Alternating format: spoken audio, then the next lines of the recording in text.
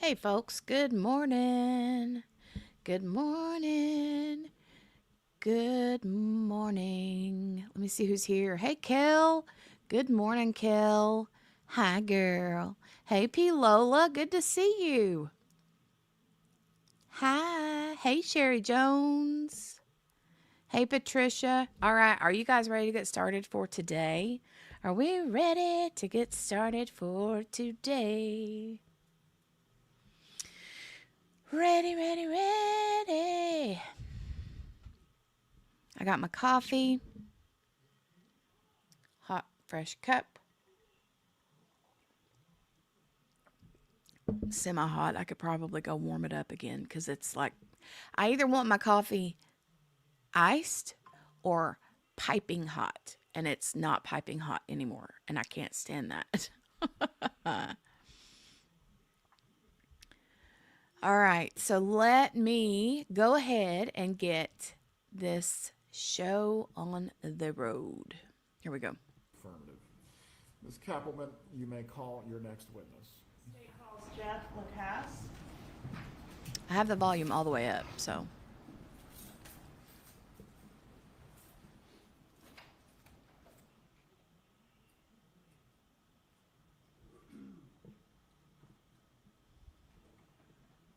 You too, Patricia? Yeah, I want it hot.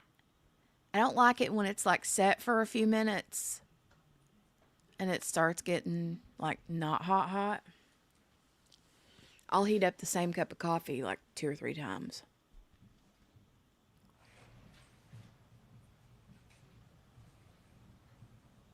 Who's this dude? Please raise your right hand, sir. Do you swear or affirm the testimony you're about to give will be the truth? Yes. You may take your seat. You may inquire when you're ready, sir.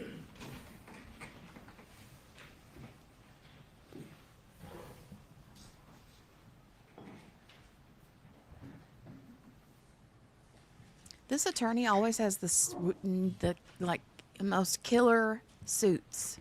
Sir, please introduce yourself and spell your name. I'm Jeffrey Lacasse, pardon me, Jeffrey Lacasse. How are you employed? I'm an associate professor at Florida State University. How long have you been at FSU? Since 2013, so 11 years now, 12 years now. Have Wait. you always lived here in Tallahassee? I was here from 2000 to 2008 pursuing my doctorate, and I went to Arizona State for 5 years, and I came back in the fall Is this the dude that dated Wendy? of 2013 when all this happened. Okay. And back in that time frame, did you have a relationship with Wendy Adelson? I did. When Aha! did that relationship begin? The We ex-boyfriend. started Okay. dating in late September of 2013. What was the nature of the relationship? At first, it was very casual. We weren't exclusive. After Halloween, things started to accelerate. That's the fall of 2013. And then by late February, early March, we were an exclusive couple. When did the relationship end? It's a little tricky, but I would mark it at around July 14th, Around the 2014. Around the time of the homicide or shortly before? Right before, yes. During the time that you were dating Wendy Adelson, did you become aware of her divorce I did. and the litigation surrounding the divorce and subsequent to the divorce? Were you familiar with that as well? Yes, it was a constant topic of conversation. Were you aware that it was an unusually difficult or nasty divorce? I was. And during the time that you were dating her, were you aware that litigation was still pending during that time frame? Yes. Was there a specific item of litigation that was a common topic during the time you were dating Mrs. Adelson? Well, as far as what she discussed, there were multiple. The relocation motion had just been denied a couple months before we started dating, so that was still very much on Wendy's mind. That came up a lot. Then there were the custody issues with the kids, of course. Okay. I hope you have a great day, Kel. And I'm glad you get to see your Did you boss. know Dan Markel? I met him briefly a couple times. Was that in the context of you being the new boyfriend and exchange of the kids kind of thing? Exactly. Picking up the kids, swimming lessons one time, never spoke to him for more than 2 or 3 minutes. The interaction that you did have with him, were those cordial? It was polite and cordial. Did you have any issues with him other than things that Wendy was telling you? I sort of adopted the Adelson family narrative. I kind of believed what Wendy was telling me. And Wendy and I also had mutual friends from when I was here before, and they had sort of adopted that narrative as well. So I didn't have a personal beef with Dan Markel, but I did believe sort of the Adelson family story about Dan Markel. Which is that he was making it very difficult for Wendy. He was a difficult person. Yes. If you know, did Wendy Adelson want to relocate to South Florida? Yes, she did, very badly. And why did she want to relocate to South Florida? She preferred to be down there with her family. She also hated Tallahassee. That's in my original, police statements. It was almost a daily topic of conversation how much she disliked Tallahassee. So it was both. She really disliked Tallahassee. She preferred to be in Miami. On our second date, she broke into tears talking about relocation and abruptly ended the date. I mean, it was still very visceral, very important to her. All right, and that was shortly after the relocation had been denied, is that right? Yeah, that would have been last week of September, so a couple months after. It was fresh then, yeah.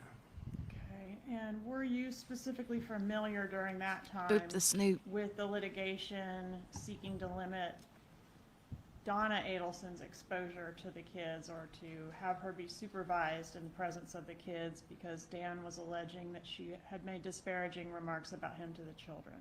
Yes, I was aware of that. How yeah. did you become aware of that? Oh, multiple ways. Wendy talking about it.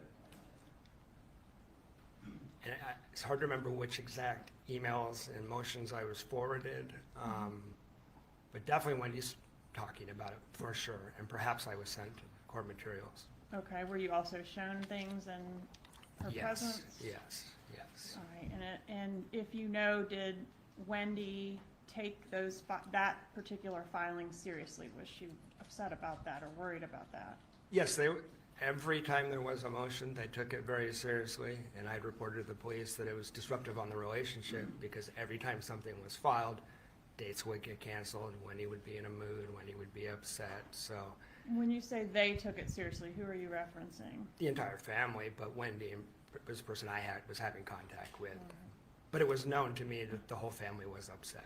Okay, and how do you deduce that it's a they and not just a Wendy? Is she in communication with the family? Is she relaying that to you? How do you know that? For multiple, Also speculation and opinion.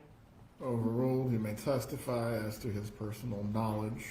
You're not to repeat, however, what anyone said out of court, okay? sure.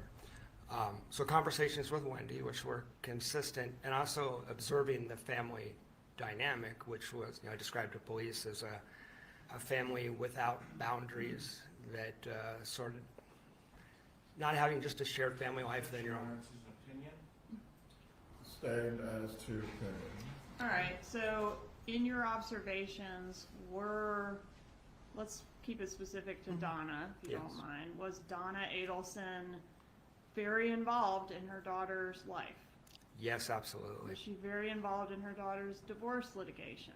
Yes. And I say divorce, I know the divorce is already final, I'm referencing the subsequent litigation as well. Yes. During the time that you were in a relationship with Wendy, did you have the occasion to meet her family? I did. When was that? I met Donna, I met her multiple times, but Wendy had me come over to her house and had me have dinner with Donna in mid-November. So sat down and had dinner with Donna. There's about 6 or 7 other occasions that we met and or interacted. Me picking up Wendy to go on a date, and the parents would be in the living room. We went to a Hanukkah party together. We went to the circus together. Wendy's parents would use Wendy's van to transport the kids, so I would come pick Wendy up from the house to bring her to work because the parents needed the car. I met Charlie in March. when I stayed with him. So that's some of the interactions. All right. And when you met Donna here in Tallahassee, was Harvey always there as well, or would sometimes be I don't Donna believe Harvey was alone? there. I don't believe Harvey was there that time, but he was there other times. So did it appear to you that Donna was frequently in Tallahassee?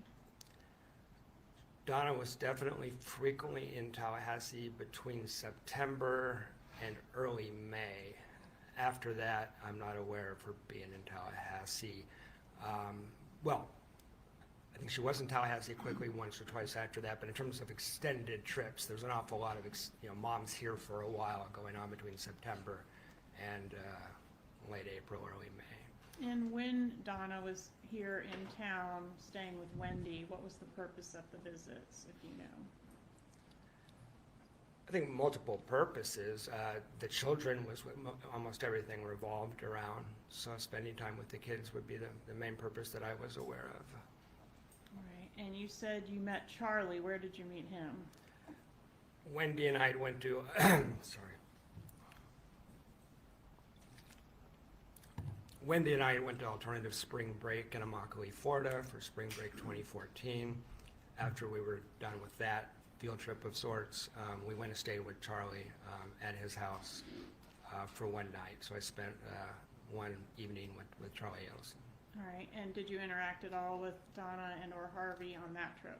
No, they didn't attend. We didn't go there. Did you ever spend time with Donna Adelson in South Florida? No, All right. So the only times you met her were here in Tallahassee. that's correct. What were your interactions with Donna Adelson like? Just a few that I recall. Sometimes they were really quick because I was just picking Wendy up.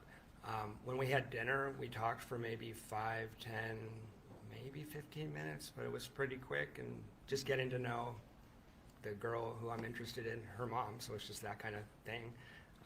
She excused herself from the table after like maybe 10, 12 minutes, something like that. And so Was that a conversation where it was just the two of you seated at the table? it was Wendy, myself, and Donna. Okay. Just a getting to know you type thing. Just Okay. ended fairly quickly. What about Catherine Good McVanoa? morning, Did you Gail. ever have an occasion to meet her? I did. She was at the dinner at Yardbird that myself, Wendy Adelson, Wendy Adelson, Katie, and Charlie were at. Yeah, All right, and that was the night that you spent in South Florida where you met Charlie. correct. Was that the only time you ever met Charlie? Only time I ever met Charlie. Okay. And do you know the date of that visit? I believe that's March 11th, 2014. And how was Catherine McVanoa related to the Adelson family? She was Charlie's new girlfriend at that dinner, is how I knew her. Was it your impression or knowledge that this was the first meeting between Wendy Adelson and Catherine McVanoa? That was my impression. There was a lot of getting to know you talk type stuff. All right, at the dinner table, did the subject of Dan Markel come up? Yeah, I don't remember a lot of specifics, but I think it came up kind of briefly. There was a lot of talk about Wendy's book. I remember that part. And at the dinner table, did Catherine McVanoa's ex come up at all? Yes. Could you tell us about that? Yeah, that stood out because Katie mentioned that she had her children's father was always getting in trouble with the police and had a violent criminal record. I'm paraphrasing, but it was, it sounded like not parking tickets. It sounded pretty bad, and it stuck in my memory for that reason. What happened after dinner? We went back to Charlie's house on Well Harbor. All right, and did Catherine McVanoa go back to Charlie's house as well? No. All right, so at that time, it would be just the three of you, Wendy, and Charlie? And Charlie's then roommate, Dr. Jerome Obed. Okay. And can you describe the residence there? Yeah, I thought it was a nice house. Had a hot tub, had a pool. Okay. Did you get in the hot tub that night? We did get in a hot tub for a while. Who all was in the hot tub? Myself, Charlie, Wendy, and Dr. Obed at some points. And people were in and out, but those were the four that were in the hot tub. And during that time, did Charlie Adelson make some comments against Dan Markel? Yes, yes, he didn't like Danny. That might be understating it. Yeah, Is that the most you can remember? Was the gist was that he didn't like him? I'm not downloading that exact quote at this moment. I remember he was fired up. It wasn't just like, I don't like Danny. It was maybe a overprotective brother anger sort of vibe to it. Okay.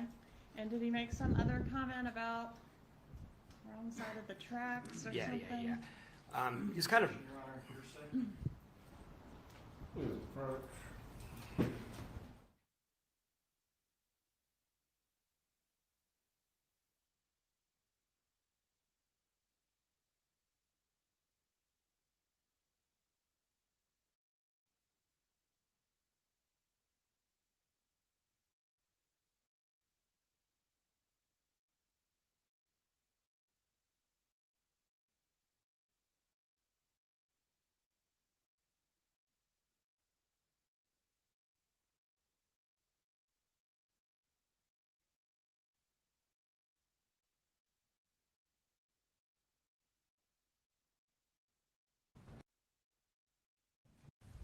Is overruled. Objection is overruled. You may continue with your line of inquiry, Ms. Kappelman. Sir, do you remember the statement that I was referencing? yes, I do. There was a couple of statements in the hot tub. Okay. One was about the fact that Charlie knew people on both sides of the tracks, that he hung out with professionals, dentists, doctors, et cetera. But he also knew, was familiar, had social contacts that were in the criminal element. And he's kind of bragging, and he kind of specifically mentioned Cuban neighborhoods as a place where you would find that criminal element. I want to ask you about an incident involving, I think the context is assessing Wendy's oldest child for gifted placement. Do you Yes. know where I'm going with that? Yeah, I do. Okay, can you tell the jury, please? Wendy was looking to get her older son tested to see if he was gifted to get him placed in school. This is spring 2014. And I was trying to put her in touch with some people that could do that. And we were talking about that, and she asked me when children develop autobiographical memory. Is your training or profession such that you have some knowledge that you could offer on that topic? Your Honor, he's not been disclosed as an expert. Stand, you'll need to establish a foundation as to why this testimony could be given by this individual, Ms. Kappelman. I'm not offering it for its truth, Judge. It goes to Ms. Adelson's state of mind and motive. Very well. As to that furthest, I will permit it. However, as to that limited issue only, can this be considered by the jury? So, I mean, you're not an expert on children's autobiographical memories, are you? Not really. That's in some of the textbooks I teach out of, but I think I can keep it out of the scientific realm and explain it commonsensically, which is how I responded to Wendy. Children at age 2 have amnesia, which most parents probably realize. Between 3 and 4, kids start to develop the ability to retain memories. Jeff, this is expert testimony. As to a specific thing that goes to the state of mind of the individual you are testifying about, Mr. Lacoste, you may speak. As to your knowledge of any literature or research on this matter, I do not need you to testify on that matter. What is your profession? What is your background? I'm a professor of social work. I teach mental health courses. Okay. So, Wendy asks you what? She asked me when kids develop memory. At what age will kids start to remember what happened to them when they were a kid? And what was your answer? I think I said 5 or 6. Again, this is expert testimony. Overruled, Mr. Zalman, sit down. You may testify concerning not the truth of the matter asserted, but how this affected the state of mind of the Adelson. Your Honor, this has not been disclosed to the defense. Please approach. Did he tell him to sit down? Sound like he said sit down. Did he tell him to sit down? That defense attorney looks pretty in that pink and black. with her hair. It looks pretty. She looks pretty today. Um, did he tell him to sit down? Sit down. That's what I thought, Gail. Gail, send me the link to that interview. I haven't seen that. I'd like to see it. Might be something we watch like during lunch break or something. Be pretty cool.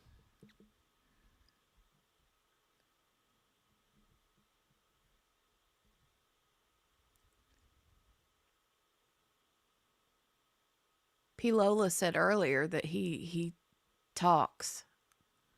That's fine, Gail. That's fine.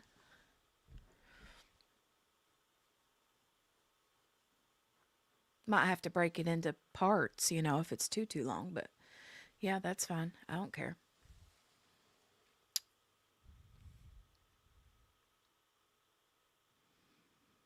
I want to hear all the tea.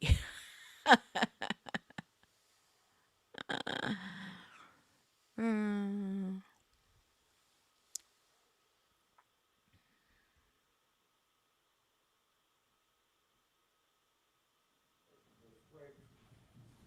Then we'll take you to the jury room.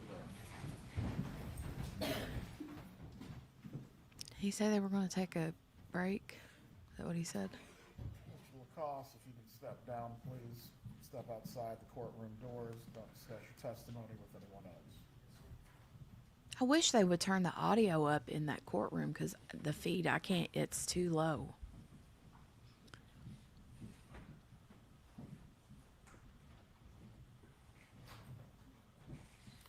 Everyone can be seated.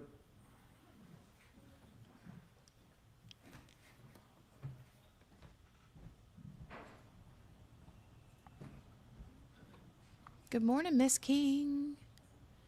Good morning, good morning.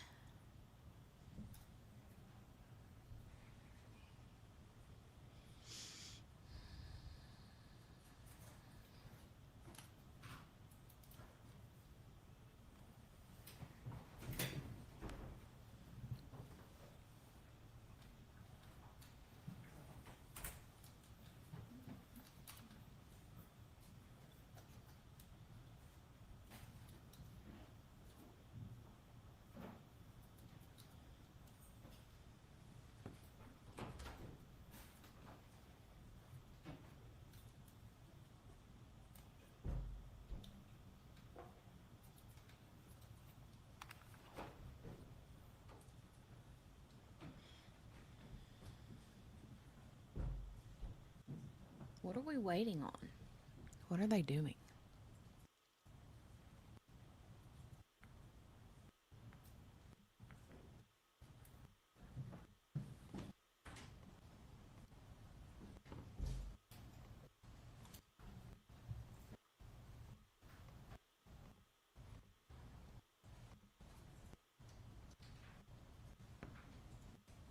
Find or material provided in discovery. Maybe another 10 minutes, Judge? Very well. We'll take a recess then. 10-minute recess. They're looking for something to do with discovery.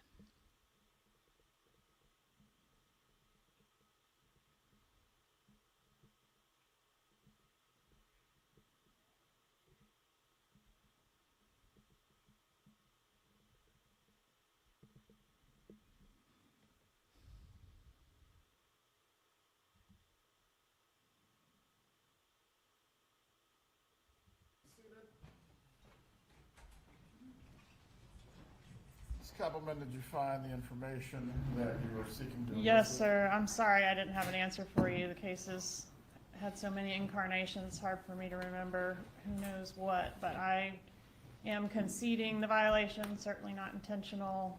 I did not find it. Mr. Rashbaum did not depose this witness, so I'll move on. Well, the defense requesting from the court to conduct a Richardson hearing. It's not intentional. I would concede that. There are a lot of materials in here. I would just, if the state's gonna move on, I don't think we need to inquire further.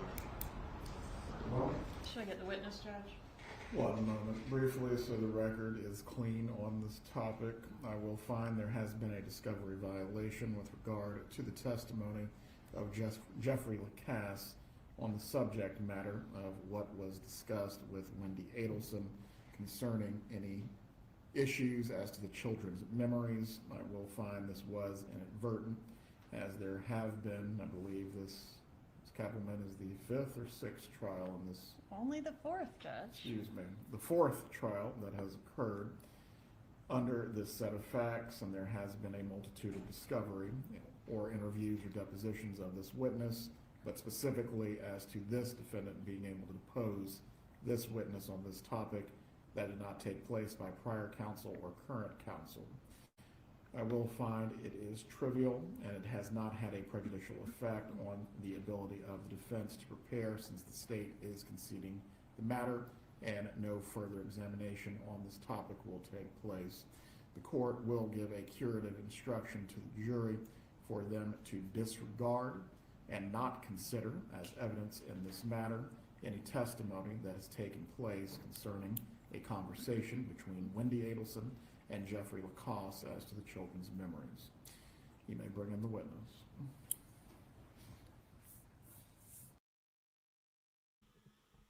Okay, well, that was just weird. Anyway, yeah, apparently P. Lola, what was going on is right before they went to break, he was being questioned, and he was saying something about how Wendy had asked him how old kids are whenever they start to remember, like childhood memories. And he said 5 or 6 or something like that. And then, so the judge is basically saying he's going to tell the jury to disregard that. Anyway.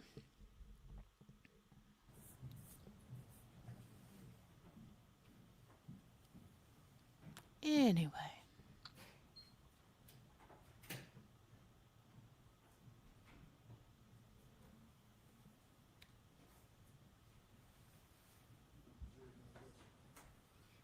Yeah, bizarre, right? Oh, okay, Gail. They might be using the bathroom, but once they're ready. Yep. You can come back to the witness stand, Mr. Lacasse.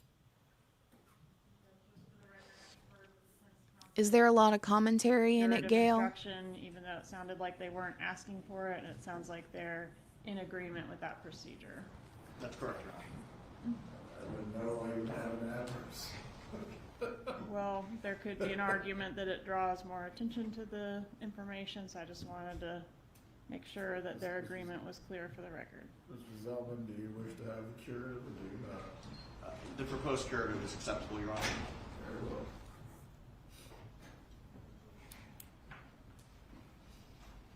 Judge got tickled. Okay, thanks, Gail. Thank you.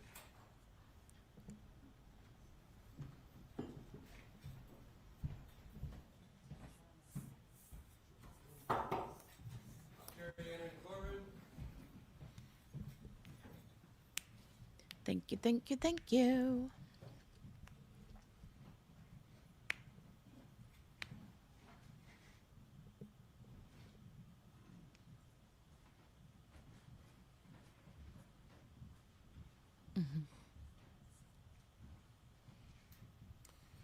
Everyone can be seated.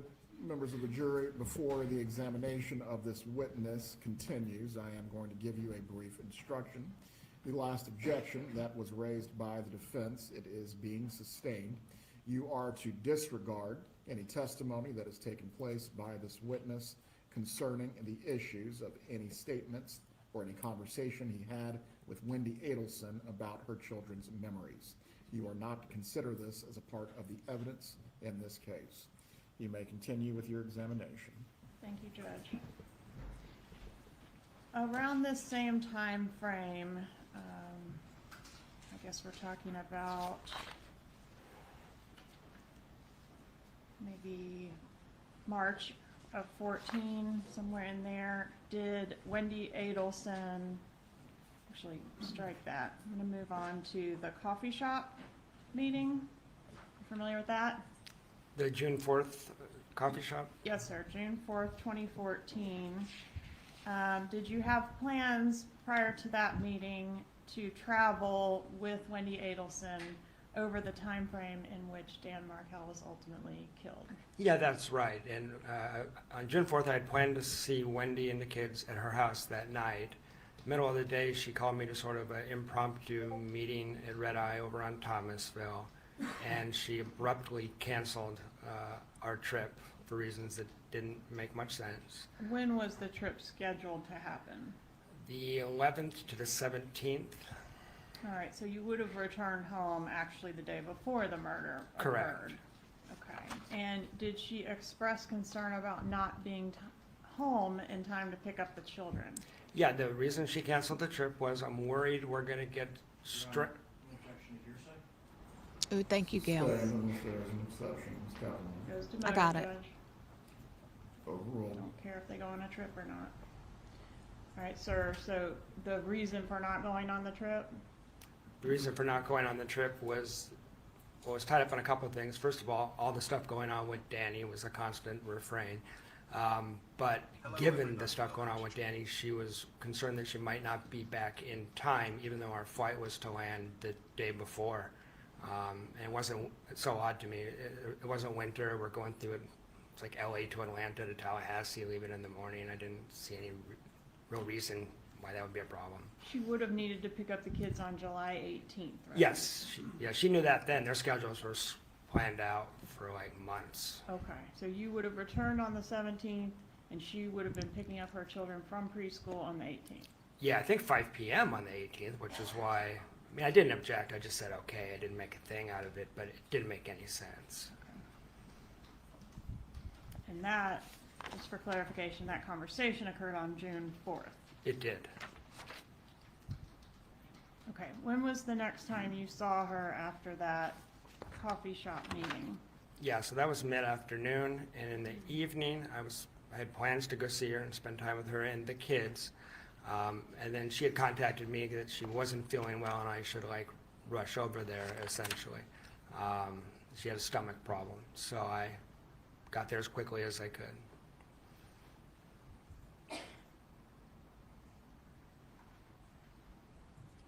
All right, so did you go to her residence that evening? I did.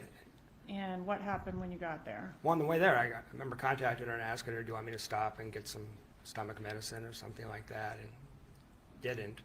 I believe she told me not to. Once I got there, she hemmed and hawed a little bit, and then eventually I left because she was a complete anxious wreck. She didn't have the flu. She didn't have food poisoning. She was just a nervous, anxious wreck, and it was affecting her stomach. So after a little while, I drove to a nearby convenience store to go get her Pepto-Bismol, which I recall because I have a credit card receipt from this random convenience store a few miles from her house. All right, so she was a nervous wreck that night, and did she tell you what the problem was or not? No, there was no discernible, I couldn't figure it out. She didn't tell me. Okay. All right, was there a time when you were over at Ms. Adelson's residence and you observed that her TV was broken? Yes. Okay, tell me about that. When did that occur? That would have been around the week of June 11th to 18th, somewhere in that time period. I went over Wendy's to spend time with her and the kids, and she asked me to take a look at the television. I turned it on. She said there was a problem with the TV, so I turned it on expecting to see like input 1 flashing, or the kids pushed the wrong button or whatever. And what I'm looking at when I turn it on is a screen that's been partially shattered, that's been struck by an object. So she had a broken TV. All right, and did she tell you what happened to the TV, how it got into that? No, she kind of asked me to look into the TV, as if, she didn't know. I looked around to me that it's impossible to me that the kids would have done it, but I didn't know the better explanation at the time. So I was kind of mystified as to what happened. It looked like a human being stood, you know, between 5 and 6 foot, something like that. It stood in front of it and hit it. That's what it looked like. But she was asking me. Okay, so it was like an impact mark, like a round impact with spider webs. Exactly, and then the image, the pixels are distorted. Most people have probably seen this, so it's, and it wasn't completely shattered. You could sort of see what was going on the television, but it's not a TV anybody would normally watch. Okay. All right, so let's move away from the TV for now. Was there a date that you had with Wendy Adelson on, gosh, have I gone backwards in time here?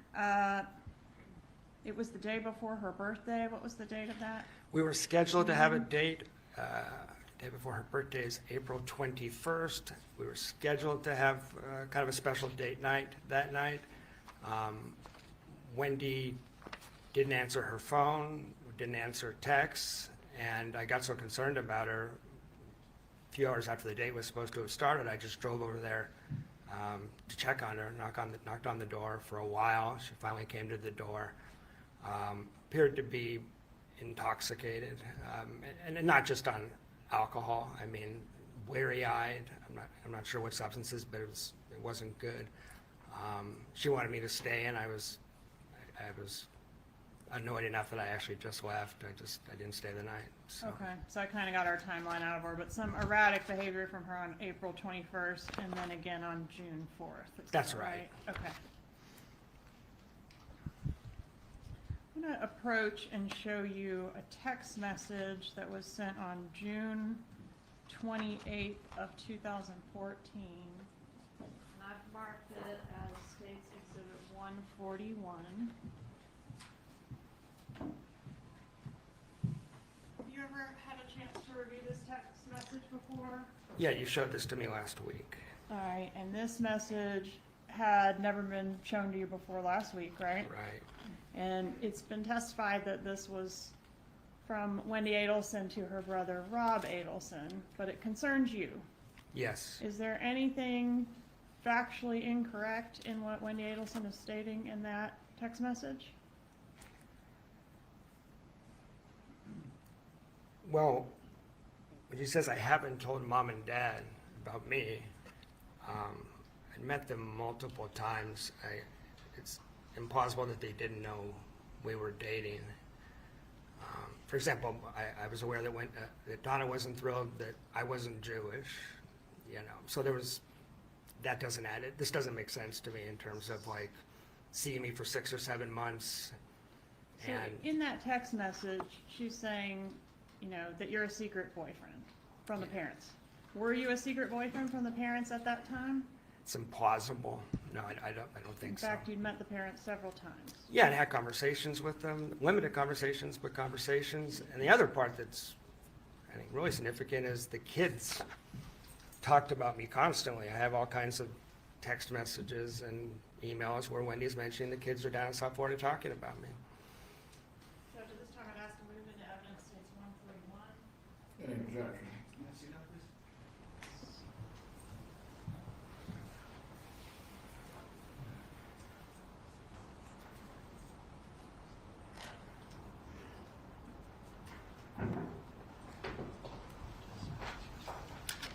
No objection.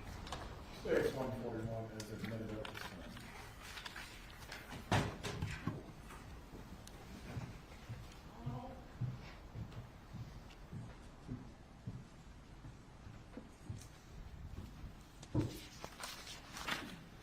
Okay, I want to draw your attention next to a disagreement that occurred with Wendy Adelson on June 29th of 2014. Do you recall that incident? I do.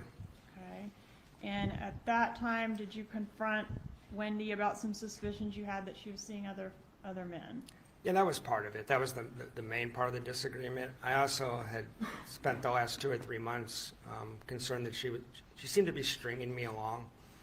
Where did the fight occur? The fight occurred in Gainesville. Okay, and I say fight, it was a verbal disagreement. Verbal disagreement, and argument's not even the right word. We just exchanged words, yeah. Okay, and did that exchange of words lead to an awkward drive together back to Tallahassee? It did, a very awkward drive back to Tallahassee. And that was, It's the morning of it's the 29th or 30th. It's the 30th, the morning of the 30th. morning of June 30th. Yes. Okay. And after you parted ways, once you returned back to Tallahassee on the 30th, what was the status of your relationship over the next couple weeks? Yeah. Well, we left that, when I left on the 30th, when he was clear that it wasn't over, but it wasn't great that we'd had this exchange either. So over the next couple weeks, we had phone calls, text messages, video chats with the kids. My take was, seems like it's probably going to be okay, but I didn't know for sure. It did string the relationship out another couple weeks when it easily could have ended. When was the next time you saw her in person? July 13th. All right, so about, I guess that's the Sunday before the murder, is that right? That's correct. And where did you see her?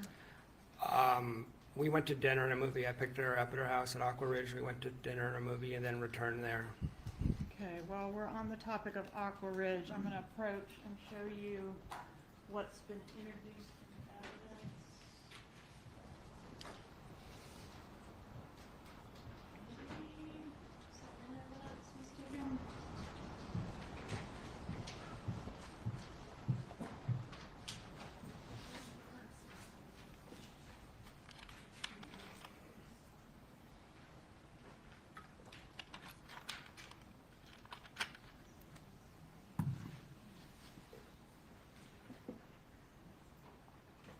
I got yelled at by Gail. Gail yelled at me.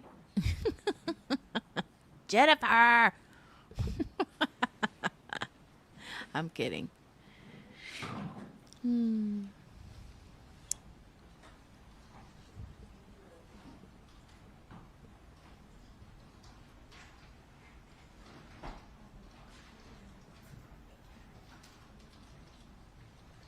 That was in the PowerPoint, so you're not gonna find it. All right, we'll circle back to Aqua Ridge. So we're on the disagreement, didn't see her for a while, saw her on July 13th. And you were at her residence. What was the plan for that evening? I didn't know. It was just to spend time together and maybe talk about the relationship some, but we were conversing. We had conversations. Were the kids there that night? They were not. Okay, so it's just the two of you at the Ju- residence? Just the two of us. All right, and did the subject of relocation come up? Yes. In what context? It came up in the context of whenever Wendy got back from Miami, she was always very upset about the fact that the relocation had previously been denied. I mean, it had been legally denied, but she wasn't over it. It was a constant refrain about how much she hated Tallahassee. So we're talking about the future relationship, and I'm asking, are you going to be here? Because with the constant complaining about how hard it was on her parents to transport the kids and just the constant complaining, just thinking, is she even going to be here? Is it worth trying to push forward in the relationship? And she said the only way that I'd ever relocate is if something would have to happen to Danny. Objection, Your Honor, it's hearsay. Subject to the same ruling at sidebar, the objection is overruled pending the other matters that do have to be addressed. You may continue, Ms. Kaplan. Please repeat your answer. Yeah, the only way she'd ever be able to relocate is if something happened to Danny, was the first statement. Okay, and did she mention anything further about something Well- happening to Danny? Can I give the context before the next? Yes? Yeah, so I was getting a little tired of this whole drama around the relocation. And so I pushed back on Wendy a little bit and said, like, you're going to have to kind of make your peace with this. You're going to have to take some responsibility for this. You're linked to Dan Markell for life. Kind of challenged her a little bit. And she said, well, can I tell you something confidentially? And I said, sure. And she said, last summer, Objection, gonna repeat the same objection or same court's ruling. Same ruling remains, the objection is overruled. You may continue with your answer. she Can said, I tell you something in confidence? yeah, can I tell you something? After I challenge her, can I tell you something in confidence? Sure. Well, last summer, my brother looked into all options possible to take care of the Denny Markell problem. including hiring a hitman, and it would cost about $15,000. Okay, and when she referred to her brother, she's got two of those, right? She said Charlie. Okay. And when she said Charlie looked into hiring a hitman, are you familiar with Charlie's joke? I looked into hiring a hitman, but got you a TV as a divorce present because it was cheaper. Yeah, Wendy had told me that joke a couple of times. This was not that joke. Okay, so this was something different. Yeah, the joke was said with levity. It's a dark joke, but well, this I found chilling. I found disturbing. It made my stomach flip. It kind of took me aback. She was dead serious when she Okay. said this. And she'd asked to tell me in confidence, which you don't do before you tell a joke. Okay. So I want to take you to the next day then. So we're at July 14th, the Monday before the murder. Yes. Did you see Wendy Adelson on that date? Yes, we had contact throughout the day trying to arrange some kind of date. It kind of ebbed and flowed. But she was real enthusiastic about seeing me at one point, and then like mid-afternoon, let's just meet at yoga is what was decided. So we went to yoga. Okay. What happened after yoga? Well, I was wondering why we were at yoga, because when he was being very strange, I felt like the relationship was over. She wasn't feeling well. I'm not a big yoga guy, so I didn't understand why we were at yoga for like 80 minutes, stretching. But then when we left yoga, we barely spoke, and I was just getting a vibe that this is over. Tried to talk about the relationship, didn't go very well. It was pretty clear to me. My internal thoughts were like, well, this is over. And she didn't want to spend time with me the rest of the week, so I just put my hands up like this. I remember this vividly, and just turned around and walked away. Where were you when that was happening? We're in the parking lot of Journey's Yoga over by Winn-Dixie. Okay, so you have your two respective vehicles there and Yes. you're parting ways. Yes. Okay, what happens as you walk away? Get about 10, 15 feet away from her, and she calls after me. I turn around, and she had a series of detailed questions about what I would be doing on Friday. I had a trip to Tennessee planned, and she wanted to know if I was going on that trip, and she wanted to know what route I would be taking. And if I didn't go on the trip, why wouldn't I go on the trip?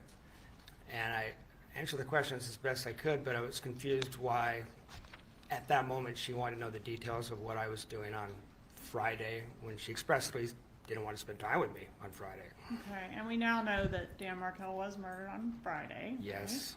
Right? If you had taken the trip as planned, which is as you reported to Wendy that day, what would your route have been? I would have left my house at about 11 a.m., which Wendy knew. I'd related my plan to her earlier in the relationship. Needed to get to Atlanta for dinner, and was worried about traffic and stuff like that. So I would have left at 11, and I would have driven down, I would have got to Capitol Circle in Thomasville, which is close enough to Danny's house that it kind of gave me the creeps. It was kind of weird. Yeah. Okay, so physically, you're saying you might have been sort of consistent with how the killers fled town. Yeah. Okay, and after this yoga date and the discussion of your travel plans, did you get an email from Wendy? I did. I'm going to publish what's been introduced into evidence of states GG, sorry, 64GG.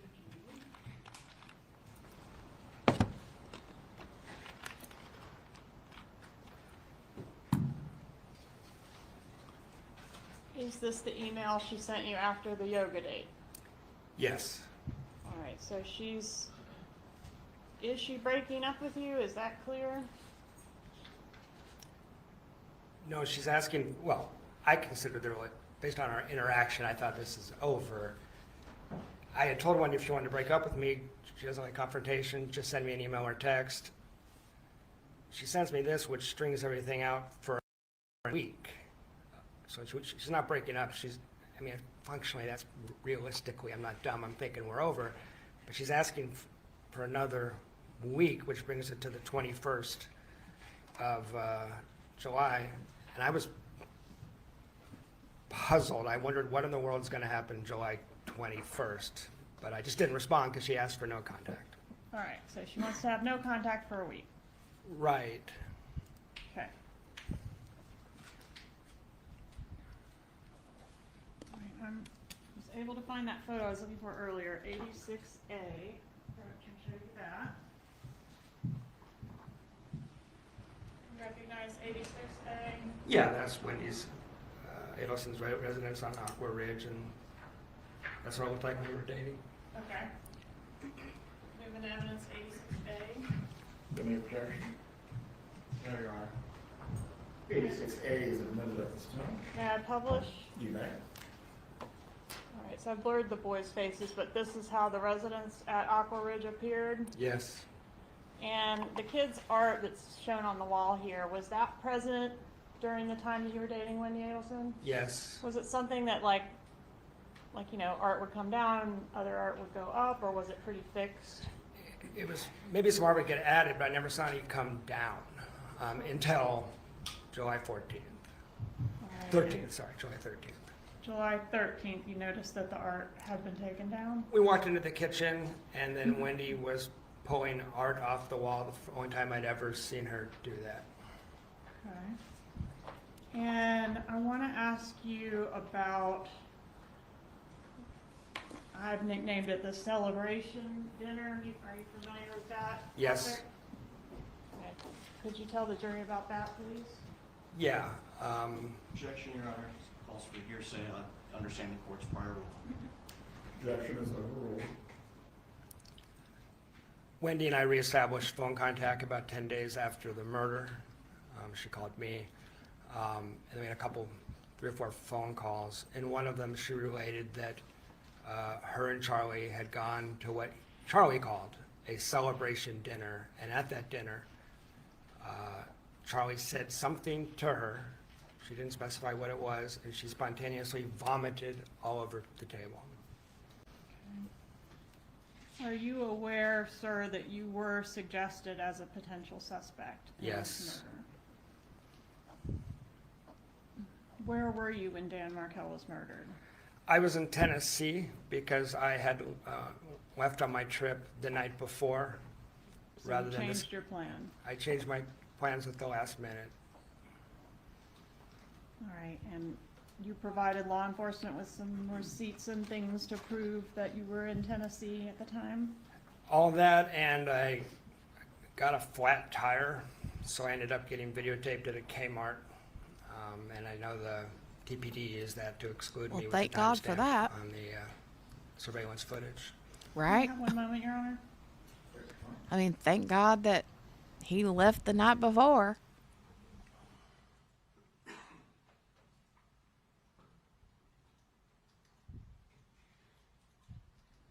At some point, did you learn that the killers came to Tallahassee in June, not just in July?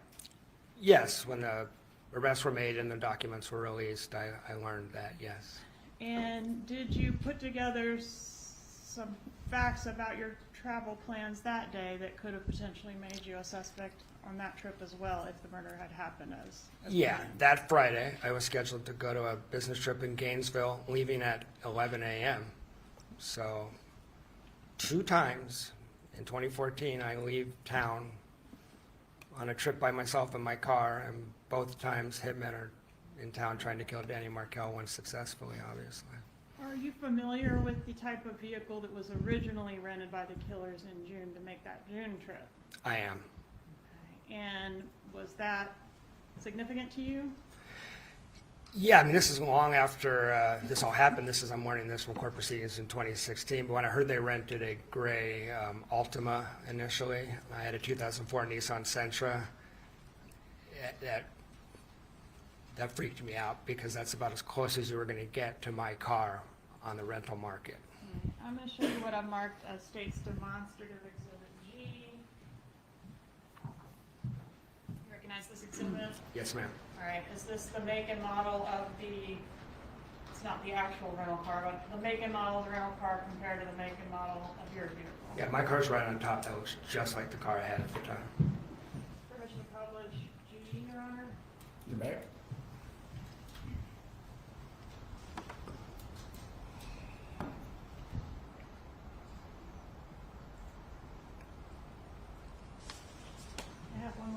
to confer, please.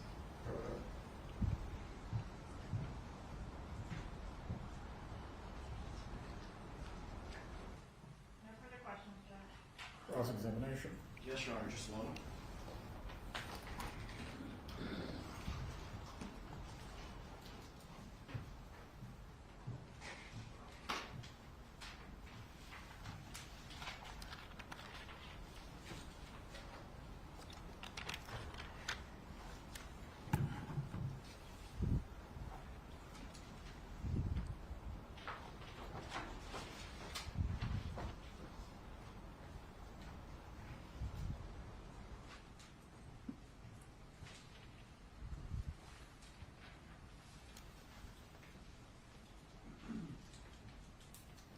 That's Morning. insanity, Good morning. man. And it's Dr. Lacoste, correct? Jeff is fine, Mr. Lacasse is fine. Have you testified that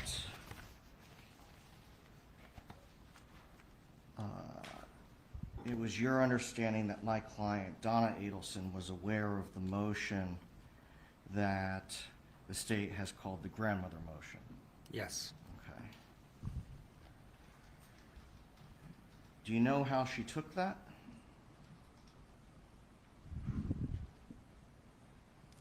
It was I'm hearing this stuff from Wendy. Okay. Um, Well, do you know how she took it? I mean, I wasn't there to observe her reaction. The whole family was upset about every one of these motions, was my impression, information coming from Wendy. Okay, and so the only person that you spoke with about how the family took things was from Wendy? Putting Charlie's, Aside from Charlie in the hospital, aside from Charlie in the hot tub, it was all through Wendy, that's correct, sir. isn't it true that you found Wendy, let me find the exact quote.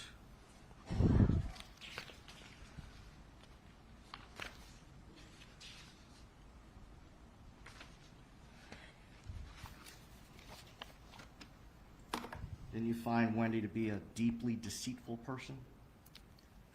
Yes, depending on the topic. I mean, that's true. But a lot of the stuff she told me about her family was later released in evidence. I'm talking about the kids getting, Your Honor, I'd move to strike that response. Stay. Mr. Lacoste, you are only to respond to the question that you were asked. Members of the jury, the portions of the answer that were non-responsive you were not to consider. You may continue. Thank you, Your Honor.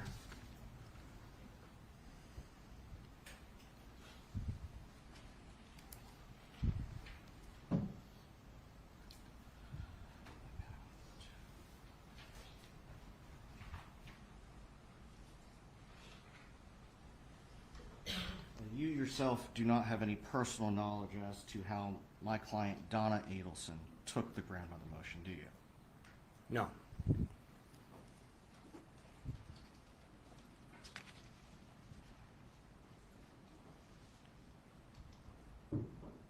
Isn't it true that you only had limited small talk with my client, Donna Adelson? That's correct.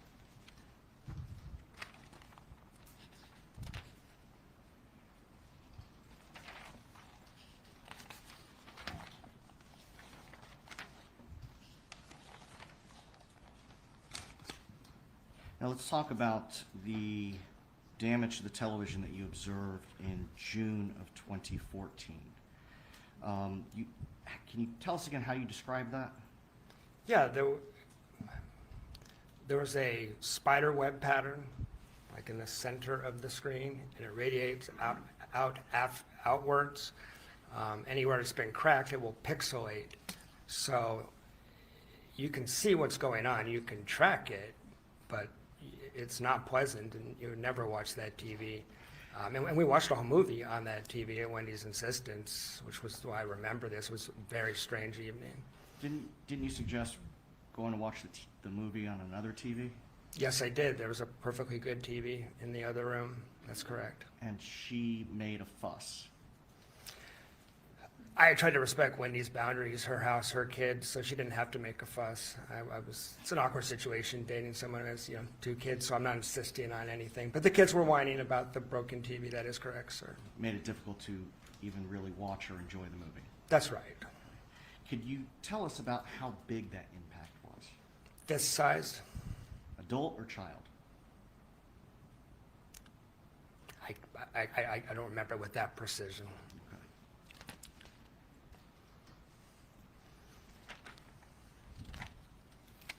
Okay.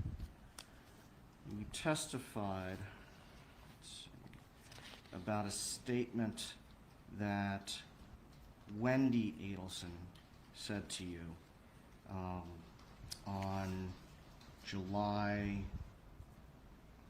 13th of 2014, that she wanted to say to you in confidence. Yes.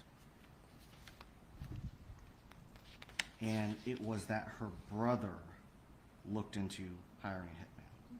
Her brother Charlie. Her brother Charlie. Yes, sir, that's correct.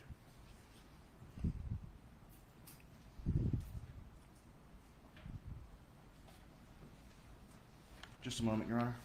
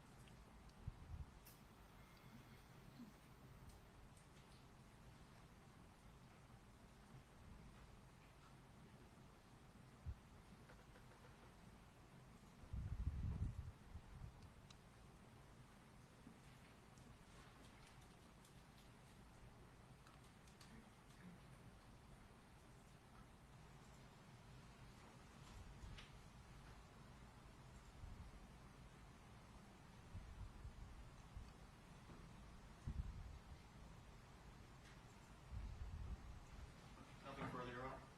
Redirect examination. No, Your Honor. You may step down, Mr. Lacoste. Please call your next witness.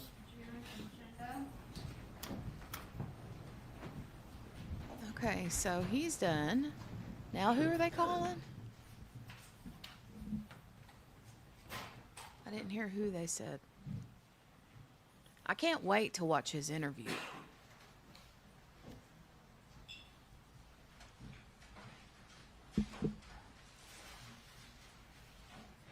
Can't wait to watch that. That's gonna be good.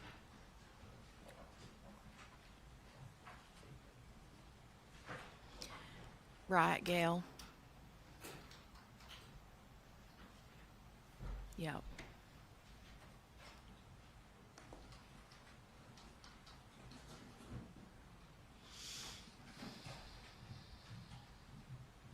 Don't tell me she's lost the deal.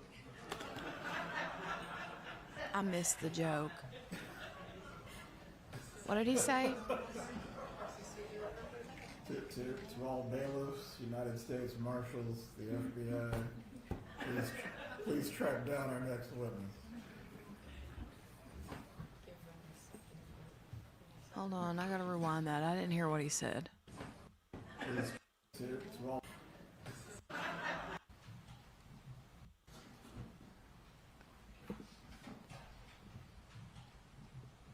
Don't tell me she's lost the deal.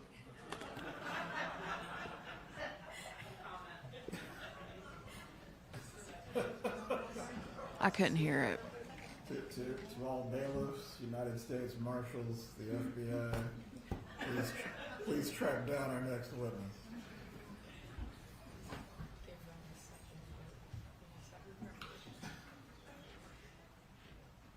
I can't either, Gail. It's too low. Our jurors need to use the restroom during this period. Bailiff, please take the jurors to the restroom.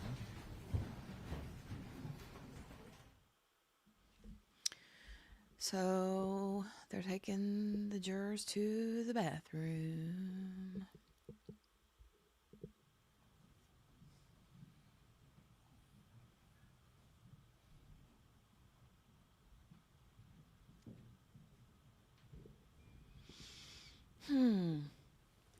Lord, don't start yawning, Jenny. Don't do it. At 10:15.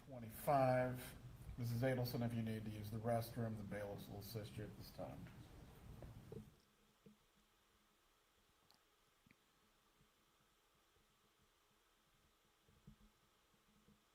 Okay. Fast forward a few minutes. Well, It's like hold magic. on, we found our witness. All right. Duke and a jack of all Now- trades. Bring him up. I gotta go to the bathroom, and I need. Yeah, I still have some coffee. About that much. About that much. But I'm gonna have to get some more because I need my coffee to be hot. Donna's watching your show. She smoothed down her hair. Potty training time. I do gotta go to the potty. All right, I'll go ahead and start it back, and I will be back in a moment.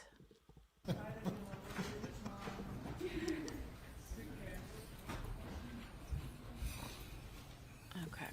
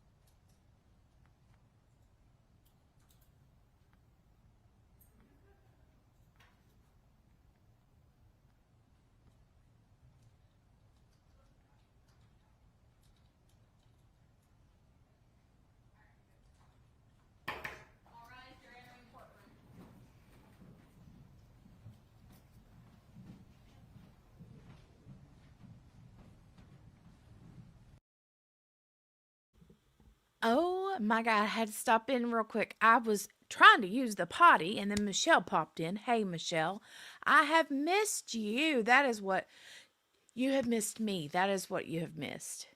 Hi, Michelle. How are you?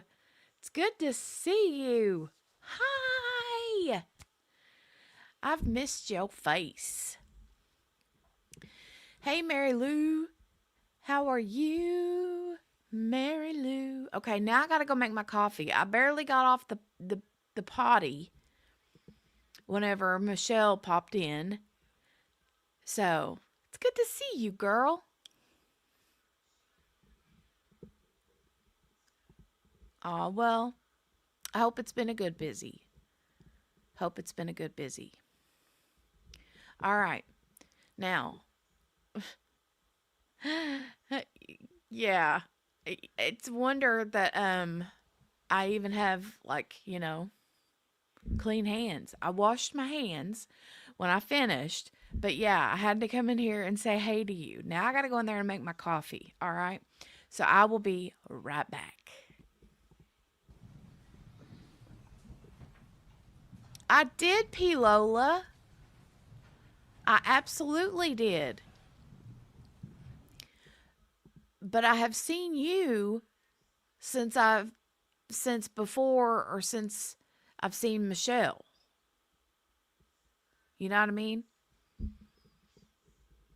I've seen you, but I haven't seen Michelle for a long time. Okay, here we go. Everyone can be seated. You may bring in the next witness.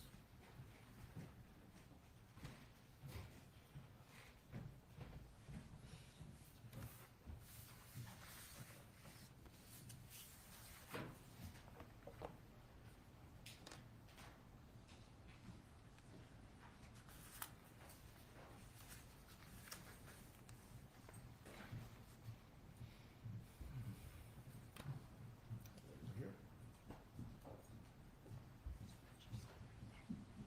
Please raise your right hand to be sworn. Do you swear or affirm the testimony you're about to give will be the truth? Yes. You may take your seat. Please speak loudly and clearly so you can be heard. You may examine. Hi, what is your name? Hi, my name's June Umchinda. Will you spell that, please? The first name is June, and the last name is Umchinda. Where do you live, ma'am? I live in Boca Raton, Florida. Do you know Donna Adelson, the defendant in this case? I do, yes. How do you know her? I was Charlie Adelson, her son's ex-girlfriend at one point. Okay, when did you date Charlie Adelson? I dated him in 2015 to 2017. I Do you- met him after the murder. Okay, do you recall what month in 2015 you began dating It Charlie was Adelson? October. And then broke up in what month of 17? In June. Okay, can you describe for the jury what the beginning of your relationship with Mr. Adelson was like? Well, in the beginning, him and his family were not being investigated by anything, so it was just a normal relationship we had. Everything was great. Did you describe it as a fairy tale? I did. Had you met his mother? I have. How many times did you meet his mom?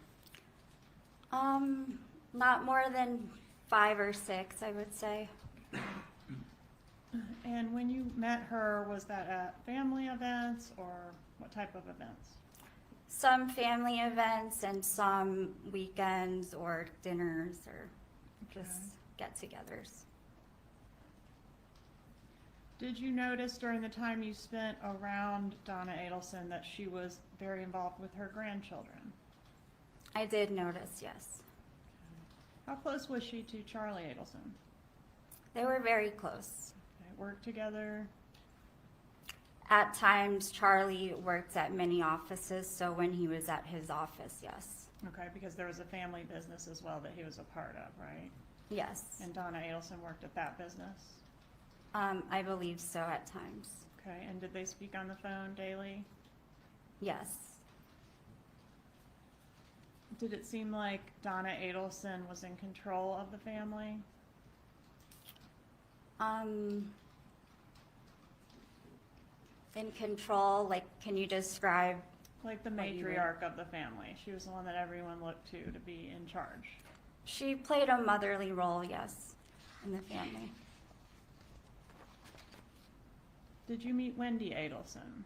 I have. And what about her children? Did you meet them? I have, yes. Were you and Charlie Adelson living together during the time that you were dating? Not officially. I had my own place, but I had a key to his place, and we were together 24/7 since we met, so, So basically living together. yes. During what you've described or previously described as the fairy tale phase of your relationship with Mr. Adelson, was he suffering from any anxiety issues? In the beginning, Yes. just stress from work, the normal day-to-day. Okay. Did he come across as angry during that time, the fairy tale phase? No. Okay. During that portion of your relationship, what did you know, if anything, about the murder of Dan Markell?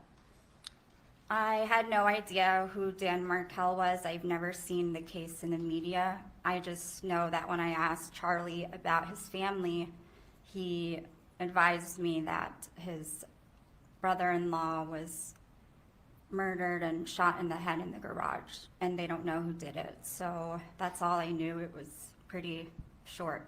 Was that a topic that came up one time or more than one time? It was one time when I asked him about his family in the beginning when we were dating, getting to know each other. And then obviously throughout our relationship, it became a bigger topic.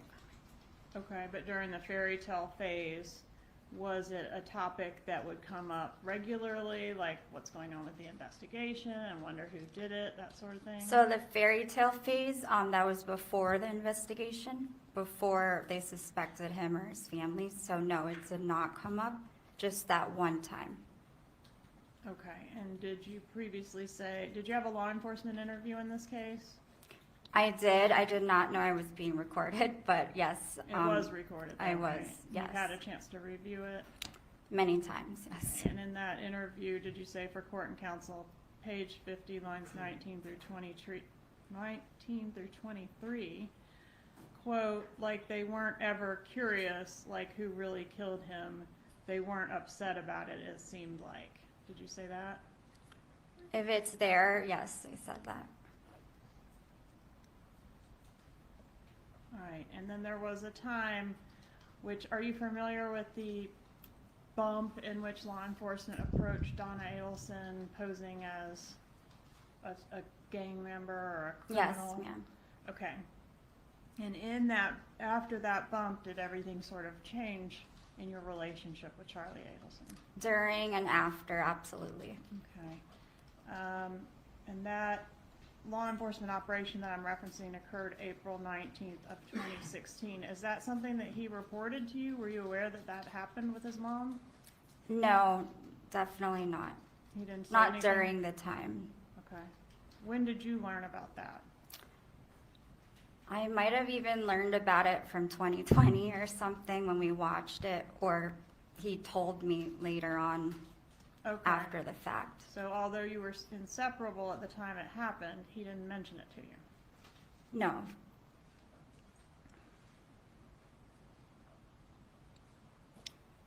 In what ways did Charlie Adelson's behavior begin to change around that time?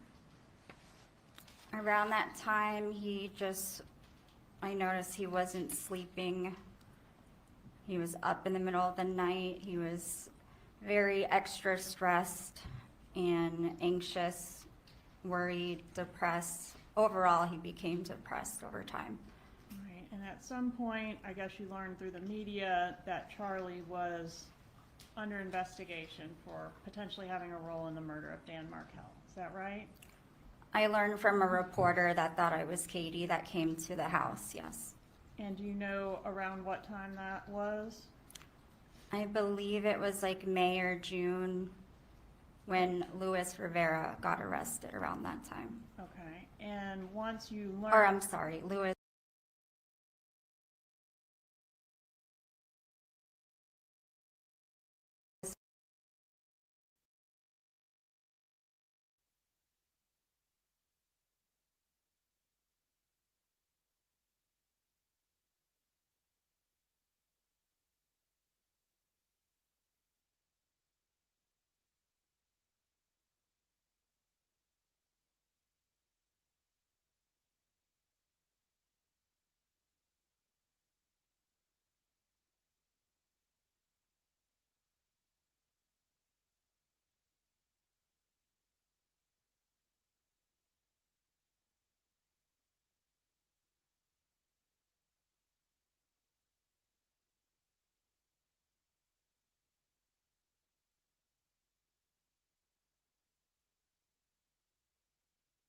you did learn some things from the media about this case. Was there something that stood out to you about how the hitmen said they were paid?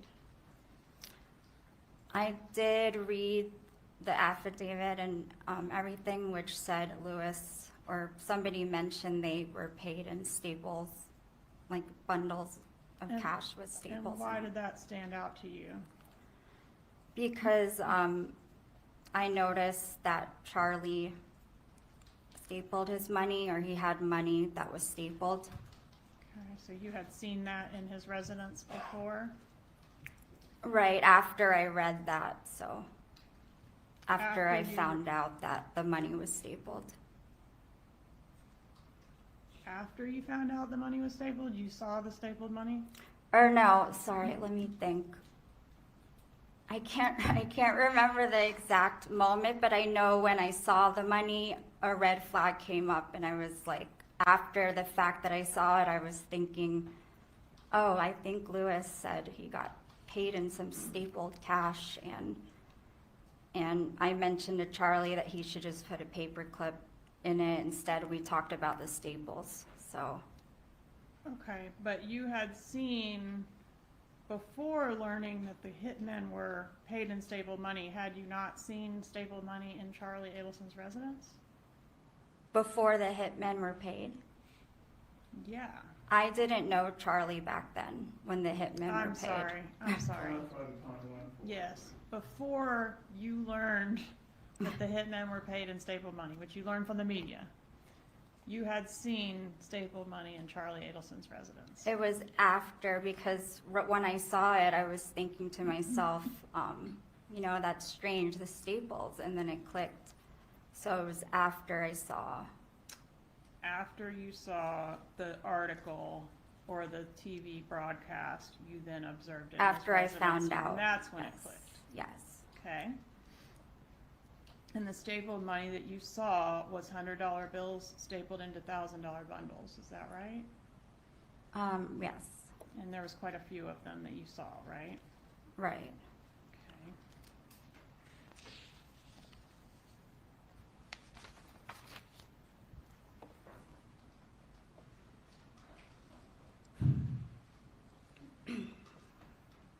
During the time between,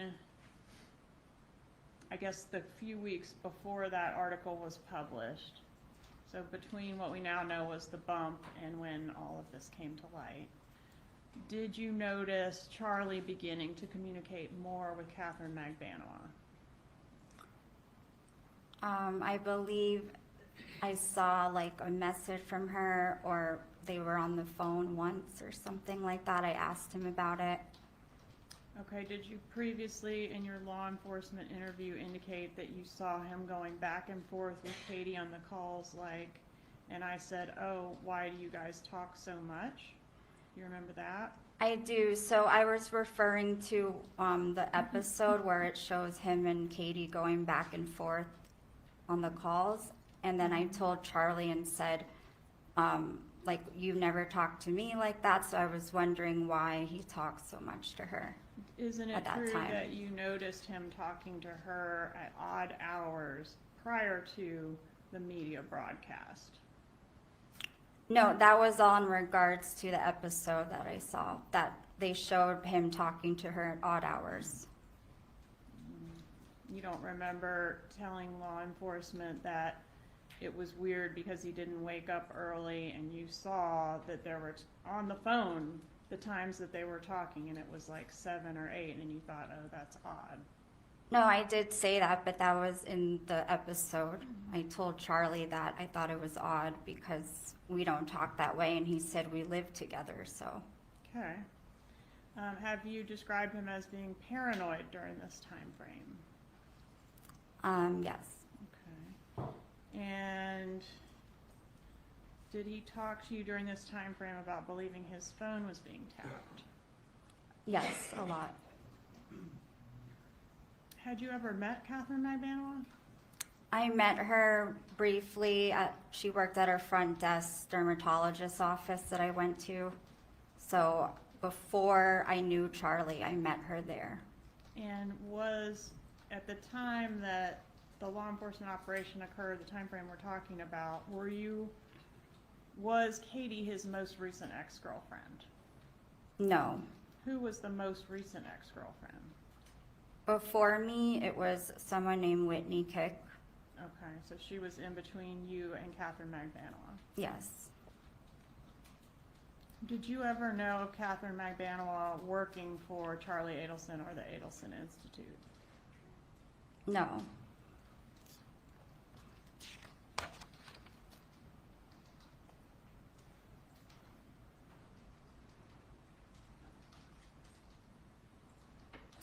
All right, and then when you mentioned you were still with him at the time that Magbanua was arrested, did his erratic behaviors get better or worse at the time of her arrest? It was worse. Okay, and can you describe those behaviors for the jury? Well, it was a lot mixed with what I said earlier, the no sleeping, depression, and our whole relationship just took a big turn, and I wasn't sure why. In the beginning, he was just acting strange and would go to his friend's house, and our routine kind of got disrupted, and I wasn't sure why. So it was just like I knew something was going on, but I didn't know exactly what the problem was. So All right. Did he become angry, short-fused? at certain times, he would. Okay, and I'm particularly talking about this time frame around Katie's arrest and just after that. Uh-oh, trip chair. Around the time right after Katie's arrest, is that the time frame where these behaviors escalated?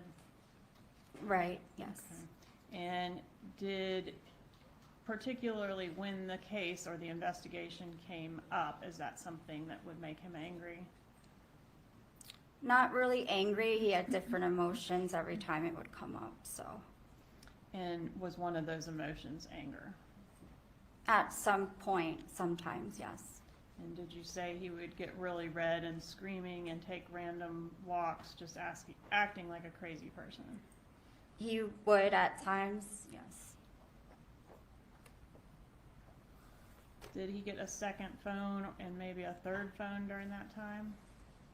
I saw one more phone that he got and then it disappeared, so it was just a short period of time he had another phone. At some point during this time frame, did Charlie Adelson begin communicating with you via WhatsApp? He did actually when he went to Asia, because it's like, I guess you can talk to anyone in the country on WhatsApp, so he thought it was easier that we spoke there. Was he only communicating with you via WhatsApp when he was in Asia, or did he do it when he We came just back? developed the habit after he got back. We just spoke on there all the time. Do you know if he was communicating with Magbanua via WhatsApp? I don't know. Did he start keeping a bag of clothes by his bed around this time? I saw him keep a change of clothes one time or a few times, yes. Did he sleep with a gun around this time? He always has guns around because he has his license to carry, so he didn't physically sleep with the gun, but he has one in his nightstand and all over the place, so. What about Wendy Adelson? Did you notice an issue between Charlie Adelson and Wendy Adelson during this time frame? I wasn't too involved with them, but I did notice one time they got into an argument. All right, and did he tell you it was a fight about this case? He just said that it was something about the case. Yes. Okay, do you remember exactly when that was? Not exactly. I don't know if I should guess or not. but- No, please don't. Okay. So, was there a time frame where Wendy and Charlie were not speaking because of some type of a disagreement about this case? Yes. What about Donna Adelson? Did her behavior change at all around this time frame that we're talking about? So I wasn't around her a lot, but when I did see her, yes, she was upset. Okay, and did you describe her as a mess? Yes, if it's there, yes. What does a mess mean? Just like mentally upset and physically drained or not their usual self. All right, was she crying when you saw her? At a point in time, yes. And did Charlie Adelson advise you that she was taking painkillers for stress during that time frame? Yes. And was there a time when you were on the balcony of Donna Adelson's residence and she made a statement to you about Dan Markell? We were speaking about Dan because the case was such a big thing at that time, yes. Okay, and what was the statement she made? Well, her life was crumbling down in her family's life, so she said everything felt like Dan was haunting her from the grave or them, I don't know.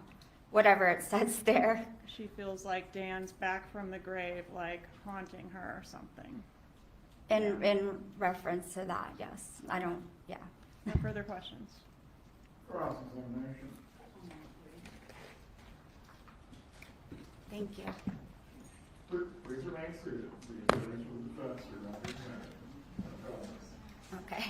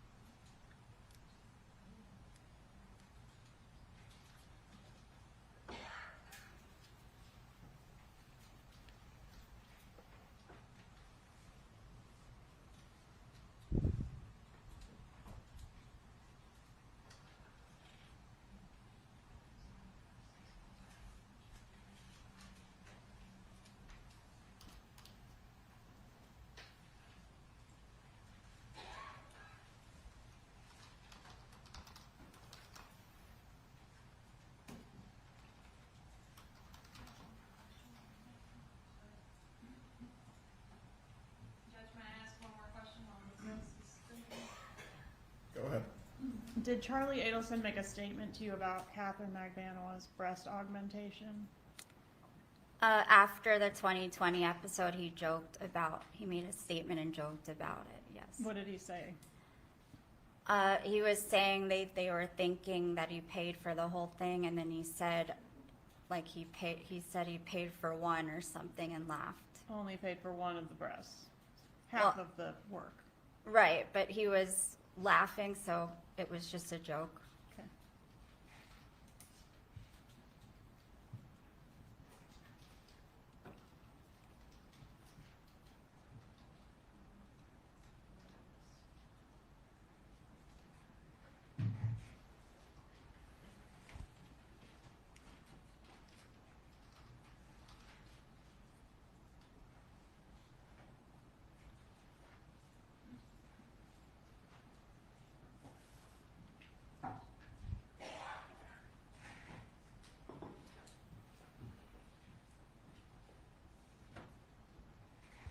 Morning, ma'am. Morning. My name's Jackie Fulford, and I, along with Josh Zellman, we represent Donna Adelson. I've never met you before, correct? No, never. Okay. I just really have a few questions. There's been some discussion in your direct examination about what you might have told law enforcement during an initial interview, correct? Correct. And you were told that that was not being recorded, correct? Yes. And that whatever you said wasn't going to be used, right? Yes. Okay. And you gave a lengthy interview then that day. Yes. And at the time that you did that, you were broken up with Charlie, correct? We were going through a horrible breakup at that time, yes. Okay. You've previously said that Charlie's really good at persuading people. He lies and he makes it believable. You recall that? I do. I want to talk about the cash for a minute. He had a lot of cash, right? From what I saw, I don't really know his bank account, but I'm just talking about the cash that you saw. yes. Okay. And you've testified, there seems to be some confusion about whether you knew that before you saw it come out, that it was stapled, because I thought you previously had said that when you saw in the article that Luis Rivera referred to being paid in stapled cash, that a light went off in your head because you had previously seen Charlie had stapled cash, correct? Correct. Okay, and he had it stacked in $100 bills, in groups of 1,000. He'd put 10 together and he stapled them, right? Right, I didn't see him staple them, but But you they saw were that it was- stapled already. You saw that it was stapled, Hmm. correct? Yes, And he had a safe in his room that he kept money in, he did. and it was a very large safe, correct? He had guns in there too, so it was large. And I think at one point you told law enforcement that it was about the size of a refrigerator, right? Right. Okay.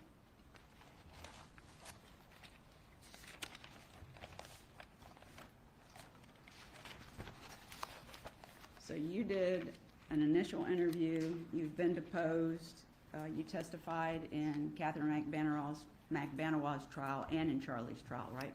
Right, this is my 4th trial. Okay.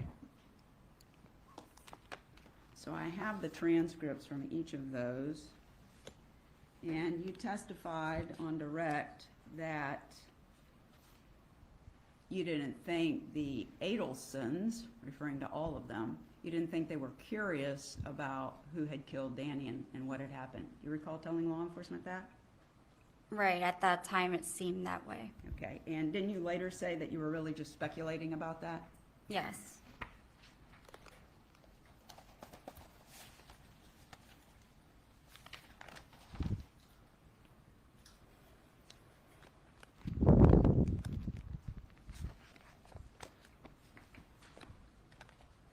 When you testified, let's see, when you testified in Katie McBanawaz's second trial, referring to this statement about attributing to Donna that she said those words about Danny coming back from the grave and haunting her, in Katie's second trial, you actually kind of came off of that, didn't you? Wait, I'm sorry, can you say it again? Yeah, sure. When you Lost train of testified, thought. so you originally made that statement to law enforcement. You used those words. Yes, He came back from the grave, haunting her, something to that effect. right. Okay. But when you testified in Katie's trial, didn't you say that those weren't the exact words that she said? She was just very upset, and to you it came out like that. Didn't you testify to that? What's the page and line, please? Let's see, it would be page 1196. Well, it starts at line 3, the questioning, but the answer is lines 14 through 16. I don't know, like, if they were those exact words, I think she was just so, like, stressed out and upset that that's how it came out. That's what you testified to, correct? If it says it there, I don't remember Katie's trial because it's been a while, but if it says it there, then that's what I said. And you were testifying under oath then, correct? Every single time that you've given these, I'm sorry. You were under oath, correct? Sorry? Please answer out loud all questions, just don't nod your head. Oh, okay. Because the court reporter can't put down that you're nodding your head. Oh, okay. Okay, so the answer was yes, you were under oath.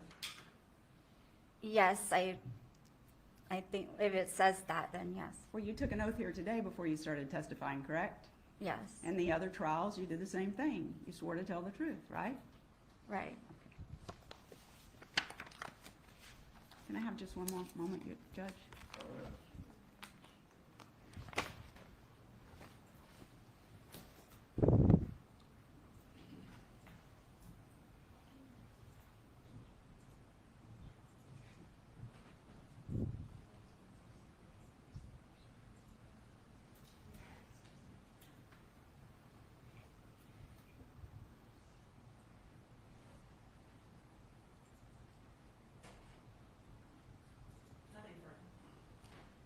Any redirect examination?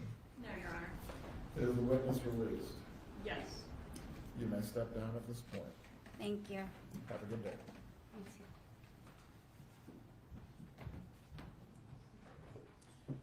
Please call your next witness. State calls Ryan Fitzpatrick.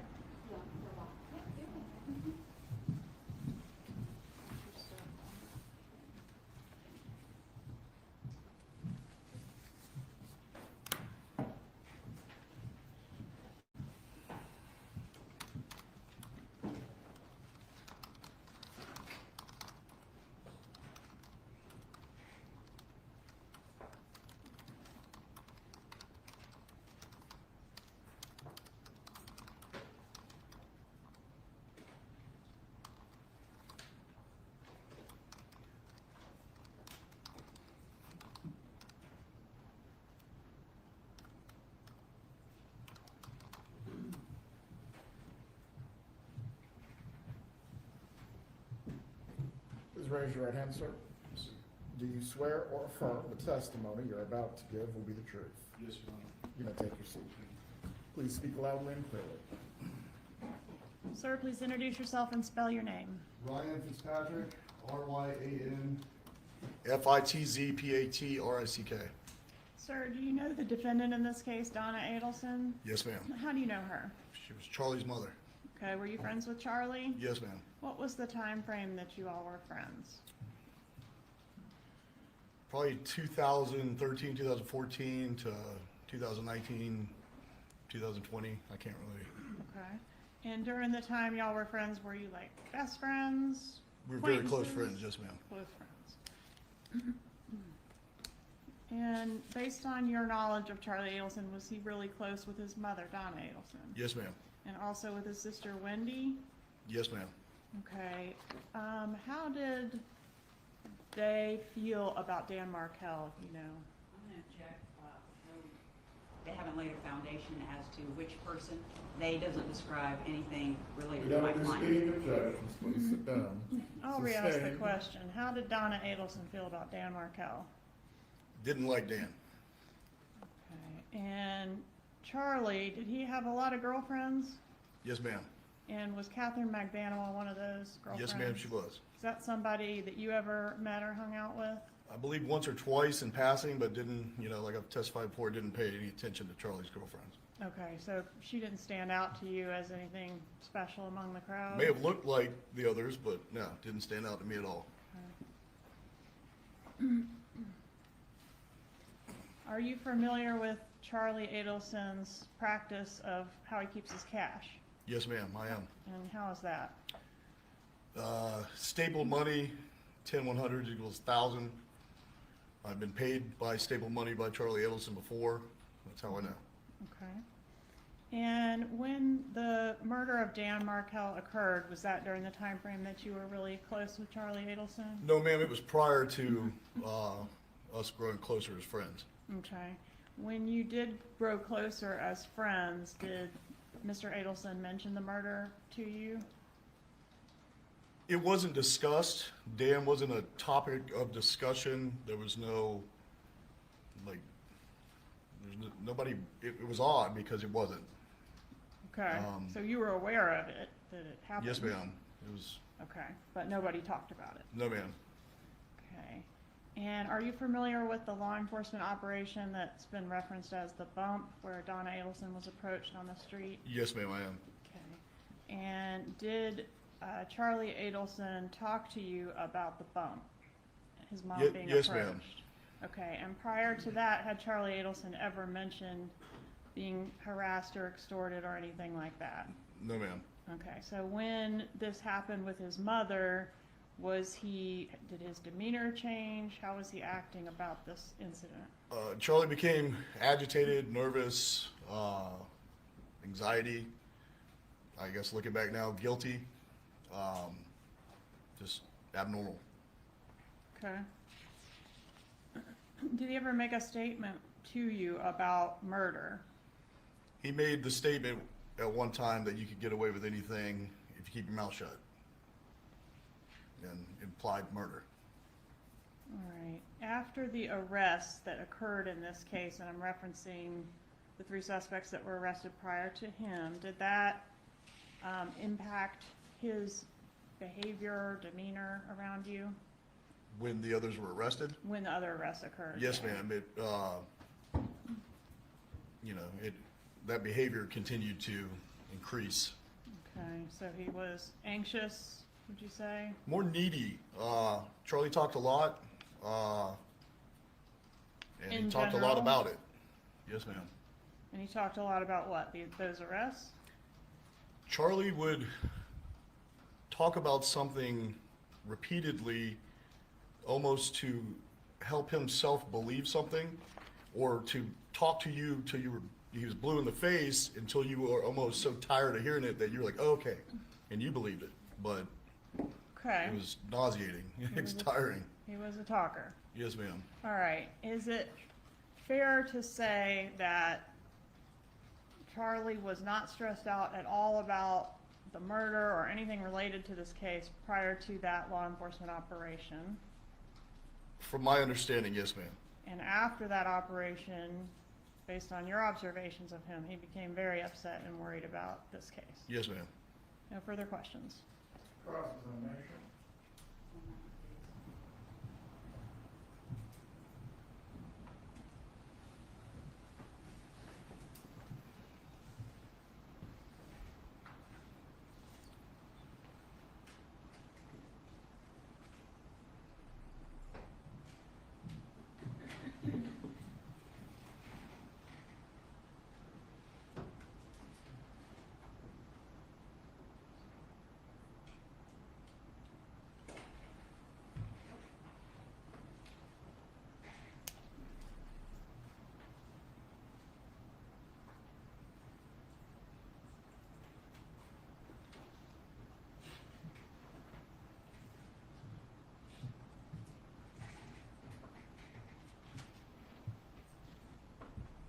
Morning, sir.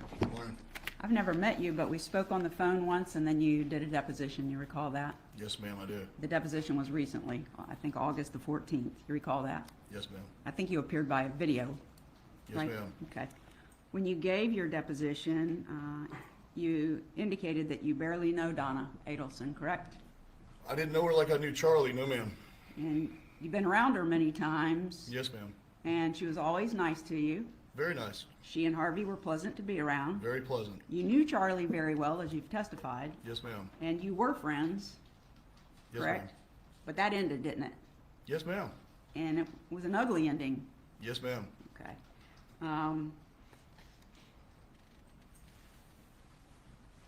You said you were very good friends with Charlie. Were you familiar with the cash that he kept in his house? Yes, ma'am. Did he keep it stapled? Yes, ma'am. Yeah, $100 bills, 10 of them, so 1,000 at a time. Yes, ma'am. He had a safe in his house, and that's where he kept his money, correct? Yes, ma'am. Kind of had some issues. I think my co-counsel was asking you some questions in your deposition, but the bottom line is you have a feeling, and that you say that it's known that the Adelsons didn't like Dan Markell, but you couldn't give us a specific comment in your deposition that Donna Adelson ever made. It's just well known, correct? It was implied, yes, ma'am. Thank you. No further questions. Direct examination. You may step down. Will the witness be recalled at any time? No, Your Honor. You are released, sir, and good day. Please call your next witness. State called Mary Hall. Yeah, we're going to need to speak to her first. We were provided with some information before court today or during court. Speaking objection. It's not a speaking. Hold on, stop talking. Please take jurors to the jury.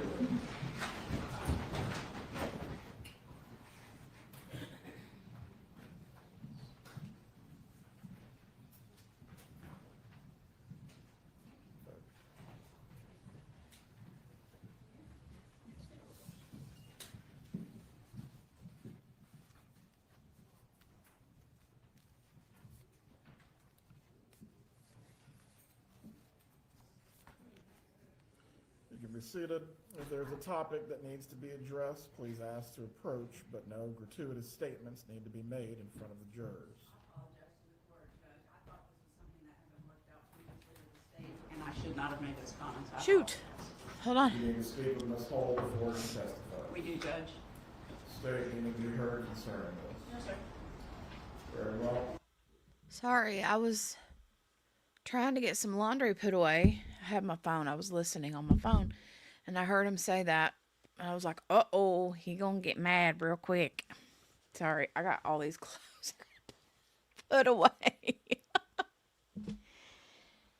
Hey. Let me see. How long will it take to speak to Ms. Hull about this matter? It should not take long, but maybe 15 minutes, Judge? For scheduling purposes, I think for direct, maybe about 45 minutes to an hour. I'm not sure about cross, so whatever the court would like to do with that. Right, let's put the jurors then on early lunch. During this time, the defense can speak with Ms. Hull about any topics that you need to prior to her examination. Please bring the jurors out so we can put them on the lunch break. Good grief.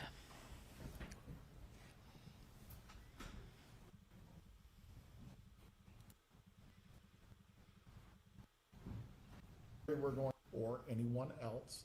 If anyone, sure you report that matter. Look at any if you choose to do so, but the only prohibition is discussing this case. We will get started again at 12:35. Please make sure you have reported by 12:30. Enjoy your break. We'll resume at that point. Opportunity to speak with Mrs. Hull and have your midday break as well. Does anything else need to be addressed? Just one thing, Judge. The state is going to present a PowerPoint presentation during Mrs. Hull's testimony, and I do have an objection, a hearsay objection to slide 38. It's a text messaging conversation between Harvey Adelson and Charlie Adelson, and Harvey's statements would be hearsay, and that was ruled on yesterday as well. And that, may I respond, Judge? Go ahead. Let me pull up the slide just a moment.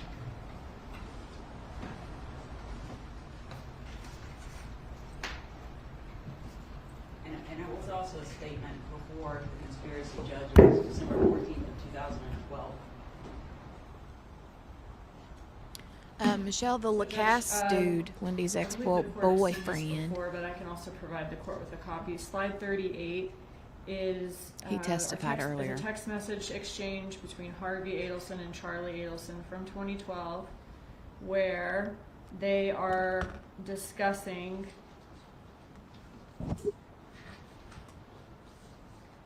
having a large amount of cash.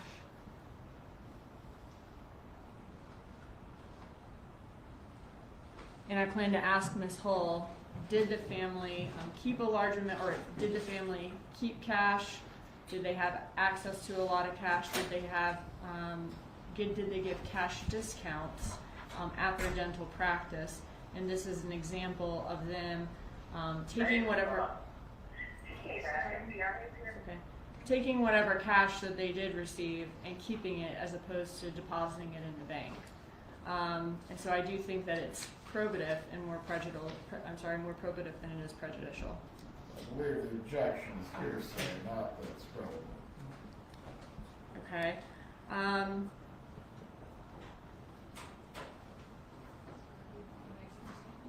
Yeah, let me see. Harvey is the one making the statement.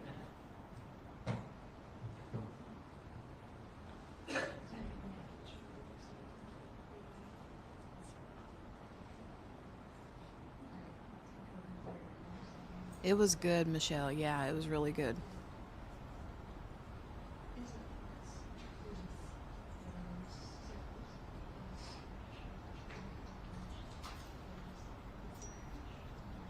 I mean, okay, so the statement is, I have too much cash, and talking about there's no tax advantages for a large gift, except that he has too much cash. But we're not proving it to prove he has too much cash at that time. We're using it to prove this family keeps a large amount of cash outside of, banking institutions. They have a lot of cash, and that would be relevant to them having a large amount of cash at the time that these payments were made. So you're not offering the statement for the truth of the matter asserted, but rather a second point. Not for the truth of the matter asserted in these messages, but rather the fact that they had cash in general and kept cash out of banks. And that is for the truth of the matter asserted, Judge. She's trying to use this, a hearsay statement from a person who's not a party to this litigation. There's an argument in Charlie's trial, but here, this is not about Donna, and they say they're not using it for the truth of the matter asserted, but then she turned around and said, we're using it to prove they had a lot of cash. So they are using it for the truth of the matter asserted. What would be the other issue that is being offered for Ms. Dugan if it's not for the truth of the matter asserted? Ms. Fulford is making a good point. I think that if it were for the truth of the matter asserted, it would be that he has too much cash on this date and there's no tax advantage of this gift. But we're using it to show that they keep a large amount of cash outside of banking institutions, that they have a large amount of cash in general. That's just the distinction I'm saying. But the statement is, I have too much cash. Splitting the hair is pretty thin. On that matter, I'll reserve a ruling for now. Do you have a copy of slide 38 that I can review? Yes, sir.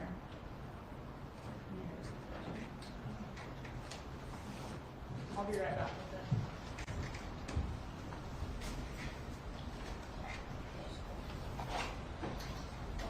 I like her a lot, Michelle. I know, right?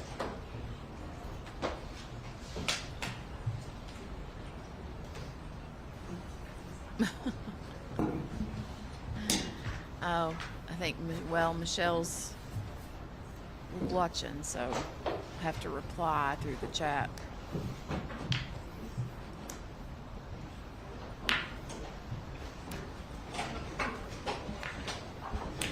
Okay, so they're gonna go on break, and I think what we'll do for lunch is watch the interview that he did with law enforcement, the ex-boyfriend.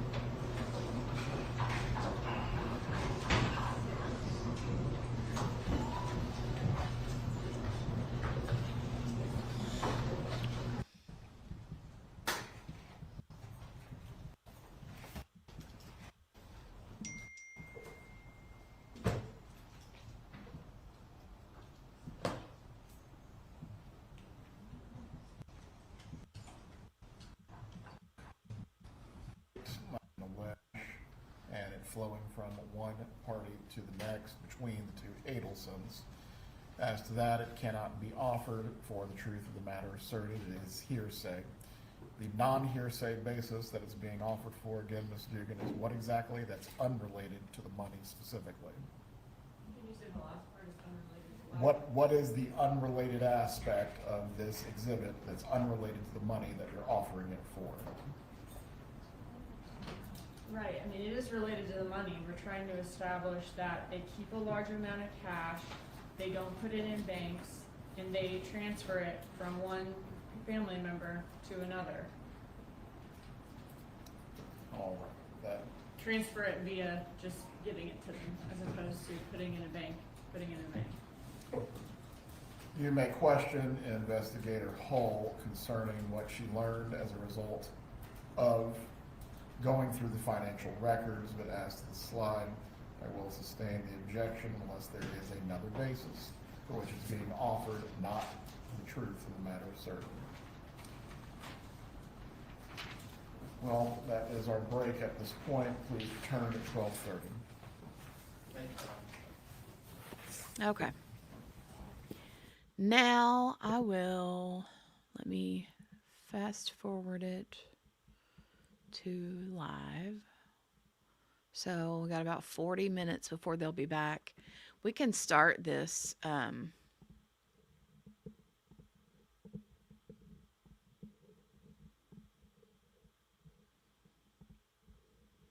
So Gail shared this with me. Let me get the link again. Hold on, let me grab the link. Copy.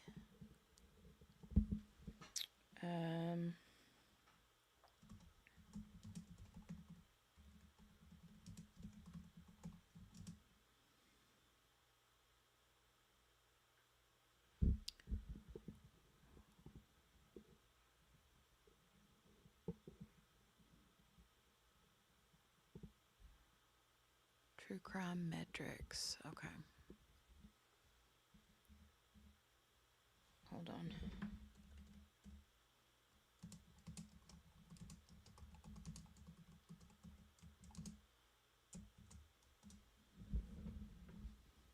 All right, there's the link.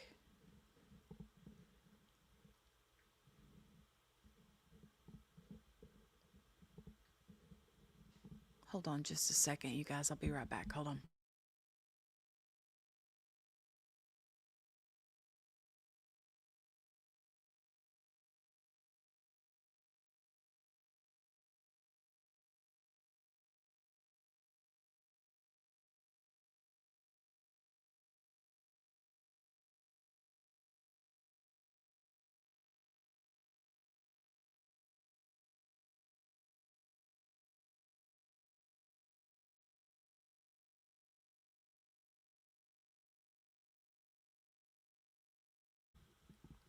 Okay. Let me see. So this is it says the unredacted interview of Jeffrey Lacasse. So this is his interview with law enforcement. And thank you again, Gail, for sharing this link with me. We won't be able to watch the entire thing because it's like 2.5 hours long. But we can watch part of it, and then you guys can click the link in the chat to bookmark and screen, to watch the rest of it. Take it back. This dude seemed like he really wanted to take root in Wendy's life. He kind of did. I know, Michelle. When you watch this in real time, you'll hear my reply. But anyway, yeah, we'll start this and just kind of see. On our channel page, or you can just watch this without commentary. Hope you like it, guys. And thank you, True Crime Metrics, for the link or for the video.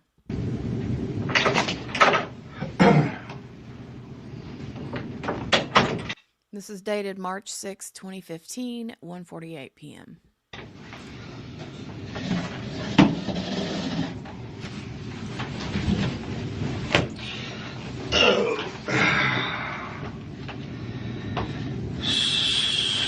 So it was.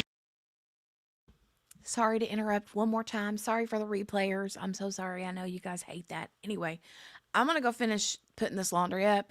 I'm going to go off camera for a little bit and listen to this with you guys through the lunch break. I won't be doing any stopping and starting, okay? But anyway, yeah, we'll watch about 30-ish minutes, something like that, okay? All right, here we go. Jeffrey or Jeff? Jeffrey. J-E. R-E-Y. J-F-F-R-E-Y. And it's L-A-C. A-S-S-E. Let me get your date of birth, Jeff. Sure, 10/18/71.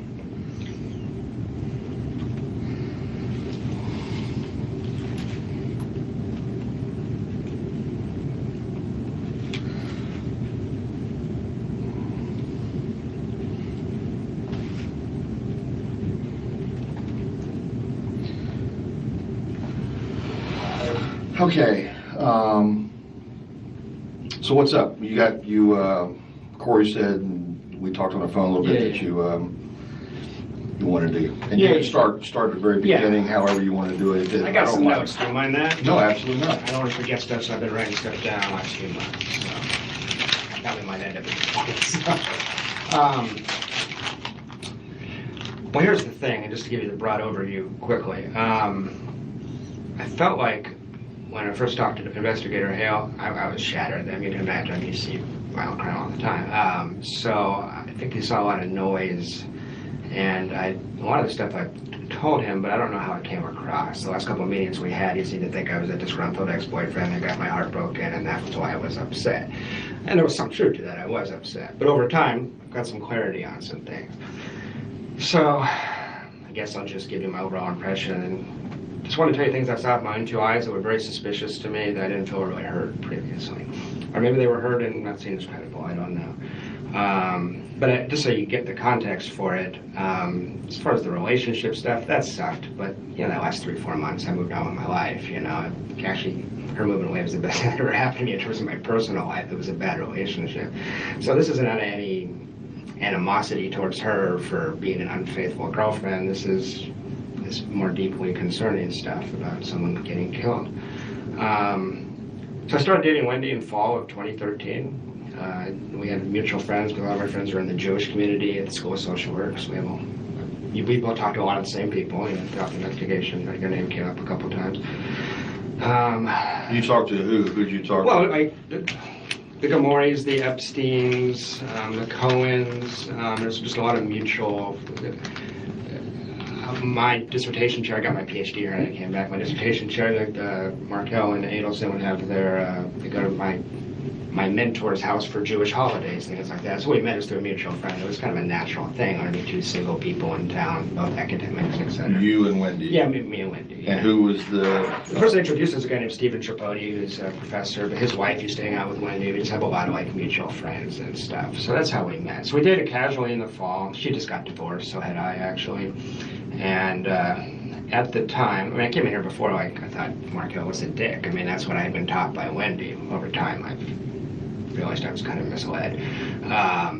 But in the fall, it was interesting. Let me start. Danny had been heard describing Wendy as a pathological liar and a mentally ill narcissistic sociopath in a semi-joking manner, but to you? To other people. I just heard that through the grapevine. Because people said, be careful with Wendy. She's a little unbalanced. And I said, well, she seems upset about her divorce, but I don't know if she's unbalanced. I didn't take it seriously at the time. That sounds extreme, right? I thought these two people were having a nasty divorce. He's calling names. I thought it was totally out of line. It's one of the reasons I was upset with him, because it seemed, you know, you've seen the court documents. I mean, he got sick of her and really went after her legally in a really aggressive way, and not knowing the background.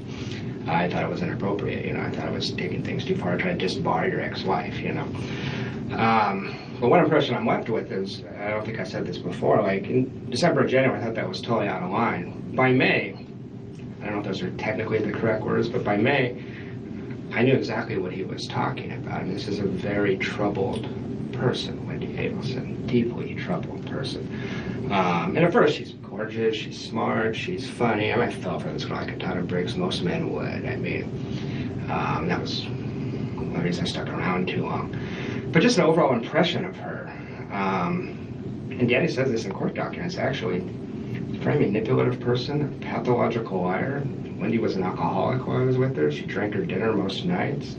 Extremely fragile, extremely depressed. Many, many nights sitting, hated Tallahassee so much that thought we're a bunch of country bumpkins and we liked Tallahassee because she's from Miami. Didn't hide that fact. Thought it was bizarre that I moved here from Phoenix.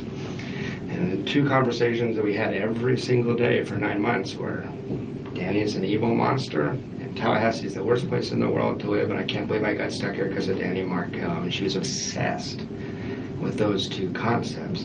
So I got really tired of hearing that, but I heard that every day for 9 months.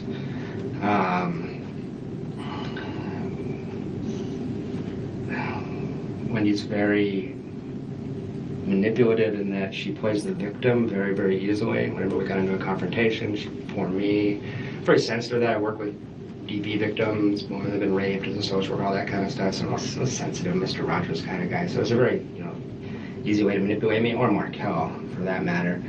But she just wasn't stable even in the fall, and able to cover it up here or there. One of these people, the first 100 hours you spend with her, you think she's amazing. 101 on, you're like, shit, what did I get myself into here? This person's kind of crazy. You talk a little fast for me. I'm sorry. 100 hours? Yeah, first 100 hours you think she's amazing. Then after that, wait a second, there's some tremendous flaws here. So she puts up a very good public face. It's accomplished, beautiful, smart, funny woman. I was with her 4 or 5 nights a week for 7 or 8 months total, I would say. More in the spring than the fall. And she was deeply troubled. She was on psychiatric medications, and in March she decided to come off of those. March of 14? March of 14. Spring break, Immokalee, actually, that's when she went off from.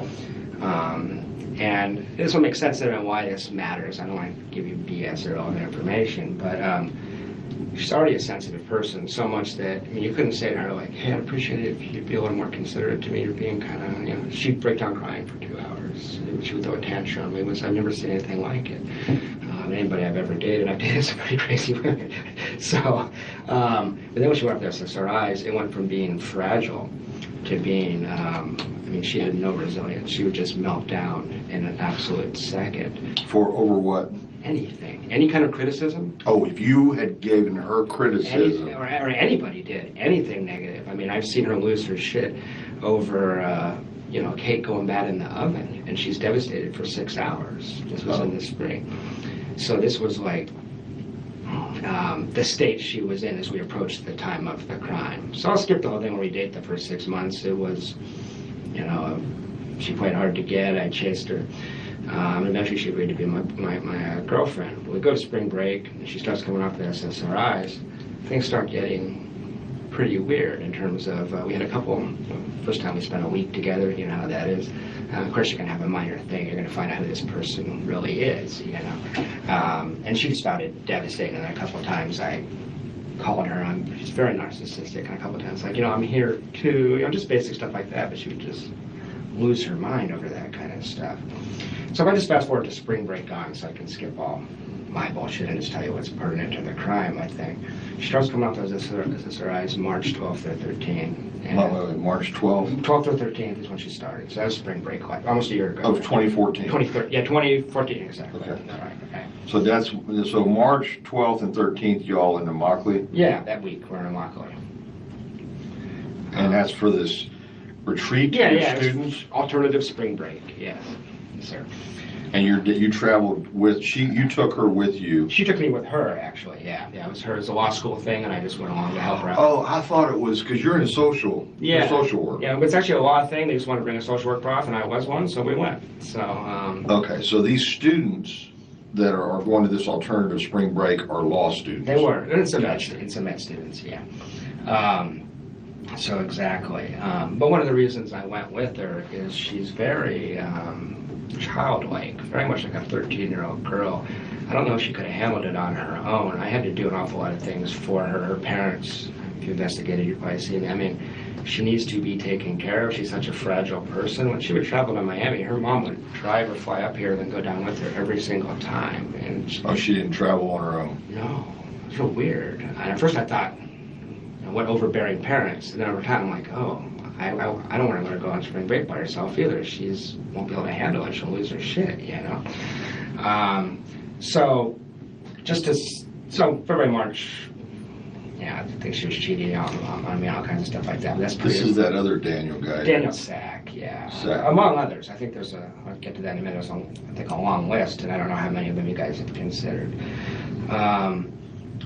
But as far as seeing stuff pertinent to the crime, I met her brother Charlie when I was down there in Miami for Immokalee. You may recall that I said I found him to be a very strange person, very aggressive, verbally. He takes sex tourism trips to South America to have sex with underage prostitutes. Wait a minute, back up a second. Yeah, he takes sex tourism trips to South America to have sex with underage prostitutes. Sex tourism? Yeah, okay. Yeah, South America. I'm kind of a sheltered guy. Well, I was shocked not only that he would tell people he did that, but that he would tell his younger sister. That was strange to me. Very odd. And there's this odd dynamic between them. The whole family is real weird. Most people that spend time with them say this is, social workers might consider incest in this family. There's violence in this family. Something's up with this family. But I mentioned to you that he talked in the hot tub about punishing a girl by anally violating her in front of Wendy and I, like bragging about the fact that he'd hurt this girl because she had got him in an uncomfortable situation. So he came off like an offender to me. He came off like a, kind of sociopathic, like this is strange. He just met me. He's telling me this. It was really, really weird. Okay, Yeah, go ahead. I know. I'm just trying to rein you in a little Yeah, go bit ahead, so go I ahead. can make sure I Yeah, get it right. yeah, if we- I do recall something about a hot tub. Yeah. But I think it may have been something I read from Corey Hale's report. It might have been, yeah, I talked to him. But are you saying you're in the hot tub I'm in the hot tub. after the Immokalee Yeah, exactly. retreat? Exactly. We went from Immokalee to Miami and hung out with her brother. Met her Okay. for the first time. So you're in Miami at his place, I Yeah, guess? exactly. It's very wealthy. He's got a really nice house in Miami Beach area. Miami Beach. Yeah. Okay, so you're there Yeah. and you're in the hot tub. Yeah. She's in the hot tub. Yeah. And the brother Charlie's in the hot tub. Yeah. Okay. Charlie's talking about punishing girls through anally violating them in front of his sister. It's just. Is it braggadocious? Yeah. Like she got him punched out at a wedding. He had a Korean girlfriend and brought him as the only white guy to 400 Korean people and just him. Some of the men took offense and he got punched out. Charlie did. Yeah. So the way he handled that was to anally violate her and then brag about it the next day. I mean, it was really, really weird. That had happened the day before y'all got in the hot tub? No, I misspoke there. It was pretty recent. It wasn't that day, but Okay. it was last month, the last couple of weeks, something like that. So he goes to a Korean wedding Yeah. as the only Anglo, Yeah, exactly. and some men took offense because he was a date for one of the Exactly. Korean girls that was at the wedding? Exactly. And he got punched. And he probably opened his mouth or something. So, He says he got sucker punched, but I don't know. okay, so he gets, and so his way of getting retribution is the girl that brought him to the wedding is to Yeah. rape her? Well, Or it just- did not rape. It wasn't rape. It was consensual sex. But he was bragging about the fact that he made it hurt a lot and that kind of stuff. Oh, okay. And that was just. And that was anal penetration Yeah. he's bragging about. And it was 20 minutes after I met him. I got you. So I'm just like, this is not normal. This is strange. Guys will talk to their guy friends. Although I've never said anything like that. I would never want to hurt a woman. It's, Right. so it's, so it just struck me as very, very odd. So fast forward to April, she's coming off the SSRIs, her behavior is Coming what? coming off the antidepressants. Okay. So I study that. That's my area. I study psychiatric medications. Right. So I just gotta be able to explain it. If this ever goes anywhere else, I gotta be explained so I understand it and that the layperson can I understand. understand. So yeah, she's coming off psych meds, but she's doing that against my advice. Not with the help of a clinician. You're supposed to go to a doctor and have him help you get off. She did not do that. And she's dropping her dosage very, very rapidly, which is usually recommended to take some time and go slow. She's on a very high dose of Lexapro, like double the normal dose. And so in this time period, one of the reasons I stuck around, even though it was so crazy, was I thought it might be a passing thing because I thought she was having withdrawal effects. Some of the physical ones like dizziness and stuff like that. But sometimes people's behavior gets really weird and that, so you give them a break while they're coming off. So I was giving her a break. What is the Lexapro for? It's for depression. Depression. She was diagnosed as depressed. And her dad, the dentist, was writing her scripts to which she shouldn't be doing, to help her come down the dosage. Because you want to switch to the liquid so you can slowly go down. But she ignored all my advice. I was constantly, you may have seen this in the emails if you looked at it, I was constantly cautioning her, texting her saying you need to go slow, slow, slow. I made her get a therapist. I said, I'm not going to even talk to you about this unless you at least have somebody you're talking to that can monitor your mental health, because I saw she was just spinning out of control. And she wasn't that controlled to begin with, but it was getting worse. Her drinking was really increasing in April.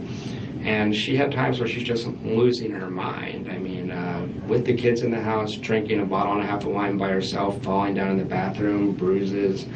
I flew to a trip to Chicago. When I came back, I had to go right from the airport to the house because she was just doing so poorly. So she was just not well. Fast forward to May. We have that incident in the coffee shop that we discussed, that Officer Hale and you were, I assume that's one of the reasons you guys are interested in talking to me in the first place.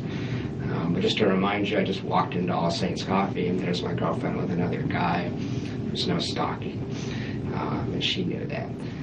But There's been no complaint of stalking against you. There has been informally. She tells people this. Yeah, but I'm saying there's Yeah. no. Oh, no formally. You shouldn't have been contacted from anybody from this department Never, for a never. complaint about it. No, never. I'm not worried about that.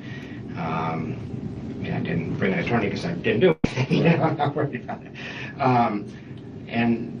But that was a big deal in our relationship. And Right, because you see her there and she's with this guy and, yeah. and you don't know who the guy is. If maybe I got that wrong. You knew that she was seeing a guy? That's one of the things that concerned me, is that she would bring him up from time to time, and there was other signs. I mean, there's, I think, 5 to 10 other men. I was in denial about it in this time period. That's not a crime, obviously, but it was. She's very impulsive, very erratic, doesn't think things through. She will do them and then worry about the consequences later. She was remarkably sloppy about cheating on me in terms of, well, that's what was interesting.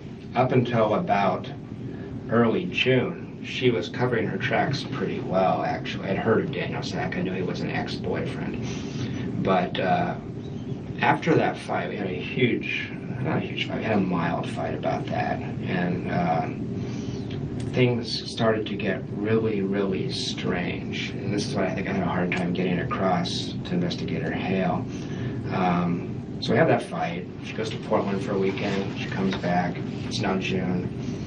And in June, I was walking around saying to all my friends, I don't know what is going on. Something is going on. We had that very frank talk about that and decided to stay together. She said, it's one guy. He's gone. He literally moved out of the area, as you probably know. So Sack, yeah. So I said, okay. One thing about Wendy is this is where I worry about the crime. She's very easily influenced. She doesn't have much of a sense of self. When she was with Danny, she kind of became Danny's extension of Danny, attached herself to him. She then attached herself to Sack. He was into polyamory and having multiple partners. He's bisexual. I mean, so she started doing all this crazy stuff. Sack was encouraging her, from what she said, to have sex with lots of people, not just him. I worry about her. So I've just seen her, and doesn't want to be controlled, but she does want to be controlled. I mean, she into a lot of sex stuff and things where she wants to be told what to do. And one of the things I worry about is that somebody came up with this idea and she went along with it because she doesn't know how to say no. She hates confrontation, things like that. So in June, I was walking around saying to my friends, I don't know what's going on. It's just uncanny to think back on it now.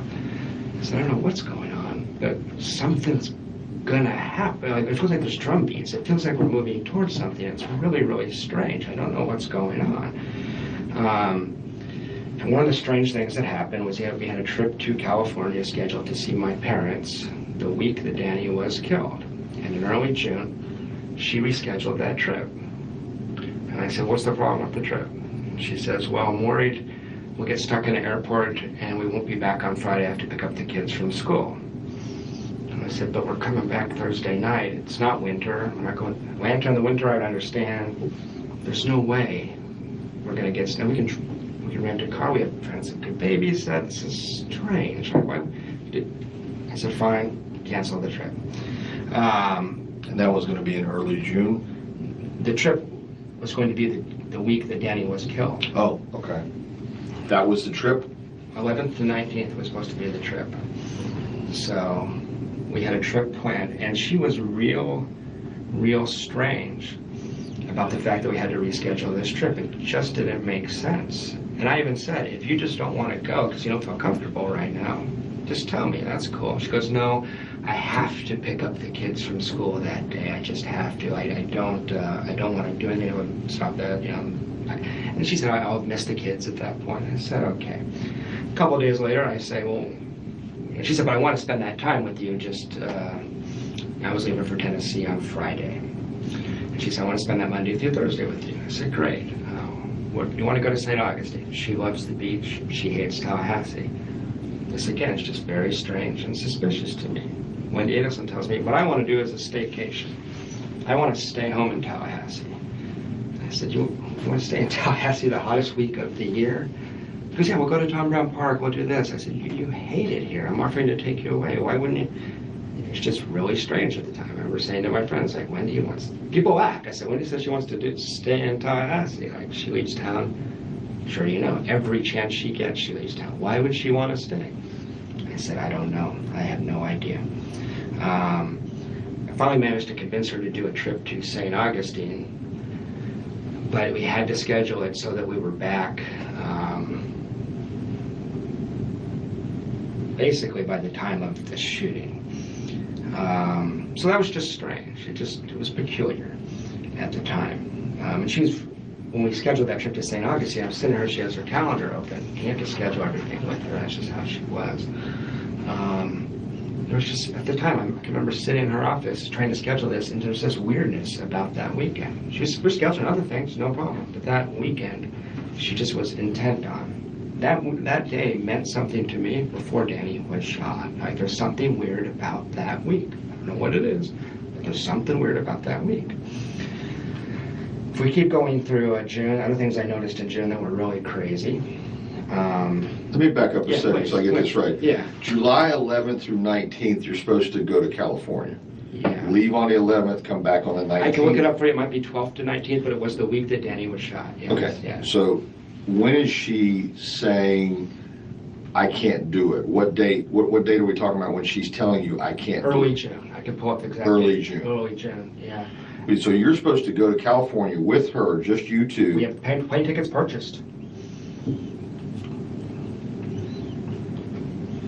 And she sat me down, I think it was June 5th or 7th. I will find out for you if you would like. Yeah. And she just said, I can't do that, and it just didn't make sense. It just didn't make any sense. So she'd already said that that date was that window of She said, this is the 1 week I have to go see your parents. And I said, 11th through the 19th. but that was in May we booked them. Then we have the flight. I find out about Danielle's sack. And afterwards she says, I feel comfortable with that. She just had an appointment with her therapist, and she said, my main concern is I want to be able to see the kids on that day, the day that Danny was shot. We had people volunteering to babysit if they needed to, if we were delayed. We weren't going to be delayed. And she insisted it was not because she didn't want to go with me. She wanted to spend that week with me. She just wanted to spend that week with me in Tallahassee. She did not want to leave Tallahassee that week. Okay. And I mean, there's 3 different times. There's that time, then there's the staycation thing where I'm like, what are you talking about? That's bizarre. And then there was when we scheduled the trip to St. Augustine. If I fast forward a little bit, we had the trip in St. Augustine planned until July 15th or 16th, and she canceled that the last second.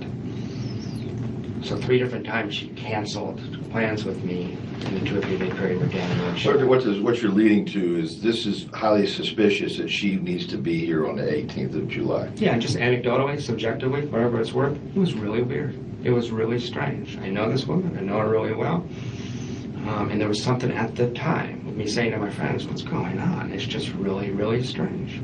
It's just really... She'd never done anything like this before? No, she had canceled and recanceled, and she did that all the time. Completely disorganized person, but it usually made sense. It usually had a reason, and usually the reason was something about court with Danny, or her parents wanted to come down to South Florida. Every other time but this, I understood. This time I was completely puzzled. It didn't make sense, and it was very, very strange. Okay, so she cancels this trip to California. Did you go anyway? I did No, not. of course you didn't. You were okay. Wish I had. Yeah. And so what happens to these plane tickets? Her ticket, I have no idea. So she bought her own? Yeah, we got separate plane tickets. As a matter of fact, I don't know that she did buy a plane ticket. Oh. But she told me she did. Same airline?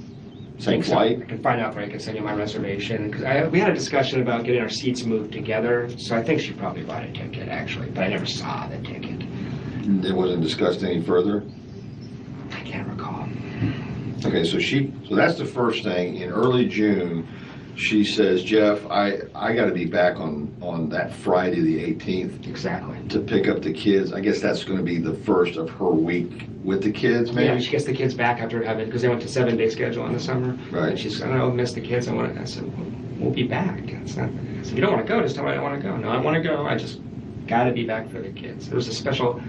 Okay, why not adjust the flight or just the, Well, she had the kids the previous week. This was her one free week. She's also booked all summer. So well, the 18th is a Friday. Yeah, it is. Okay, so, going backwards, the 11th should have been a Thursday, I'm thinking. I could look it up, but it just wasn't. She was booked week by week throughout the summer. She doesn't even have any school stuff, right? I mean, I don't know if you're off during that No, time. I'm completely off. She has a lot of obligations to her parents. Her parents want her down in Miami every chance she gets. All through this county, there's parents. All right, So three different occasions. At the time, it's like, I don't know what's going on with the 18th of July or the week of the 18th. What is this? I don't understand what this is. Okay, so the first thing is the California trip, and it's next. Yes. Then you want to take her to St. Augustine, because Yeah, and she wants to stay, and that's just bizarre. But did you ever make plans to go to St. Augustine? Yeah, so a week later, again, we sat in front of the calendar, and it was really strange. There was this hesitancy about that weekend. She says, I'll go to St. Augustine, but we have to be back early on Friday. Early on Friday? Early on Friday. What is early on Friday mean? We were going to wake up and come straight back from St. Augustine, so we would have got up at 7, been here by 9 or 10. Okay. She had to pick up the kids from school till 4. It didn't make sense. Okay. So I said fine, and my thing was I was going to drop her off and then drive up to Atlanta. I was going to drop her off and go. So that was just strange. It just stuck in my head. Like, what? Because your trip to your friend up in Tennessee, what was the date you were supposed to go? I was supposed to leave at about 10 or 11 a.m. on Friday the 18th. Okay. Because I was supposed to the original trip was to go straight to Atlanta, stay the night in Atlanta, then go to Tennessee the next day. So I was supposed to leave here at 10 or 11 and get there at 4 or 5. On Friday afternoon? Friday afternoon, yeah. Okay. That changed, but that was the original. No, because you left on Thursday. Yeah, I did. All right, well, let's jump to that so I can fill in this blank. Yeah. Why did you leave on Thursday? We'd had a huge fight in late June. I discovered some other cheating. I was very upset with her. And she had sent me, had sort of broken up, basically. But she put me on a 7-day hold. Oh, yeah, Yeah, okay, I remember that. She sent you an email or something? Exactly. So the night before, I was so upset. I was just like, fuck this, I'm going. I said, get out of town. I was upset. But that's something my friends have said to me that I've never said this, but my friends have said, Jeff, because sometimes it's hard for me to see this clearly, they can see it more clearly. Jeff, you do realize that if you left Friday at 11 a.m. for Atlanta, what this would have looked like, you would have been in custody. You're really. Oh. Now, I'm not saying that, but some of my friends, it was like a clumsy attempt to take attention off her and put it on me. I'm not saying that's true. It sounds a little far-flung to me. It sounds a little clumsy to me. But she knew exactly when I was going to leave. I'm a late riser, and she didn't know I changed my plans, obviously. So I'm glad I changed my plans. I wouldn't blame you guys for being a little more suspicious if you didn't. I mean, if I leave at 11, I don't get a flat tire. You just see me driving north 10 minutes after Danny showed up. So that looks suspicious to a lot of people. I know it makes it sound like a criminal mastermind. It may sound crazy to you, but that's what my friends say. So can I go back to the stuff in June? Absolutely, I'm sorry. No, any questions you want to ask? I know I talk fast, and I...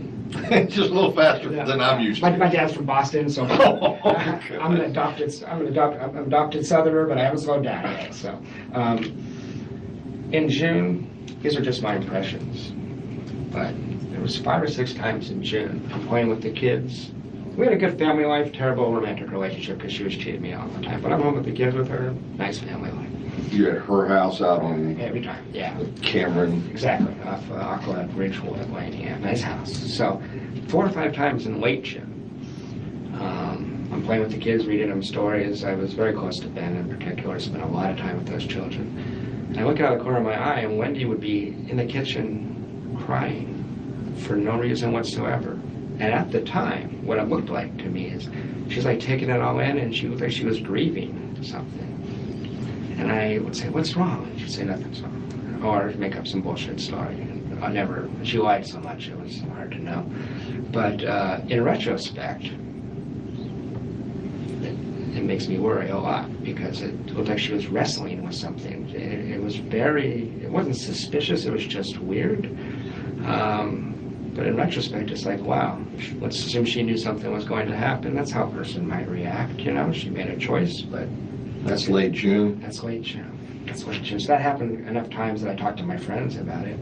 Also in June, Wendy's a pretty good liar if you get in front of her for an hour or two at a time. And, I mean, Danny's put that in court documents. It's not a secret that she lies a lot. It's how she navigates the world. But she has a problem with her lying in that I found out she cheated on me with Daniel Sack because she kind of accidentally told me by talking about him all the time, and she's just sloppy. So longitudinally, she couldn't keep her story straight. You know, in the short term, 4 hours, 8 hours at a time, okay. Over a month, saying, well, what about that thing? The stories start, you know, not. But she talks constantly. She's very extroverted, very narcissistic, very focused on herself, very self-involved. Well, what she was talking about in June, relocation to Miami. How terrible it was to be stuck in Tallahassee.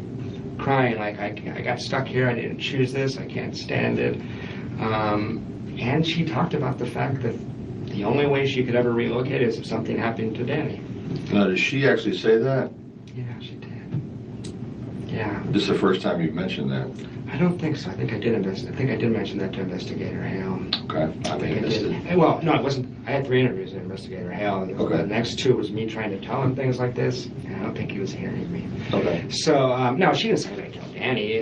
She didn't say that word for word. But it was, because I was saying, hey, we're about to, like, get serious here. Are you going to be here? Because she hated so much. I need to know what's going to happen. And she's like, well, the only way that, let me give you the context.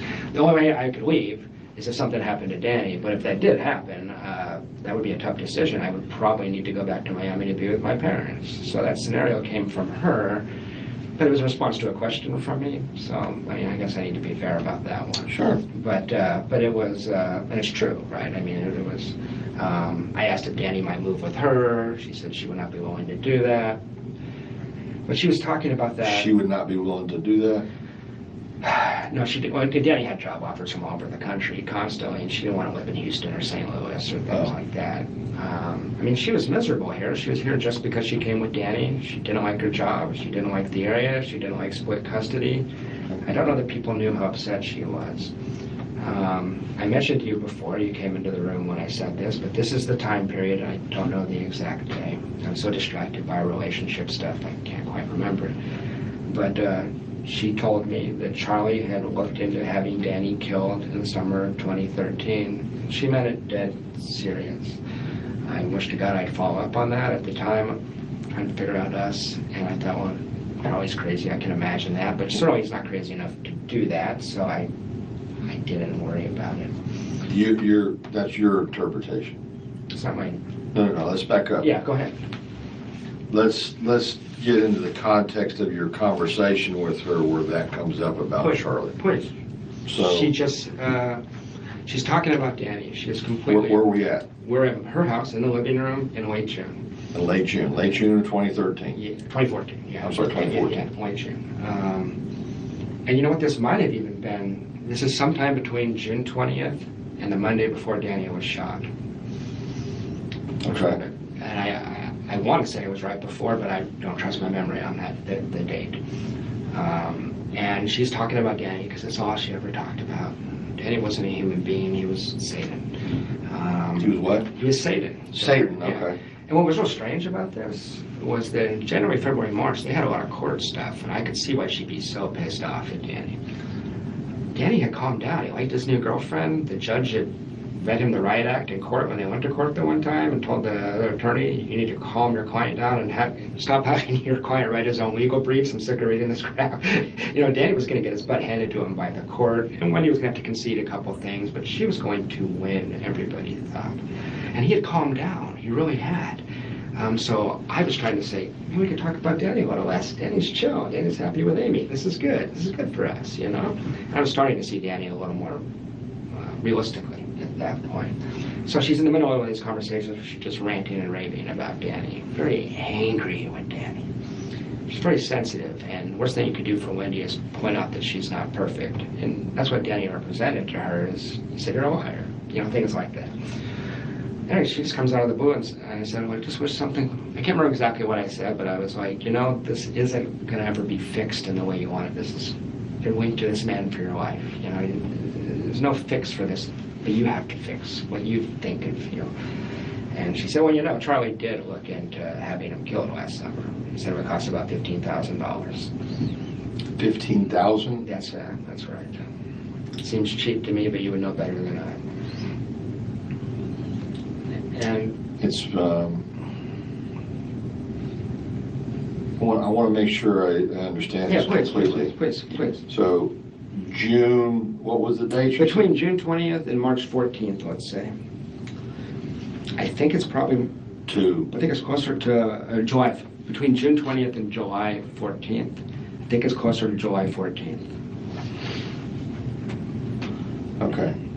She says, you know, Charlie. Charlie did actually look into having him killed last summer. Last summer. And he was told it would cost $15,000.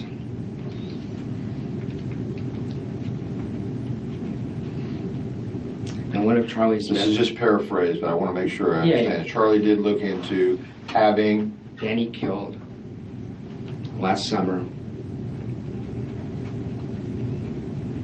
It would cost about $15,000. And that's not exactly word for word, but that's pretty close to what she said.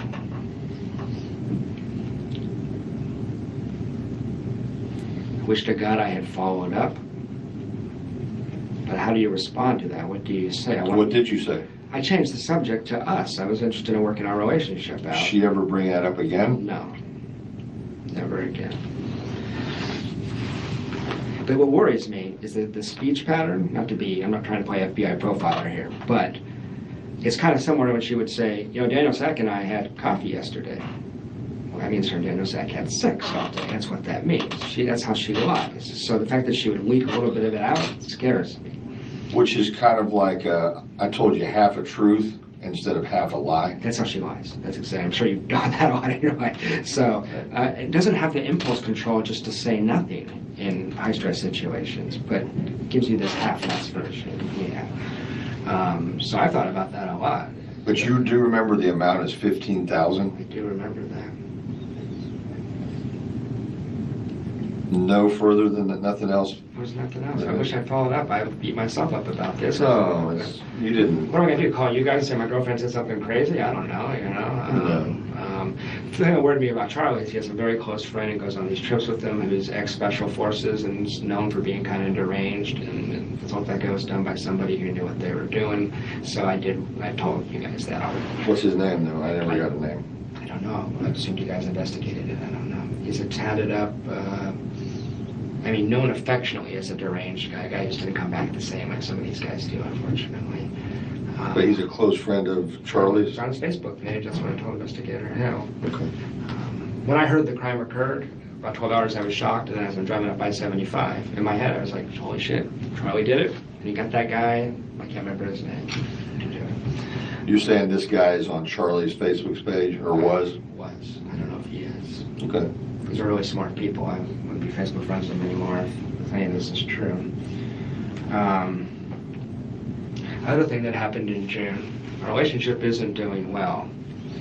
All of a sudden, from nowhere, you know, like a 5-year-old kid will try to manipulate you in a very transparent way, and it's like obvious what they're doing.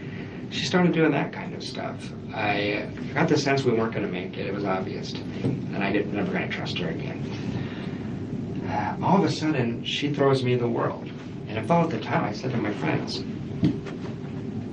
I've been very careful not to develop like a hindsight bias. I've checked back in with my friends. What did I say? They said, you said in June it felt like Wendy was stringing you along for some reason. And you couldn't figure out why she just break up with you. She's like, this ain't gonna work, you know. So all of a sudden, she's telling me I should move in. Move in with her? Yeah, she's talking about moving in. And I wanted a family so bad. She knew that. She manipulated me with the kids constantly. She said the kids should start calling you daddy. I'm going to talk to my mom and dad, and I'm not Jewish. That was the whole thing. I'm going to get proof by the parents. I'm going to give you the passwords. I'm going to give to all my computer accounts. She started acting like this was going to be a permanent thing. sorry. Yeah, that's okay, I can give you a second. I have to respond to I this right understand, now. I understand.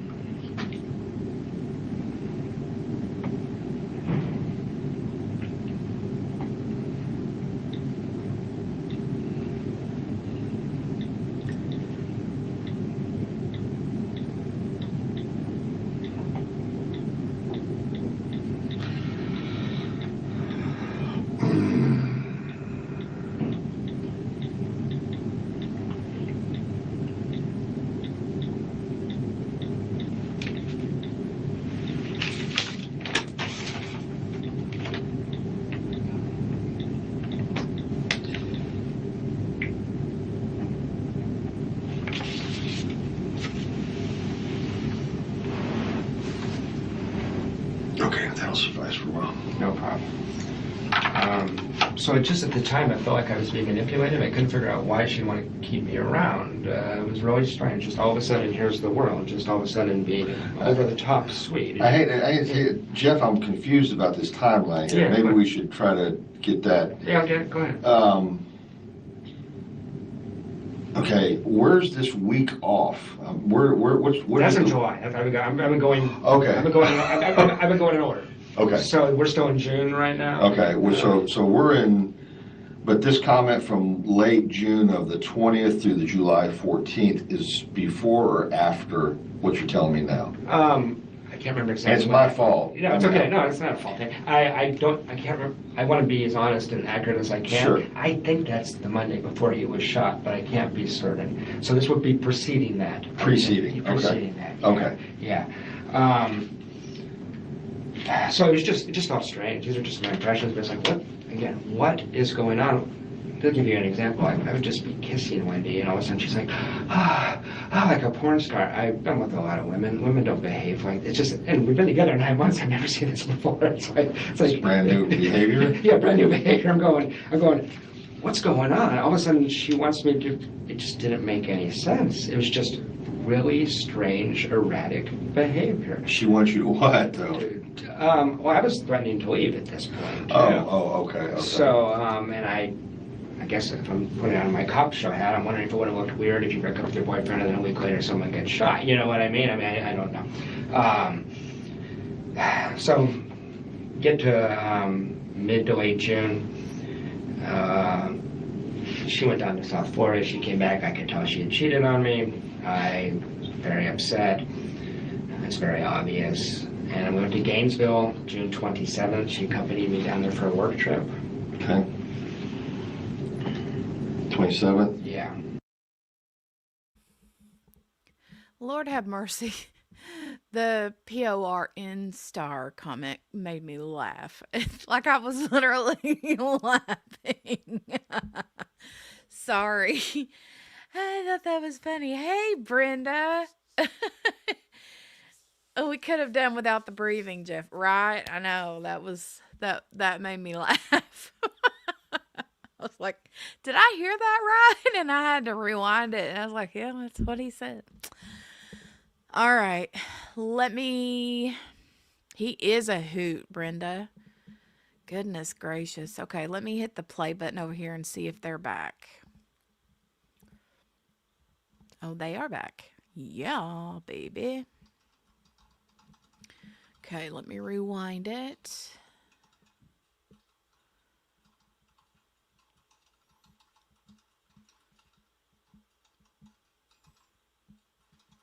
Looks like they've been back for about 5 minutes, 6 minutes, something like that.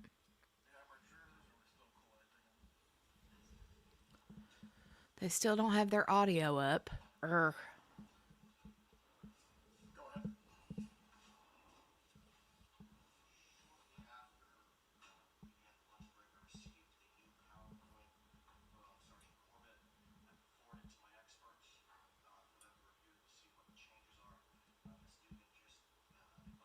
Why will it not let me put the volume all the way up? What is up with this?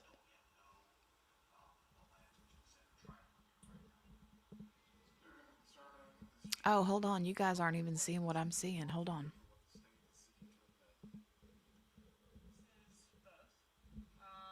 And I advised defense that my understanding is the only change being Okay, that there we go. Sergeant Corbett, there was one slide that changed, and I think it changed in defense favor, Right. but I need to double check that. And then the rest. I just have to say, I'm a bullet point kind of person. Like when I go to the doctor, I'm like, okay, let me look at my phone. Okay, check mark, check mark. Told her about this, told her about that, asked her this about blah. I'm that way. So I am totally like on point with this guy. Because I would have been like, I don't want to leave any weird detail out in case that one particular detail that I leave out accidentally is the thing that would have caught her. You know what I mean? So, but yeah, I'm sure he was. By the end of it, the police officer had to have been like, God, I'm exhausted. Yeah. All right, here we go. Is just some slides we took out that I didn't feel like we needed. But he has a copy of the presentation we sent in May and this one. And it's also my understanding the defense has several objections to some of the communication in the PowerPoint that they've had since May. And so we may need to speak to the court before Sergeant Corbett testifies. All right, concerning this exhibit, and at this point, I'm going to refer the parties back to the scheduling order, specifically the portion of the order that dealt with if things are not timely raised, they can be deemed as waived. Are these matters going to any constitutional issue of evidence that were obtained in violation of the defendant's rights? I don't believe so, Your Honor. As the violation, or as these matters would not be constitutional in nature, why should they be heard now if they were not previously raised, the deadline that was given in the prior scheduling orders?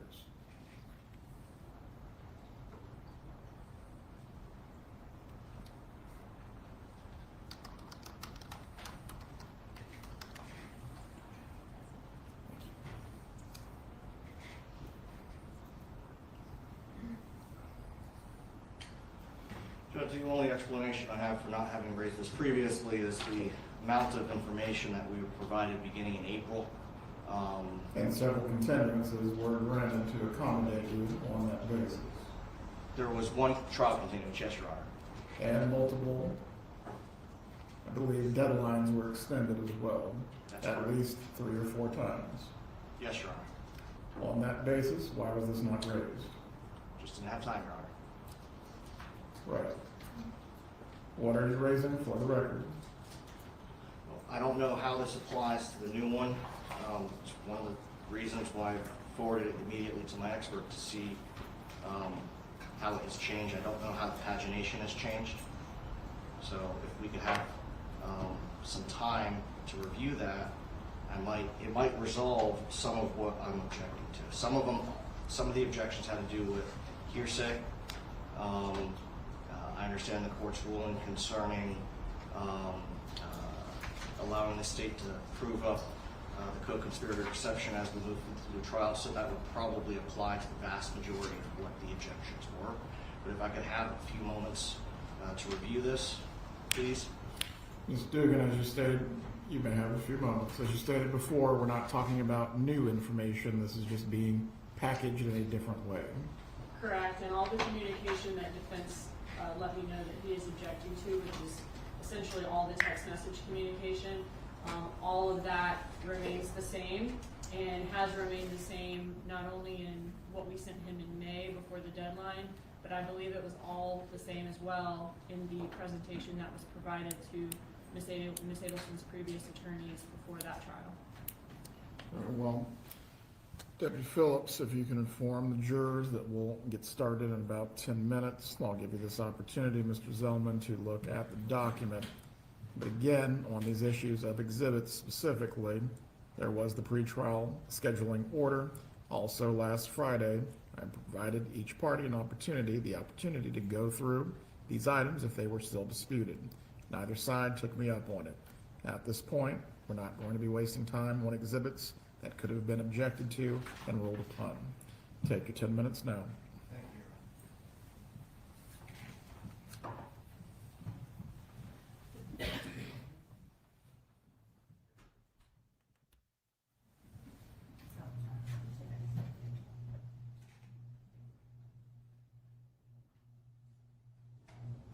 Apparently they're taking 10 minutes to get their stuffs together.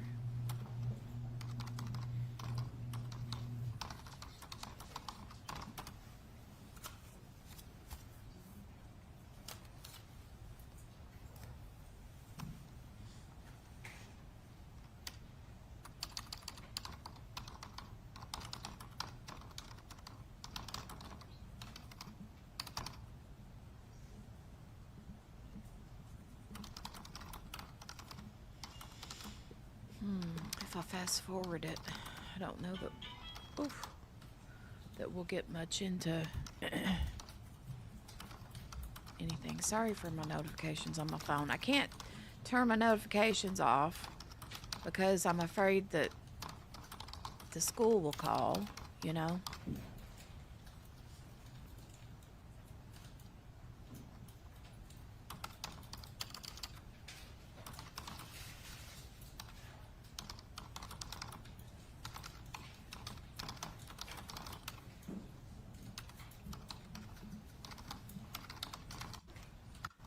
Fast forward it some.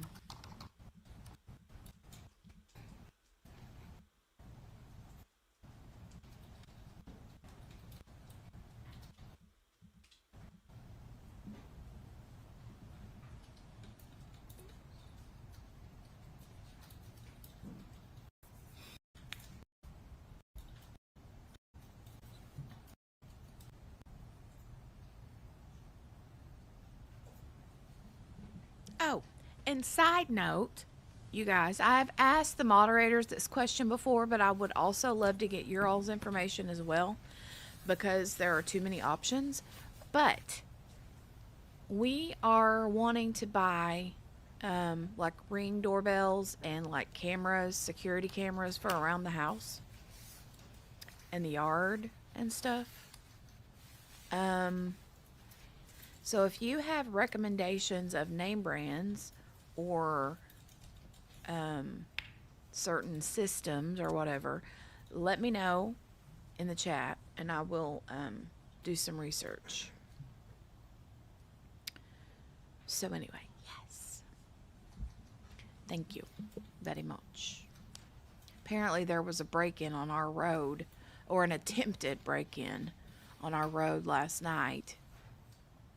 And they never did catch the guy. So I'm even more freaked out right now.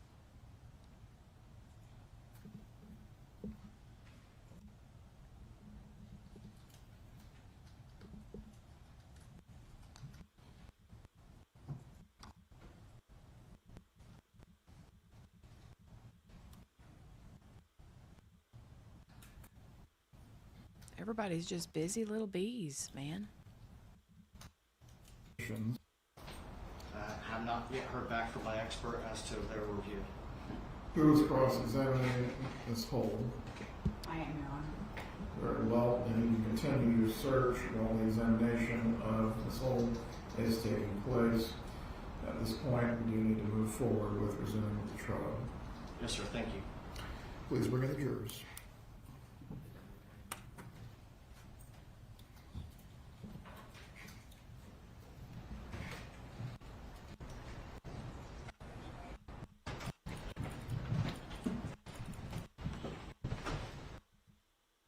With the state's case. Ms. Dugan, you may call the state's next witness. Who? Looks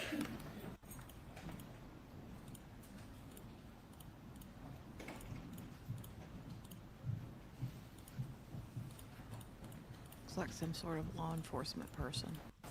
Do you swear or affirm the testimony you're about to offer will be the truth? It will. You may take Got your an seat. eyelash in my eye. Please speak loudly and clearly. You can adjust the microphone if you need to. Okay. Good afternoon. Will you introduce yourself to the jury and spell your name for the court reporter, please? Yes, my name is Mary Hull, Maryhull, Where do you currently work? the Executive Office of the Governor in the Chief Inspector General's office, And where did you work when you first became involved in this case? the Department of Financial Services, in the Office of Fiscal Integrity. And what was your role there and in your current job? Currently, I'm an auditor. In the position in DFS, I was a financial investigator. All right, and were you a financial investigator with DFS back in the summer of 2016? Yes. Okay, as a financial investigator there, did you investigate economic crimes? We did. It was a criminal investigative unit for the state of Florida. And how long did you work in investigations there? Investigations there 7 years. Okay. Can you tell me a little bit about your education and your experience in order to be a financial investigator? Sure. I hold a Bachelor of Science degree in finance from Florida State University. I'm a certified fraud examiner in good standing with the Association of Certified Fraud Examiners. I have 22 years of financial analysis, auditing, and financial investigative work for both the state of Florida and the United States Attorney's Office. And has much of that 20 years been doing white-collar crime investigations? 10 years I did white-collar crime investigations to include money laundering, contract fraud, identity theft, and embezzlement. Okay, and were these like multi-agency financial investigations for both state courts and federal? There were several that were multi-agency investigations. I did both state and federal at the same time. But I also worked at the United States Attorney's Office for 3 years, and we did all criminal economic crime there. And what's your specific area of expertise? Is it forensic accounting? Yes, I do forensic accounting, which is a very detailed analysis of financial records to be used in court. You mentioned that you're a certified fraud examiner. What does that mean?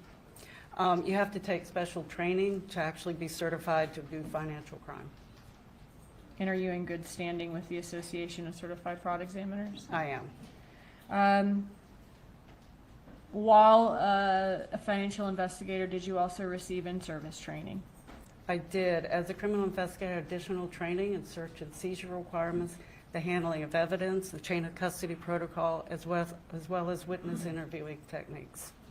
And have you ever testified in court about your analysis of financial records? I have. About how many times? 21 times in court. Okay, those are all my questions as to this witness's qualifications, Judge. The defense wishes to voir dire the witness. Is there any objection to her ability to provide an opinion in the field of, I believe this is for Forensic accounting. forensic accounting? No objection. Members of the jury, the witness will be permitted to testify today in the area or provide an opinion in the field of forensic accounting while she testifies today. You may continue. So you mentioned that you first became involved in this case when you were working for DFS back in 2016. What was your role? What was your responsibility? So I looked at all of the bank records, specifically was my first look at the records to analyze in detail everything that happened in those accounts. Could you speak out in this hall and we're having problems hearing you? Sorry.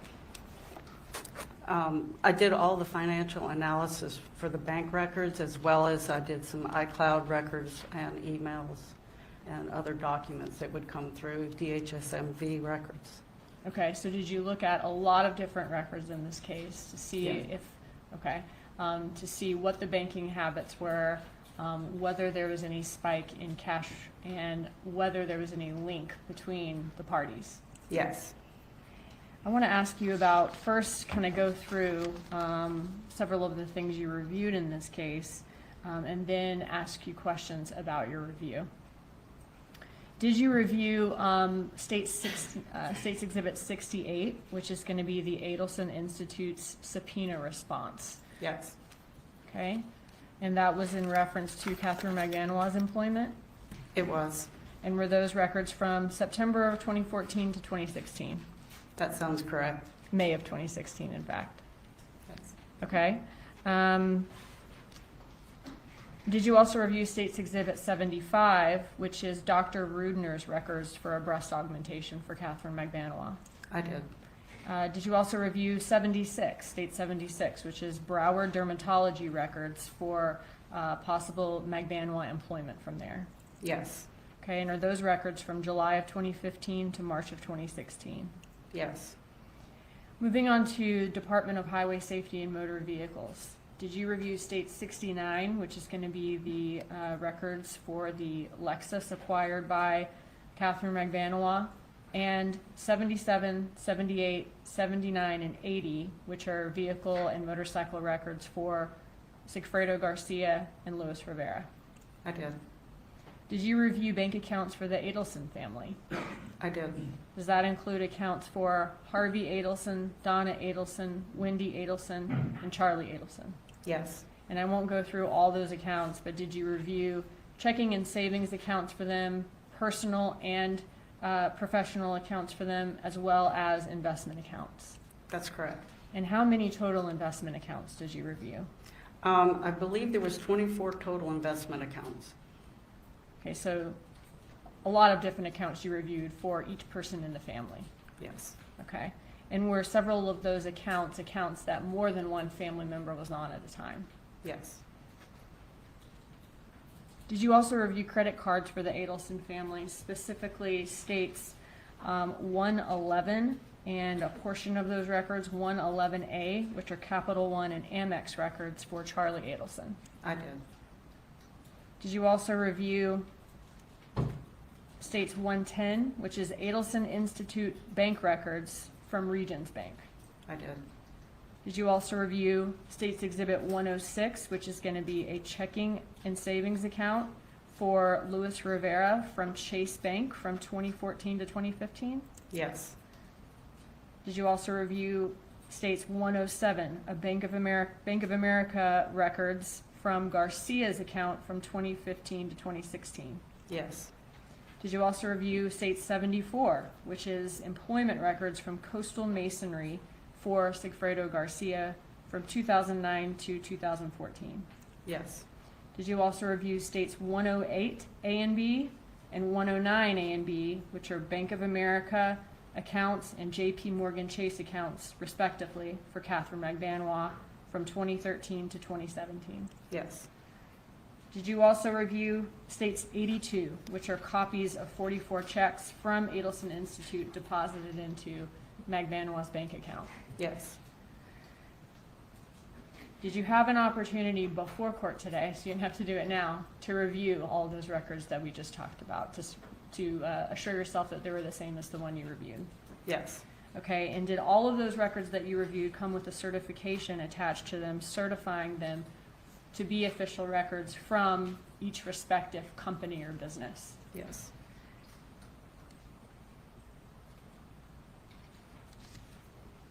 At this time, Judge, I would enter into evidence States 68, 75, 76, 69, 77 through 80, 106, 107, 108 A and B, 109 A and B, 110, 74, and 82. Any objection to the items being offered? Just a real quick, Judge. Go ahead.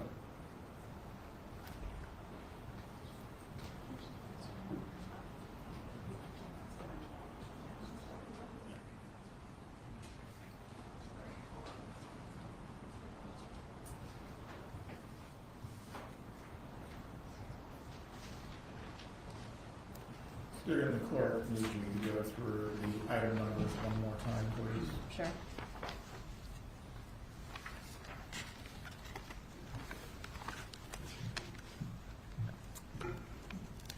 So we're gonna have 69,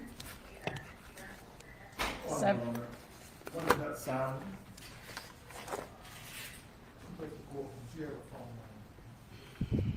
Once again, please turn the phones off or turn the sound off. I don't expect to hear any phones in this courtroom. You may continue, Ms. Dugan. 68, 69, 74 through 81, 82? I'm sorry, let's hold off on 81. So 74 through 80, 82,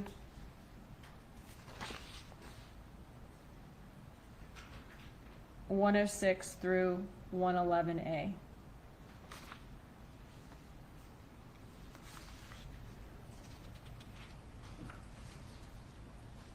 Fulford, does the defense have an objection to these items being admitted? I got out of number order. Can you just give me one more second, please?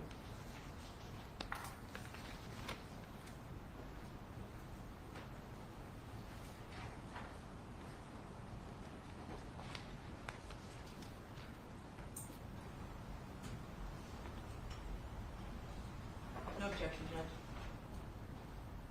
The item numbers are admitted as previously stated with the exception of states 81. You may continue. Thank you. Did you also review, you mentioned iClouds as far as written communications, whether that be emails or text messages between the parties to determine the financial relationship between them or whether there are any money or gift transfers between them? I did. Okay, and did you also review those items to determine how the Adelson family received or kept their cash? Yes.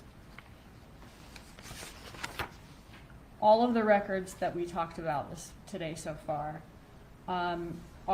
is the amount of data in all of those records pretty voluminous. Yes. Are you going to be relying on a summary of all of the records that you've reviewed today for your testimony? I am. Okay, and did you review before court today, this notebook states 81, which is a summary of your findings from all the records that you reviewed? Yes. And is it a true and accurate copy of a true and accurate copy of the results from your findings? Yes, it is. Okay.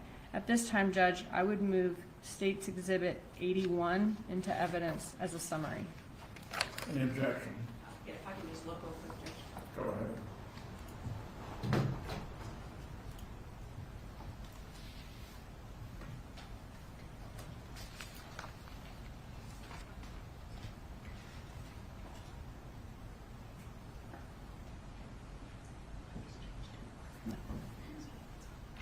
Yes.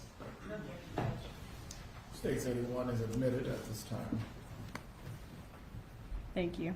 And just for the record, that's going to be a composite exhibit. Now, in this composite States 81, for each of the graphs that we see that were created, after each graph, is there also information from the accounts kind of showing your work of how you made those findings? Yes. Okay. And is there a PowerPoint that's been created showing the graphs in the case that report your results? Yes. Right. Judge, I'd ask for permission to use a demonstrative in this case, which is going to be a demonstrative of parts of the records and the witness's graphs in this case. You may proceed. Okay. Now, the graphs that we see, we're not going to see portions of the records in the notebook on the PowerPoint, right? Yes. Okay. But those portions are in the notebook. If the jury wants to review them in the jury room, they're there for each graph. Yes. Which is what I'm saying is the portion that's kind of showing your work for each graph. Correct. Okay.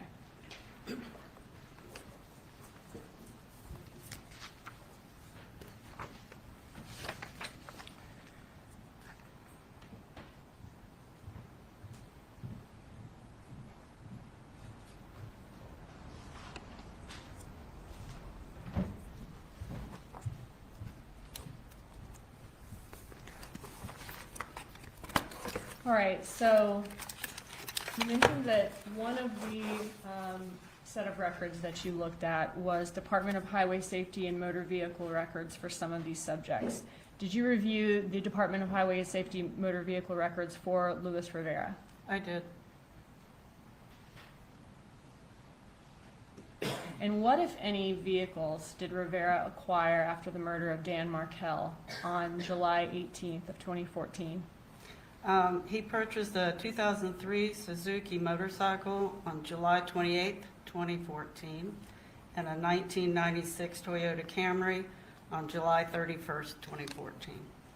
And here are these pictures from the social media records in this case of Luis Rivera and Garcia on motorcycles. Yes, it is. And the one that Rivera's on is on a yellow motorcycle. Yes. Looking at Luis Rivera's bank accounts in this case, the Chase bank account from May 2014 to November of 2015, were his checks from his workplace direct deposited into that account? They were. About how much was direct deposited every week? Every week was about $500 or $600. And where were his paychecks coming from? Coastal Masonry. So he had a steady job at Coastal Masonry throughout the time that you reviewed his bank records for in 2014 and 2015? Yes. What did you learn about how his banking patterns or banking habits changed following the murder of Dan Markel? Yeah, he had a very interesting banking pattern. All his bank checks were deposited into his account, but then he would go by and withdraw virtually all of it. And he had certain preset auto drafts that would come in, and then they would bounce because there wouldn't be any money in the account. So he had a lot of overdraft charges. And how did that change after the murder of Dan Markel? Right after the murder, he all of a sudden left the money in the account, and then nothing overdrafted for about 4 months. When was his last large cash withdrawal before the murder of Dan Markel? It was 7/15/2014. And you said it was about 4 months then that his old habits of... Yeah, the next overdraft didn't happen until November 1st of 2014. And what do we see here? So this is a visual depiction of his bank account showing the overdrafts. The red bars are the overdraft amounts that happens, the number, on the specific days. And then you can see that big wide span in the middle where there's no red bars. And then it picks back up in the first part of November.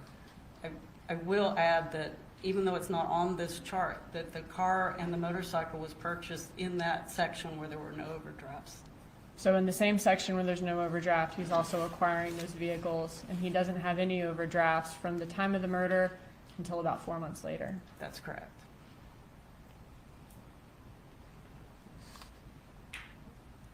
And could that be indicative of him having another source of cash during that time?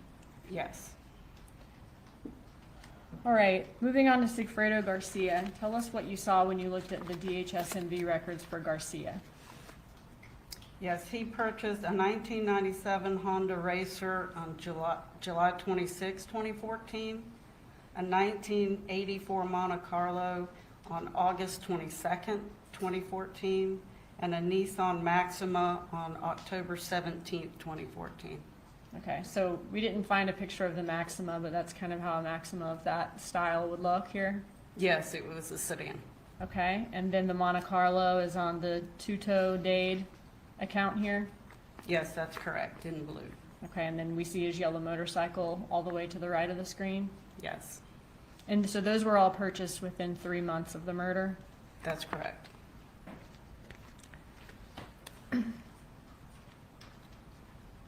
And can you tell us about Garcia's bank accounts? There was not a bank account located during the time or shortly after the murder. He did have one, let's see, from June 15th to July 16th. Okay, so from June of 2015 to July 2016, he established a bank account and maintained it. Yes, All right, and during that time, was he having paychecks being direct deposited into that account? yes. From what company? He was employed at Rapid Capital Funding at that time. Okay. But before of June 2015, there were no bank records that we could find to review for Garcia. There was no account located for him. All right. And did he work regularly in 2014, around the time of the murder?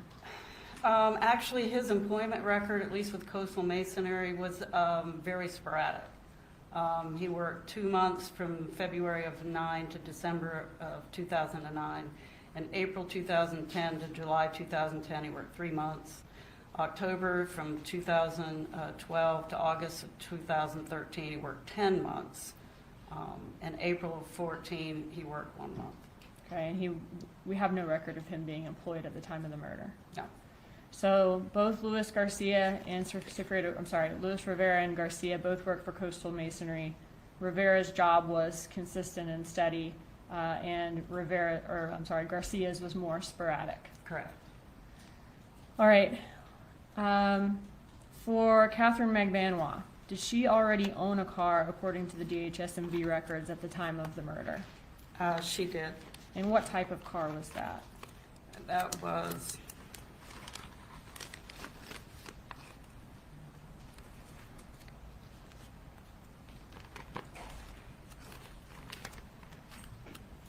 one second.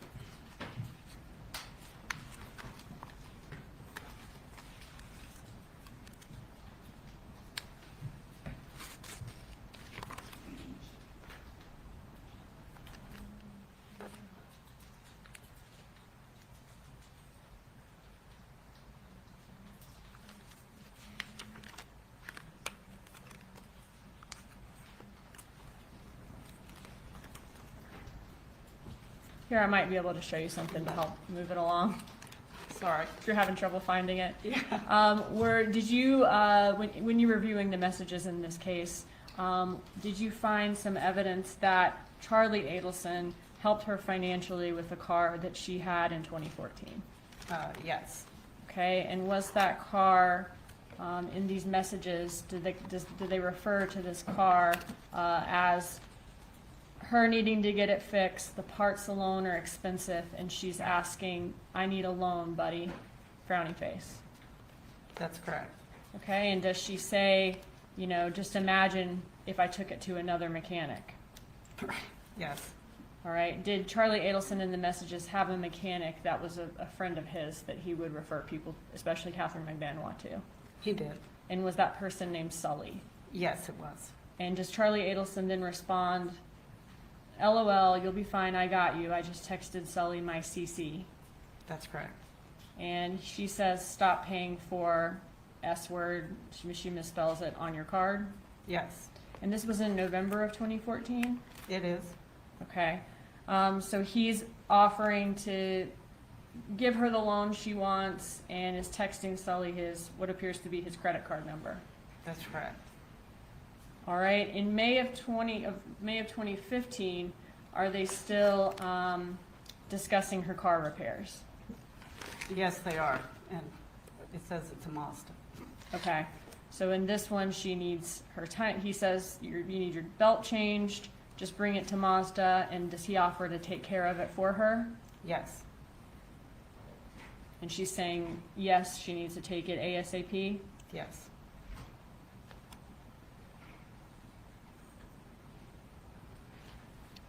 And what do we see here in November of 2015? This is a text message exchange about him paying for the repairs for that car. Okay, and in this exchange, Charlie Adelson is continuing to offer to put these repairs on his credit card, Yes, and this is Charlie Adelson words in blue and Catherine McBanois words in green. that's correct. And at the end of that conversation, does Catherine McBanois let Charlie Adelson know how much the repairs ended up being? Yes, And what was the amount? $1,650. Okay, I'm sorry, I'm on the next page. I think you are correct at the bottom of that. That's what he authorized to put on his card, but the actual payment was for $1,620.77. Okay, thank you. So looking at the bottom of this exchange, Catherine McBanois estimates, she says, just put $1,630, and Charlie Adelson offers, how about I put $1,650? Yes, So he offers, I'll even pay $30 more.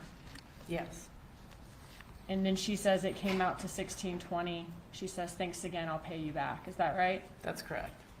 And then when you looked at Charlie Adelson's Amex, what did you find? I found the payment to Mazda for the $1,620.77. At the end of 2015, after all these repairs and Charlie Adelson offering to help her financially with these repairs, at the end of 2015, does it appear that Catherine McBanois got a different car? She did. And what's the first indication of that? There was the title, we looked up for the GHSMV records and saw where it was purchased. Okay. Were there also messages where they discuss basically her having the Lexus now, Charlie Adelson needs to cancel his insurance on the Lexus? Yes, that's correct. Okay, can you go through what we see here? This is where he's discussing on December 14, 2015, that he's canceling the Lexus insurance. And she said she would get to it. She has a kid, she would do it later. And then he says, I just paid for it. Okay. And in these messages, when he says he's going to cancel the Lexus insurance today, on December 14th of 2015, does he say, just spoke to my mom, she's paying the insurance now, just please go this Saturday, smiley face? Yes, And that's when she's saying, I'll do it, I've got my kids. mm-hmm. And Yes, then ma'am. does Charlie Adelson then say, just paid it, they'll prorate it back to us, just go Saturday, don't rush today? And she's saying, I'll take care of it, don't worry. Yes, Does he say, already paid it 5 minutes ago, just chill, you are still the best? that's correct.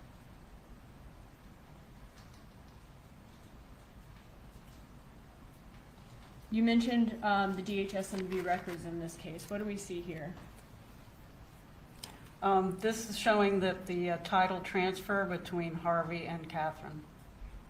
And what date did this take place? This says,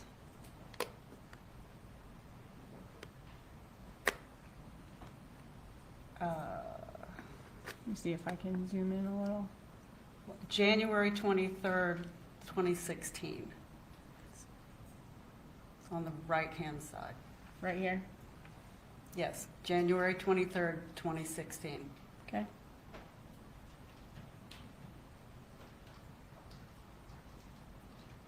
And what type of vehicle was that? That was a Lexus, 2001 Lexus? black four-door, that's correct. And the previous owner is listed as Harvey Jerome Adelson?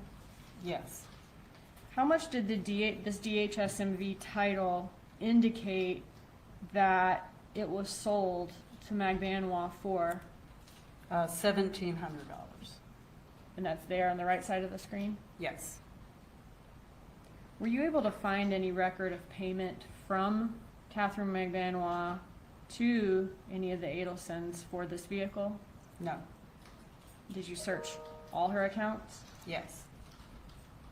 Was there any check, or maybe she just withdrew that amount of cash? Was there any cash withdrawal for that amount? Nothing that correlated. Were you able to find any deposit into, if she, let's say she already had that cash at home, any deposit into the Adelson's account for that amount? No, Was there, in a little while, we'll see that she was receiving money from Adelson Institute, correct? that's correct. Was there any drop in the money she was receiving from Adelson Institute in that time to account for maybe this was just taken out of her salary? No, Can you insure a vehicle without transferring title? no, Do you have to put a sales price or list it as a gift on the title transfer? that's correct. If you say it's a sale on the title transfer, are you taxed? Yes, Is there a financial benefit for listing a really low sales price on a title transfer for a vehicle? yes, it makes the registration fees less. And who decides what number goes on the title?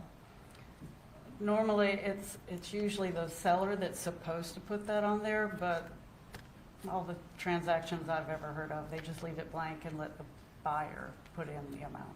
So just the person who's submitting it to the tax office so they can later get their car insured? That's correct. So if I sell a car to you for 3,000, but we agree to put 300 on the title transfer, we would pay less taxes on it. Yes. Looking at other written communications between Charlie Adelson and Catherine McBanois, did it appear that Charlie Adelson provided other financial assistance or gifts to Catherine McBanois? Yes. I was trying to go to the next slide, but I think I got to zoom out first.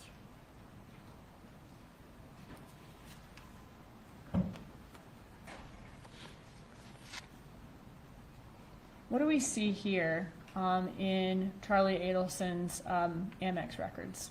So this is a purchase of airline tickets for Catherine McBanois on March 6, 2015 for a flight to Santo Domingo, and that was $970.74. And the passenger name is there at the bottom, Catherine McBanois. Yes.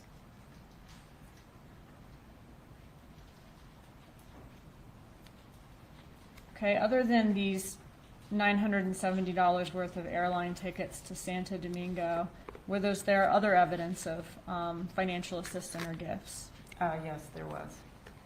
Looking here on October 19th of 2015,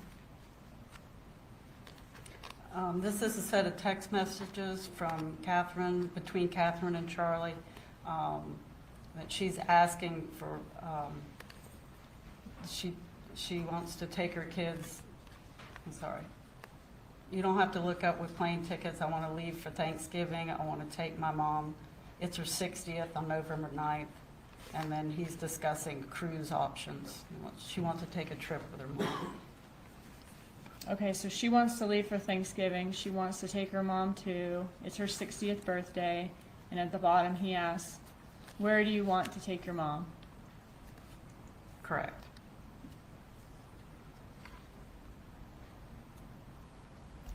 This is a continuation of the text messages where she says she wants to do something nice for her mom, and she may have days off on Thanksgiving.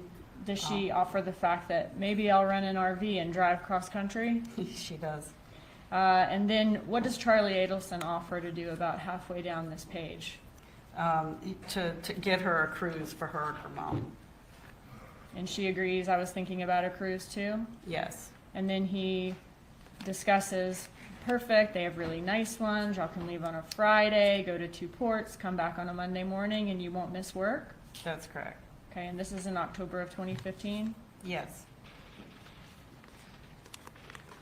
And then does he continue to offer in that text messages, I think it would be super cool for you to go with just you and your mom from Friday to Monday on a Norwegian cruise. It leaves Friday at 4, comes back Monday at 7. Does that work for you?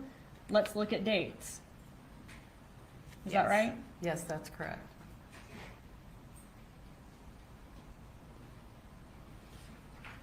So in that exchange, McBanois mentioned something she might want to do. Charlie Adelson is the one offering to do this. Yes.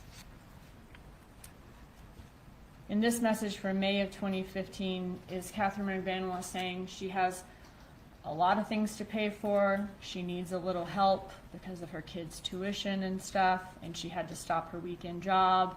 She says, I hate asking. That's right. And he says, I will lend you whatever you need. That's correct.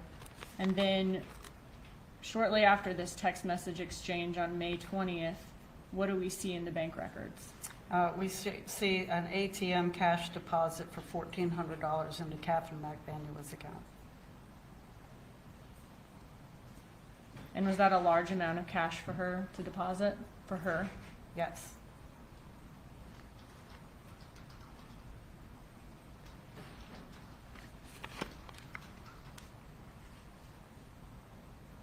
These are some of the bigger items, but was there also, he would give her teeth whitening, he would give her, pay for meal plans for her, offer her rides in fancy cars, or her ability to lend or borrow fancy cars from him throughout these years? Yes, he had a lot of supportive activity of her. Looking at these records from Dr. Rudner's office, Did Catherine McBanois have a breast augmentation surgery in October of 2014? She did. And looking at this record here, how much was that breast augmentation surgery?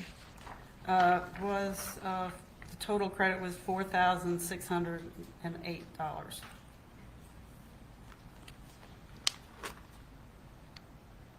Looking at the records, how was that paid? Oh, I'm sorry, let me go back. How was that paid? Was it paid by cash or credit card or both? 4,400 was in cash, and then the 195 was on her credit card or debit card.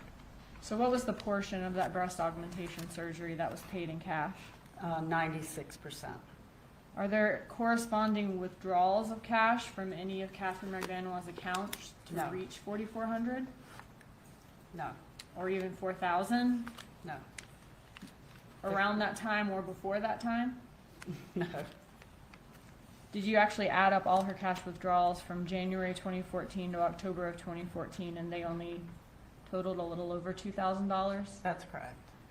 And what date was her surgery? Surgery was,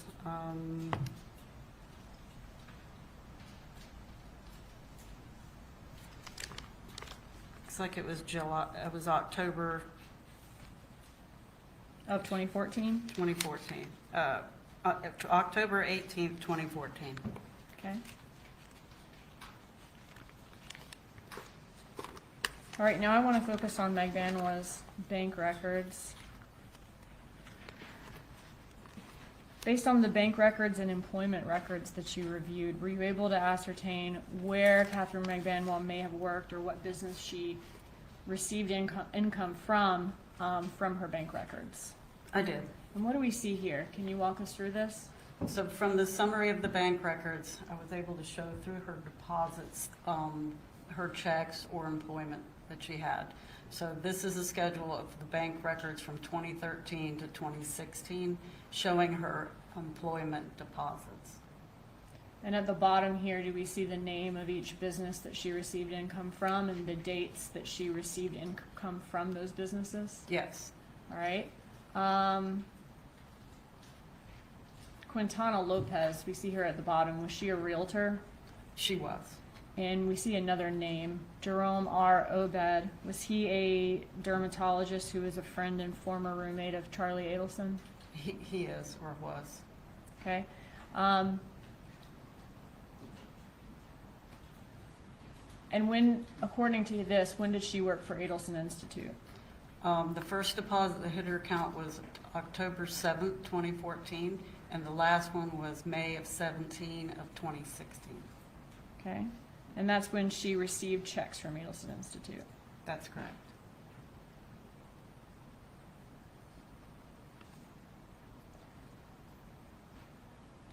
What do we have here? So this shows the horizontal bars show her employment time frame, and then the murder and the bumper also showed on as a time frame. When was her last check from Sophie Dental Care, the dental company she was working at before the murder? The first part of July 2014. Okay, and then she didn't have any more checks, or didn't receive any more checks from them after that point? That's correct.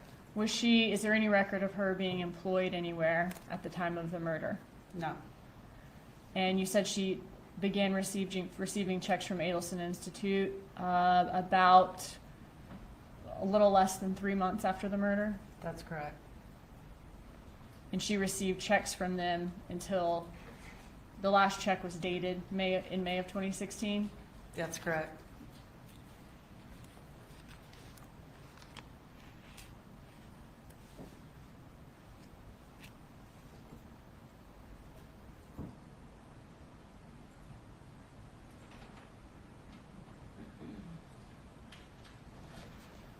Did she receive any checks from any other company anytime between the time of the murder and when she received checks from Adelson Institute?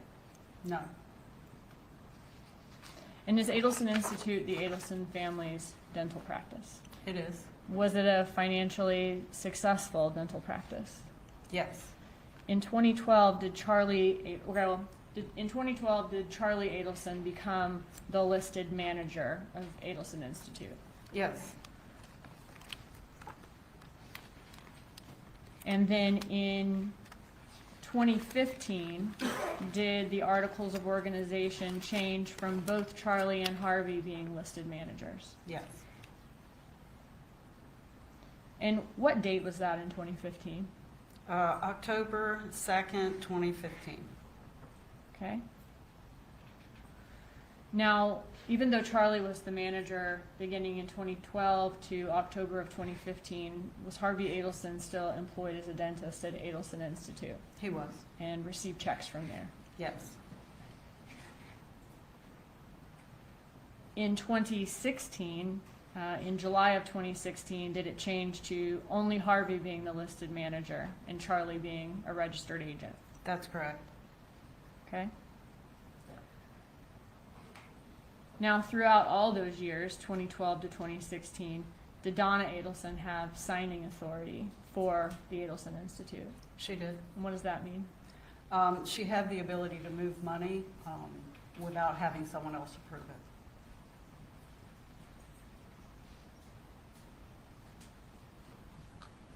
Was there evidence from Charlie Adelson's iCloud in reference to how or why Magbanua began receiving income from Adelson Institute? Yes, she was saying that she needed to show employment to get not only health insurance for her kid, but an apartment that she wanted to rent. Okay, so looking at this text, is this a text from June 24th of 2014? It is. So this is about maybe 3 to 4 weeks before the murder of Dan Markell? That's correct. And in this text, does she say, "Baby, I'm gonna need help on the employment info. I have to send to DCF for my kids' INS, INS." Could that be short for insurance? Insurance. Also, if I have to end up moving later on, I need to show I'm working for you, or else I won't be able to get an apartment. Does she say that at 12:33 p.m.? She did. And what does he say back at 12:36? No problem. No prob, short for no problem? prob. Okay. And is this a time when his mother is signing authority there? That's correct. And he's manager? Yes.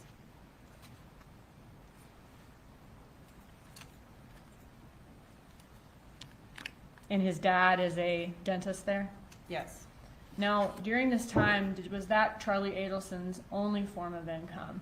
Did he also have income from his other work as a periodontist? Yes. Okay.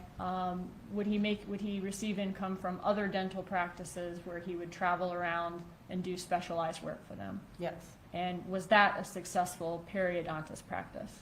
Very successful. I want to ask you about this text message. She says she needs employment to send to DCF for her kids' insurance, or if she moves later on. In order to rent an apartment, do people sometimes have to show proof of employment? Yes. In order to get public assistance, health insurance, do people need to show they're employed, but they don't make above a certain amount of money? That's correct. Did you review checks from Adelson Institute to Catherine Magbanua? I did. And in what accounts did you find those checks? They were deposited into Catherine Magbanua's, sometimes in her checking, but a couple of times they went into her savings. Okay, and they were coming out of Adelson Institute's business account with Regions? Yes. How many total checks were there from Adelson Institute to Catherine Magbanua? There was 44 checks.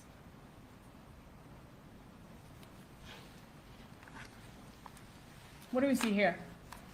This is a list of the checks that she received from the Adelson Institute.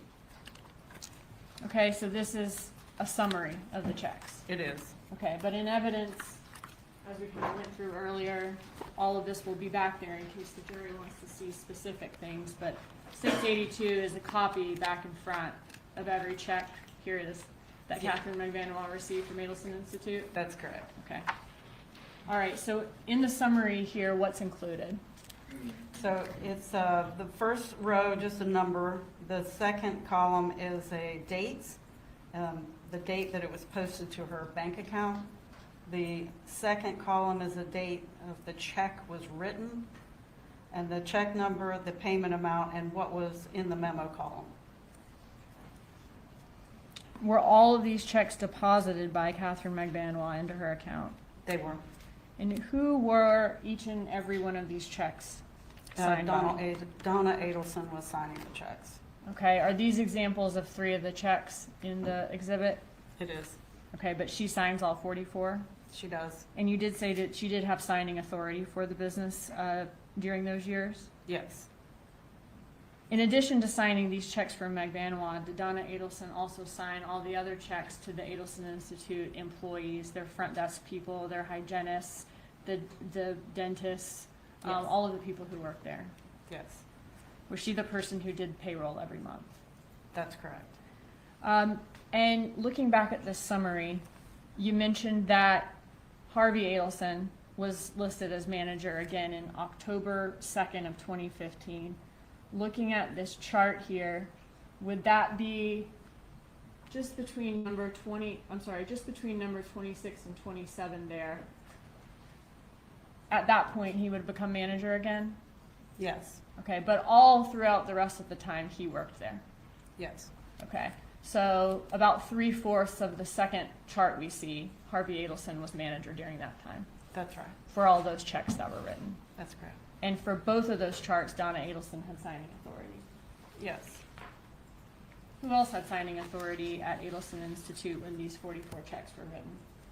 There would have been Charlie and Harvey and her.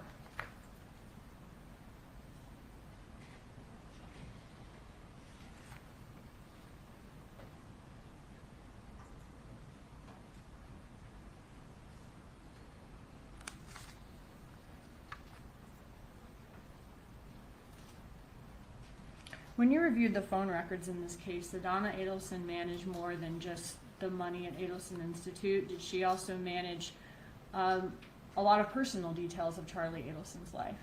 Yes, Would she often book his travel as far as his plane trips, his hotels, whenever he wanted to take a trip?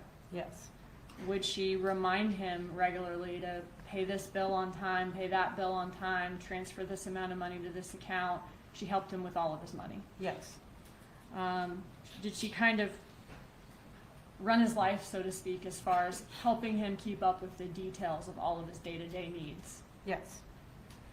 When was the first check issued to Catherine McBanois here, looking at the summary? The first check that shows up in her account is October 8th, 2014. Okay, and what was the date on the check? Meaning the date that, Would have you're been- assuming that that's the check, that's the date that it's written. Right, and so the date that was on the check was September 17th, 2014.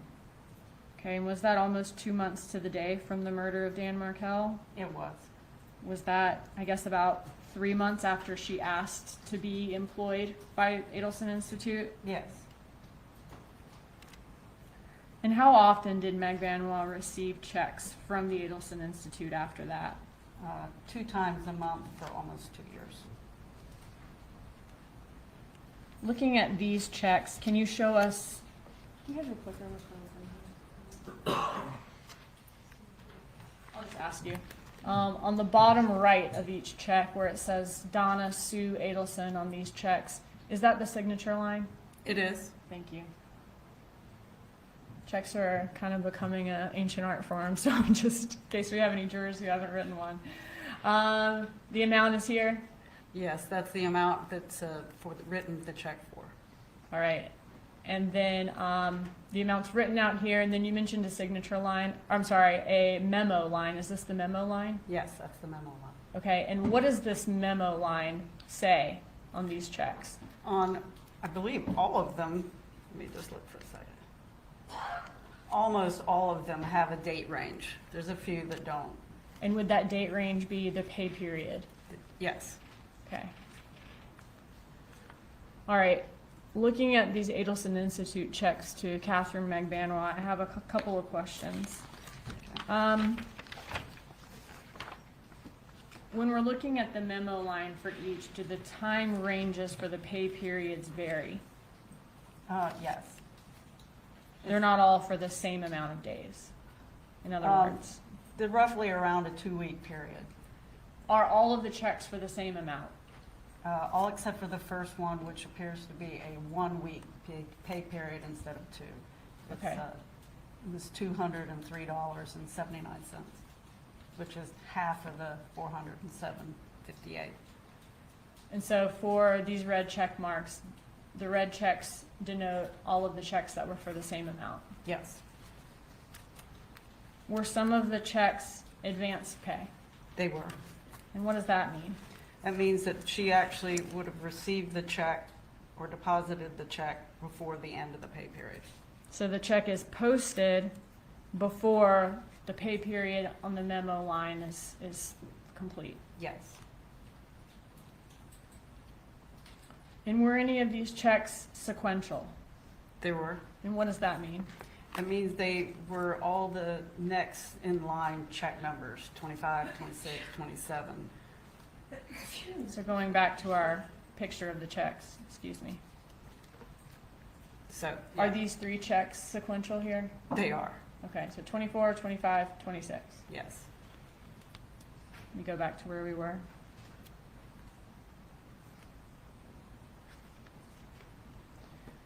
Since they were sequential, were they dated all at the same time, showing that they were written at all the same time? No, they just have the sequential check numbers. How many sequential checks did she receive in a row? There was a total of 18 sequential checks. There's one set of 3, another set of 6, and another long set there, 1, 2. Okay, so are these 3 checks 10. sequential here that I'm pointing to? Yes, Okay, and then are these 6 checks sequential? that's correct. And then these first 6 check marks, were these sequential? They were. And then the final 3 here, checks that she received, are they sequential? They are. So this isn't 9 sequential checks, it's a set of 6 sequential checks and then another set of 3 sequential, That's correct. okay?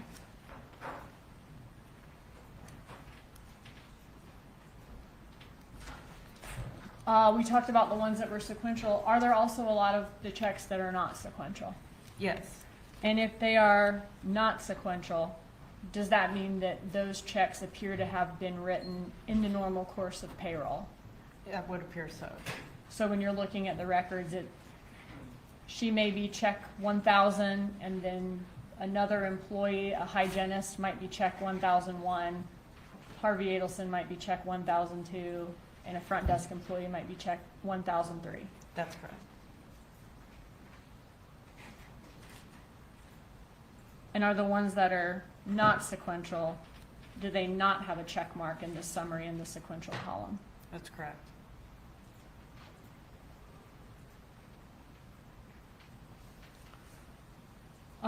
For this last column, Catherine McBanois, known schedule.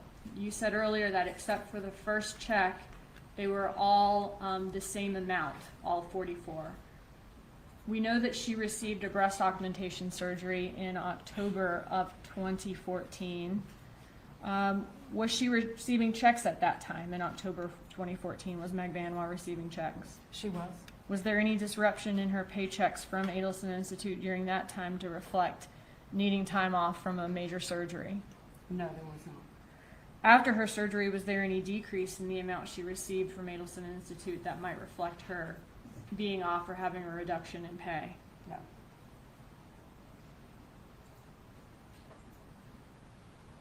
Does the the date range in the memo section appear to be every 8 to 10 days, kind of like the other ones do Yes. during that time? Now, what about the time of her trip? We saw she went to Santo Domingo on March 22nd of 2015. There's no reduction in her pay. So nothing to reflect time off for going to another country during that time? No.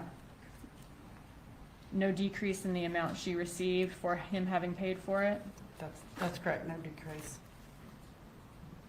What other records did you receive with respect to Catherine McVanois' employment at Adelson Institute?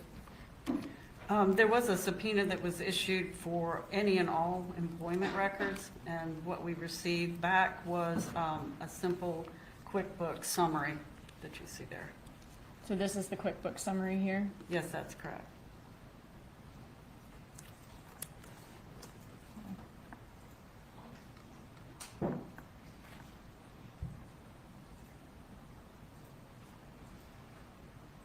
Did the subpoena ask for any and all records of her employment from Adelson Institute?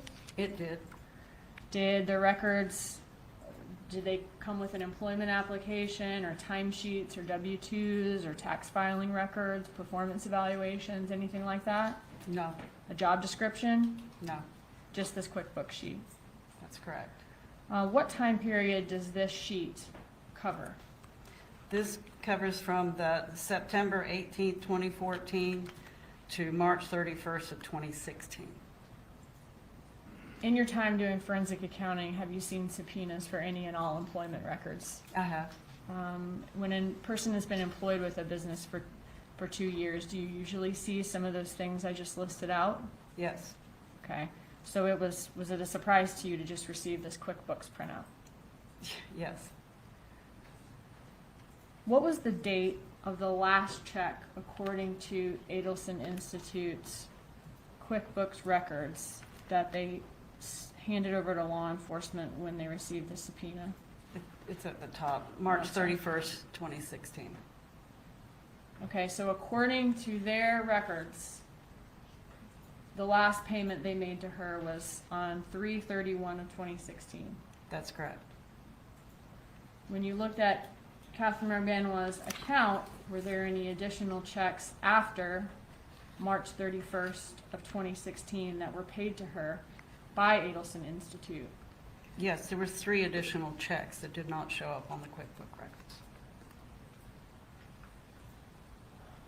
Looking at this graph, is this the 3/31/16 check that was dated and posted the same day? Yes, And so these would be the 3 checks that were deposited after March 31st? yes, Does do these 3 dates reflect the dates on those checks? Written? The dates Yes. written? And these would be the dates that McVanois posted them to her account? that's correct. And the date range appears that her working period there were these 3 lines. That's right.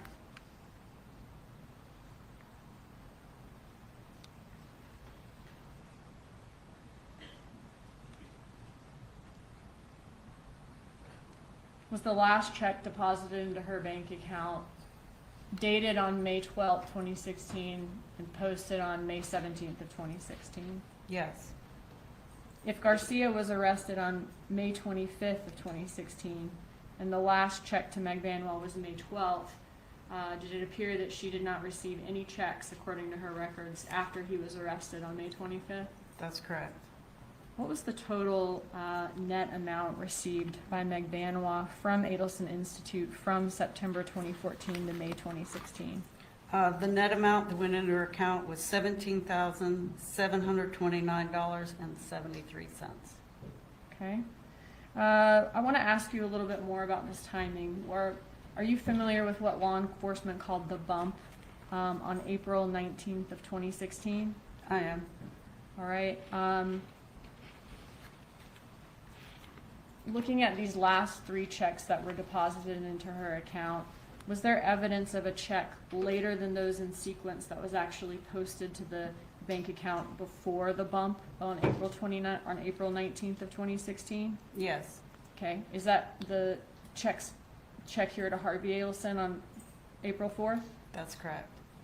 And that would have been before the bump, It would.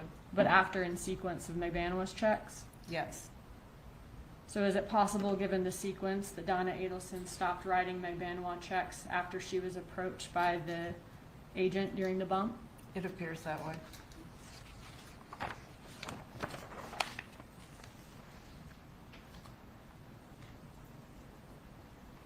Looking at Magbanwa's income from 2013, how much cash did she deposit into her bank account for that year, the year before the murder of Dan Markell? $13,035.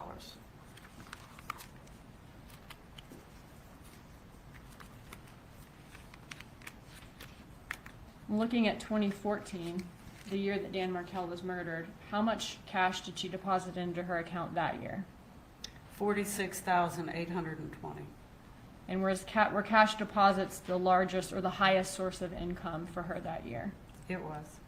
And is that depicted here by the red part of the pie graph? It is. How much income, or how much percentage of her income did she receive from Adelson Institute that year? 4%. Okay, and that's depicted by the yellow portion of the pie chart? It is. And that was the year that she started receiving paychecks. The first one posted to her account was in the beginning of October. Correct. Okay. And then she received them every 2 weeks after that for the rest of the year. Is that right? That's right. Combined with Adelson Institute was 68% of her income from either Adelson Institute or cash deposits that year? Yes. Moving on to 2015, the year after Dan Markell's murder, what was the total amount of cash deposits for that year? $26,523.77. Was that about 51% of her income? It is. Was about 20% of her total income from Adelson Institute that year at a little over 10,000, Yes. and a little over 5,000 at 10% of her income was her income from Dr. Obed's dermatology practice. It was. Okay, and he was Charlie Adelson's roommate. That's right. They were good friends.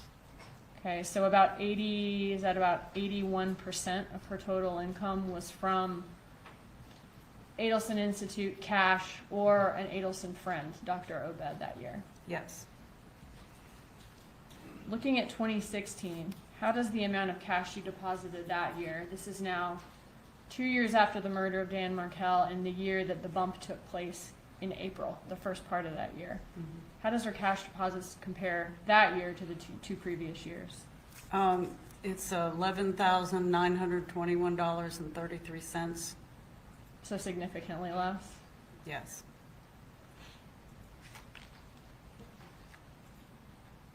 And same for Adelson Institute. She stopped receiving checks in April or May of that year, according to her bank account. That's right. What do we see here? So this is a visual depiction of the cash that went into her accounts by year. And did you track every single one of her cash deposits from 2013 to 2016? I did. Which year, looking at 2013 to 2016, had the most cash deposits? The year of the murder, 2014. Was 2014 about 3 times as much as the prior year? Yes. And about twice as much as the next year? Yes. What do the graphs at the bottom represent? It's just another visual depiction, a circular graph of the cash. How much the cash was a percentage of her total income? Yes. How much of a percentage of her total income the Yes. cash was? Thank you. And it was the highest source of her income in 2014 and 2015? Yes. What do we see here? This is adding on the other, the Adelson Institute checks that are in the yellow highlights, and then Dr. Obed, his roommate, was in the purple. Showing the total amounts from all those sources, and then the percentage of her income all of those sources were. Yes.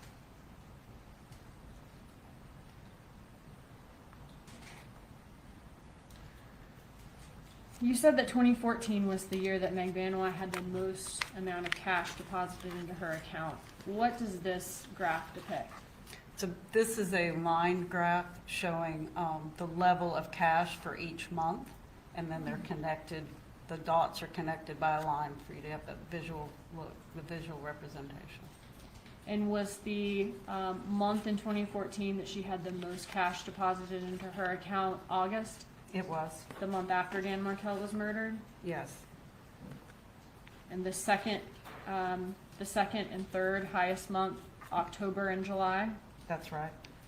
That would be the same month that she started receiving income from Adelson Institute, and the same month as her breast augmentation in October for number 2. Yes, And number 3 being the month of the murder of Dan Markell. yes. When you compared 2014 to the amount of cash she received in all 3 years, were those 3 months still the highest amounts of cash she received in all 3 years? Yes, August, October, and July of 2014? that's correct. Okay, so this is all of the cash she received depicted by the bar graph for all 3 years? It is.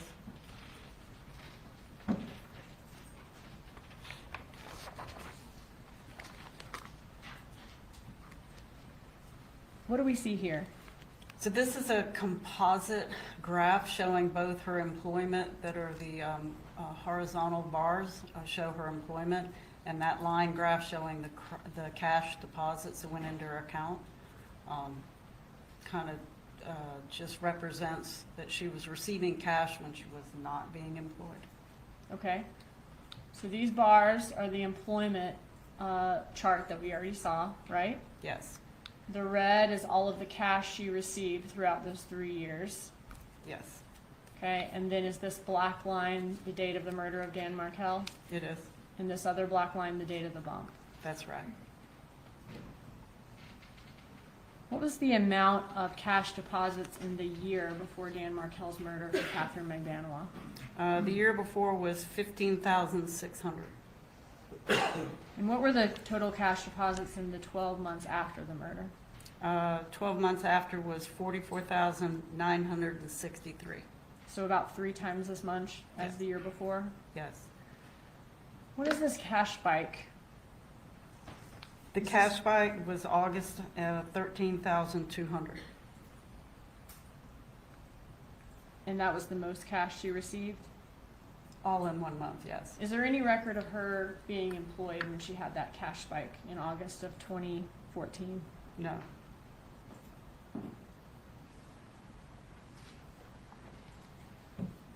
And how much did she deposit in the 6 weeks after Markell's murder?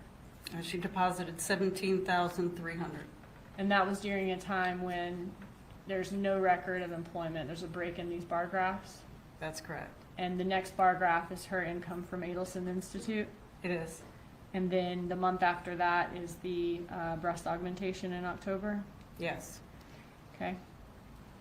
You told us earlier that you analyzed Adelson Institute along with the bank account records of Donna, Harvey, Charlie, and Wendy Adelson.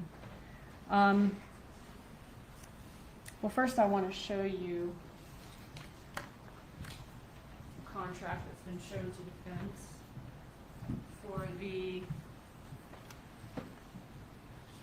purchase by Wendy Adelson of a home, I won't say the whole address, but on Whittendale Drive in Tallahassee, Mm-hmm. okay? And what date did she sign this to purchase this home? October 24th, 2013. Okay, so she signed the contract about a week before Halloween of 2013. Yes. Okay, and how much was the purchase price of this home? It's listed as 371,000. Did Wendy Adelson have the means in her account to pay for a down payment for this home on Whittendale? Yes.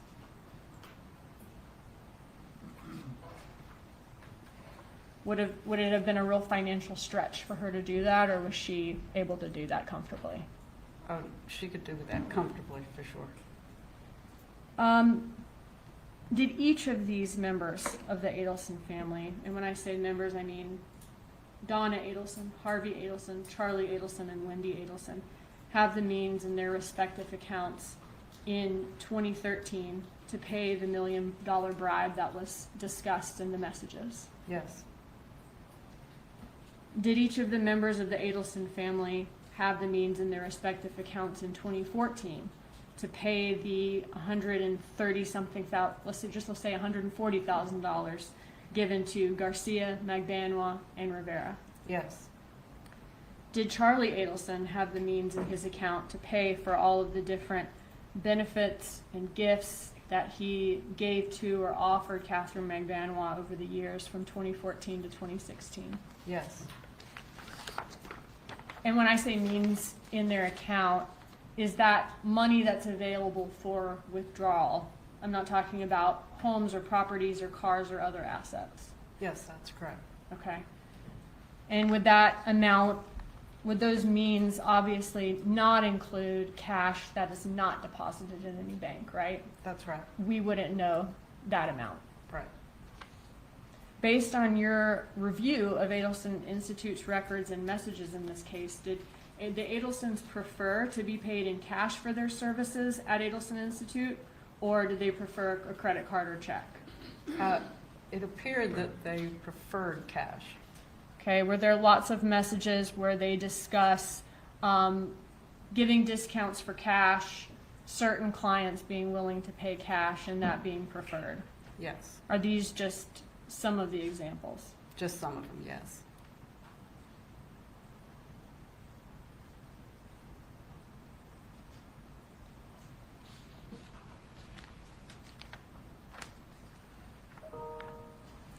Were there messages in the Adelson family's records where they discuss having cash and how they store their cash? Yes.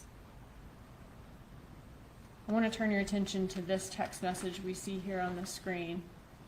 Can you read these messages to us? And these are from 2011, but what I'm looking for here is dimensions of cash and how the cash is kept, if you could read those for us. Okay, so the first block is from Donna. It says, "Good morning, Charlie.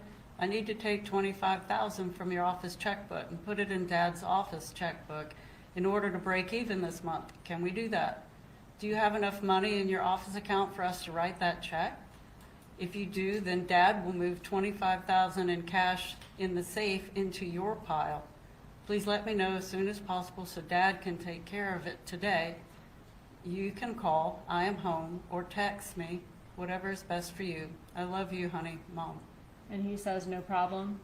He says, "No problem." Okay, so here do they discuss having large amounts of cash and keeping it in piles in a safe? Yes. Were there other messages besides this one in the records where they discuss things, cash being in the safe or piles in the safe? Yes. Is this just one example? Yes. And as we talked about earlier, is it common for Donna Adelson to move money around between the Adelson family accounts? Yes. And does this safe appear to be at a place where Donna Adelson would have access to it or control of it? On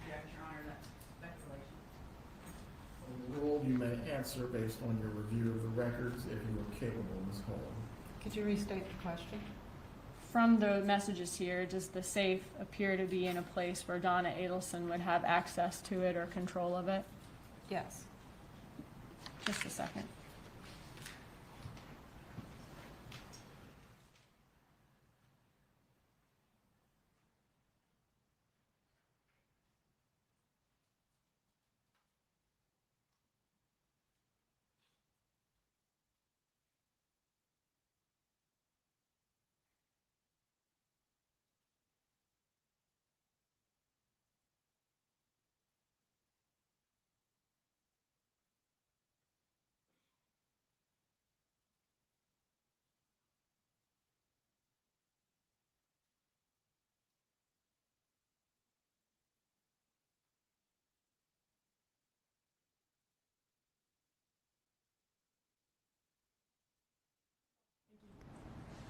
Cross-examination.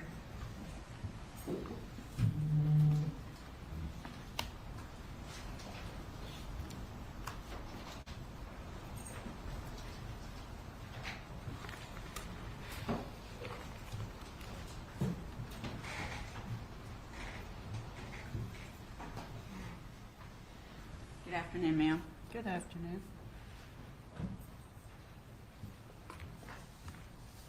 Quite a bit of testimony. I only have a few questions, okay? Okay. What credit card account statements did you review in your analysis for Donna and/or Harvey Adelson? I believe there was only two, an American Express and a Capital One, two different credit cards. An Amex and Capital One? Yes, ma'am. The car that you were referring to that had previously been in Harvey Adelson's name, that shows that Catherine McBanois paid $1,700 for, you didn't find bank account transactions for that, but that could have been a cash transaction, correct? That's correct. And it was a 15-year-old car, right? Yes. And it had over 150,000 miles on it, right? I'd have to look, but I think you're right. Would you like to look? If you want me to be exact. Just want to make sure I can't testify, so I need to make sure that you do. Sure, hold on a second.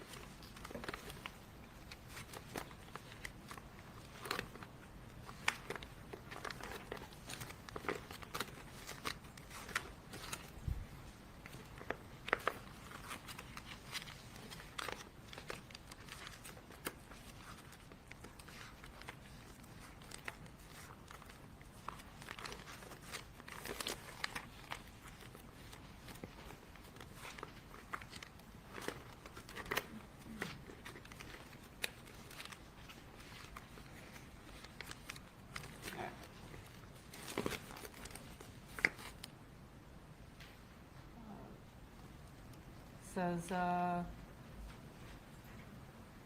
odometer was 17,058 miles. Ma'am, I think that's the original, last time it had been checked. The mileage at the time of the transfer would be down lower on the bottom. Oh my, I can't hardly see it from this one. Either 140,000 or 160,000. Okay, thank you.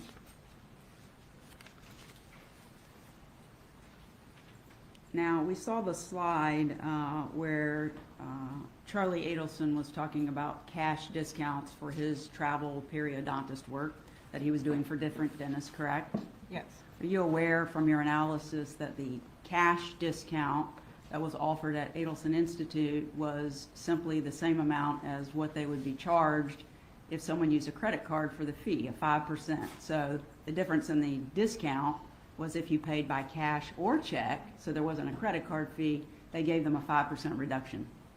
There was no explanation in the text messages to say why there was a discount for cash. Okay. And you can't say what their deposits were in cash at Adelson Institute, correct? I don't recall. Okay. And you mentioned that sometime in 2016, Harvey for Adelson Institute, the business that we're discussing, became a manager in 2016, correct? I believe you are correct, but I'll look at the date.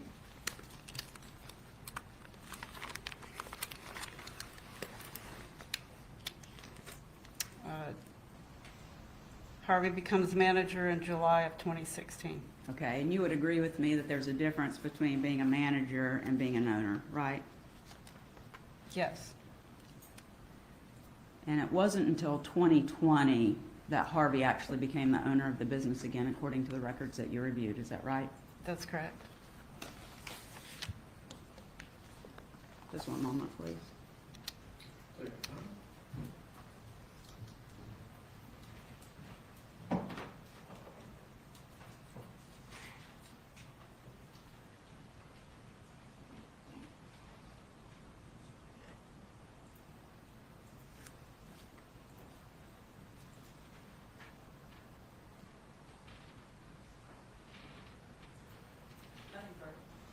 Any redirect examination?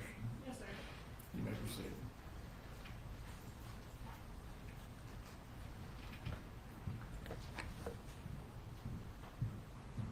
Defense counsel asked if the cash discounts mentioned in the text messages were from Charlie's traveling periodontist work, or did the cash discounts, are those messages also sent from Adelson Institute employees here that you saw listed in Adelson Institute payroll?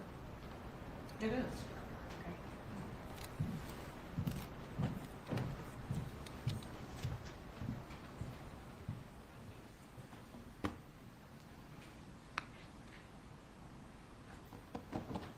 The only other thing I had was on direct, you mentioned that Harvey Adelson was taken off as manager in 2012. He continued working there as a dentist.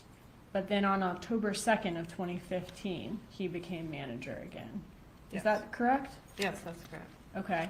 And then in 2015, were Harvey and Charlie both managers? That's correct. Okay. In October of 2015. Yes. But then in 2016, July of 2016, only Harvey's a manager then at that point. Charlie has now dropped off to a registered agent. That's right. And these are on their articles of incorporation. Yes. Okay. They could still be both working there as dentists and have their own understanding of their role in the practice, but we're talking about what's listed on the articles of incorporation. Right. Okay. So it went from Harvey and Charlie both being managers in October of 2015. Magbanoa still getting checks through the spring of 2016. That's right. And then after the arrest in 2016, Harvey Adelson becomes manager in July. Charlie is now a registered agent. That's right. Okay, thank you. You may step down. Will this witness be recalled? I don't plan to, Judge, but if you could just remain under the rule just in case, you can go about her business then. Very well. Please do not discuss with anyone else the substance of your testimony. You may step down. Thank you. Do any of the jurors need to take a restroom break? The bailiff will take you to the jury room.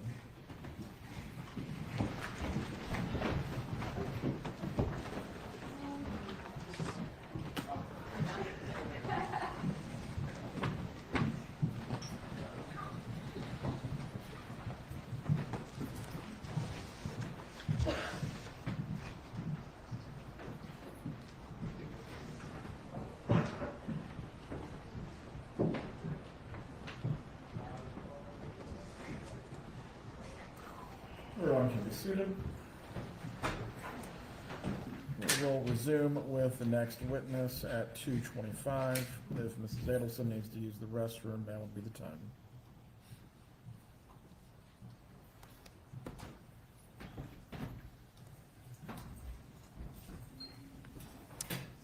All right, 2:25, in about 10 more minutes. They sure take an awful lot of breaks, man.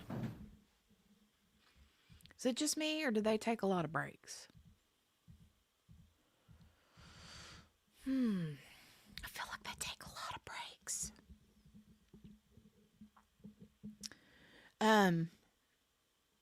I typed in the chat a while ago something about she's sitting pretty. That McBanawa chick, she just tried to bleed them dry, didn't she?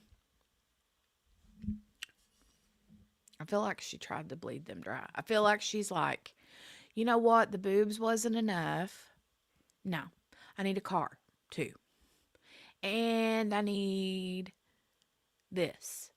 And I need that. And oh, I also want you to cut me a check every week for the next 44 weeks.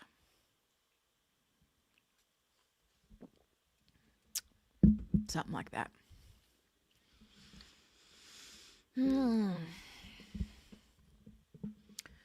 Eh well. Eh well. Seems like it, right, Gail? I think so too. I think so.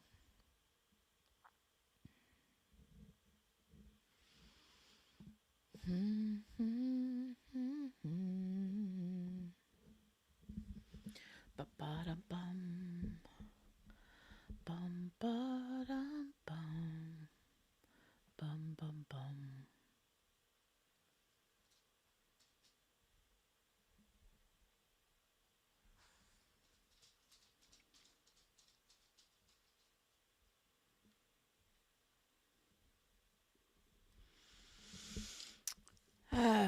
So, here, we'll go back over here, watch some more of this, and then we'll come back over here when 10 minutes has passed. How about that? How about that? Here we go. That weekend together.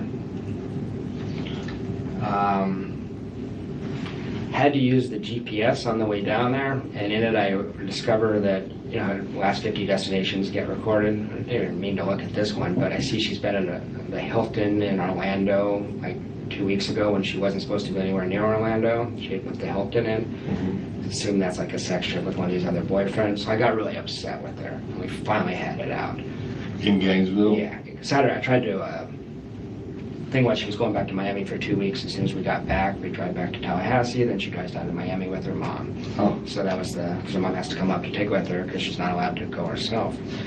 I knew it was the worst time in the world to have a fight. I just finally lost my mind on her. The only reason this is relevant to the investigation is it precedes this crime by a couple weeks.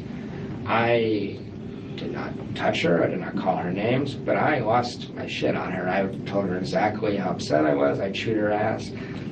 She decompensated in a way that I've never seen an adult do before. She ended up in the fetal position, sobbing like a 3-year-old, and completely fell apart when I said, you know, I looked at you, left your pointer out on the table, and I looked at it, and they know Zach's names all through it, so can we cut the bullshit and just have an honest conversation, you know? As in, she was still seeing Zach recently? Yeah, she saw Zach September to May. Okay. And she insisted that they had broken up in the fall, and that his name's not very clever. I mean, just the thing she's leaving out on the table.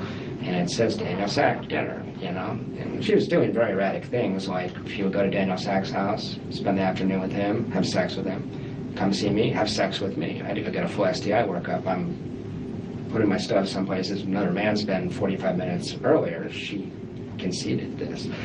So I was really upset, as you can imagine. I mean, and put me with the kids on Mother's Day and the next day, I was really upset. So anyway, I was pretty angry with her, and you may have seen the email. She actually was manipulative enough. They ended up apologizing for that. Because, Was this on her Gmail account? Yes.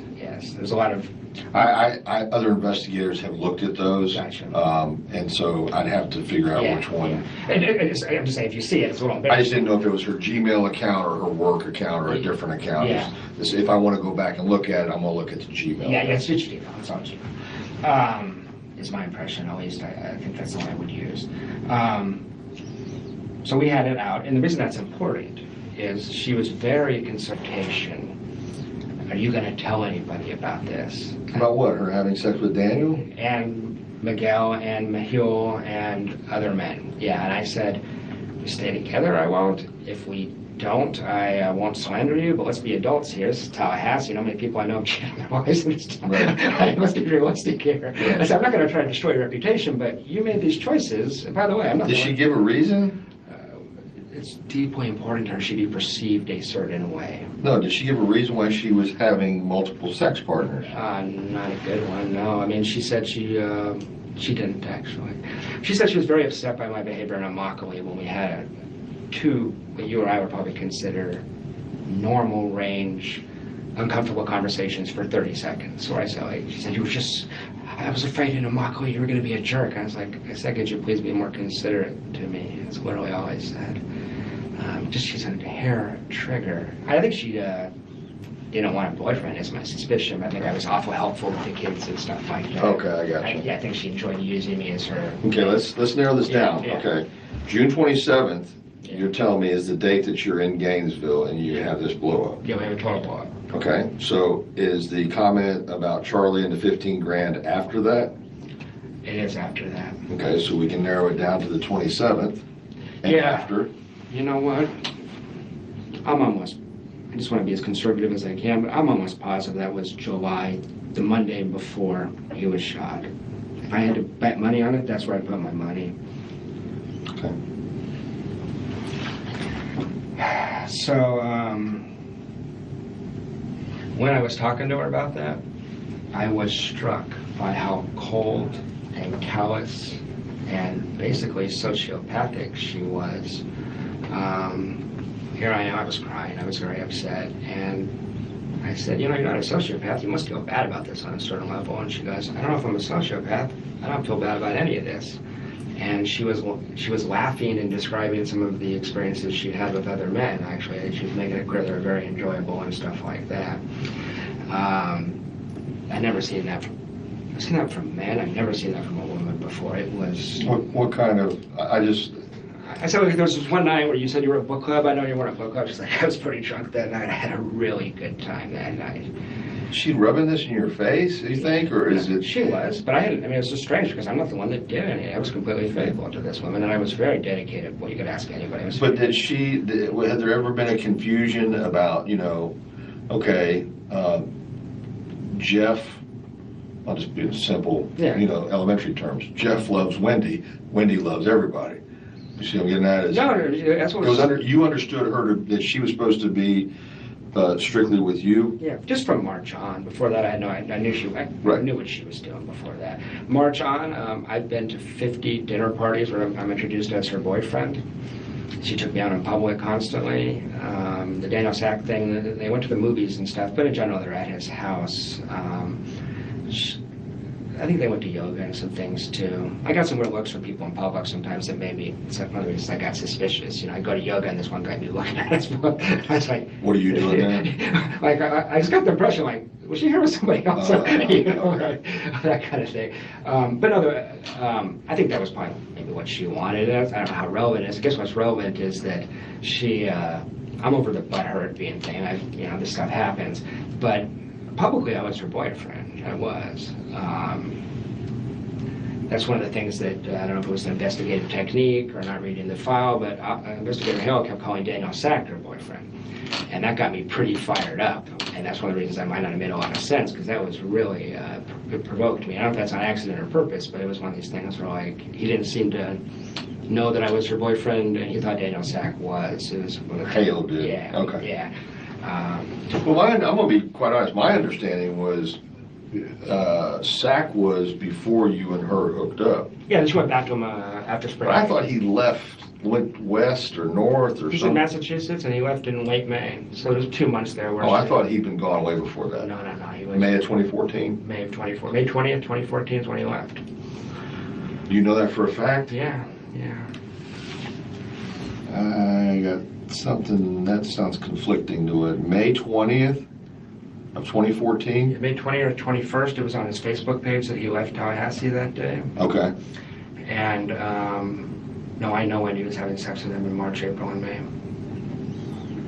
Sack went to Massachusetts? Amherst, University of Amherst in Massachusetts. And the coffee shop thing was May around that same time. I'd have to look up the exact date, but it was that same Just way. prior to? Well, I walked in on him having a goodbye coffee together. Oh, goodbye coffee. He was leaving town the next day. And that's one of the things I was saying when I was talking to Investigator Hale is if men obsessed with Wendy are suspects, you can't trust her to tell you the truth about that. I mean, this is a woman who was separated from Danny, had that boyfriend Miguel, and in a deposition lied and said, I'm not seeing anybody. I mean, it's a licensed lawyer who will lie to the court. So that's her narrative to the public, by the way, is that Daniel and I saw each other in the fall, and then that was it. Say again, please. That Daniel and I dated in the fall, and then in the spring, her and I had a conversation January 10th, and she told me, like, let's see more of each other, and then as of March 1st, I'm her boyfriend.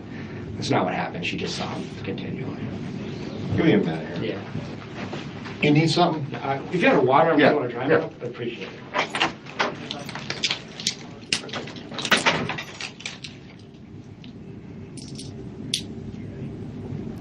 Well, no wonder you have a dry mouth, dude. You ain't shut up since you sat down. God. I mean,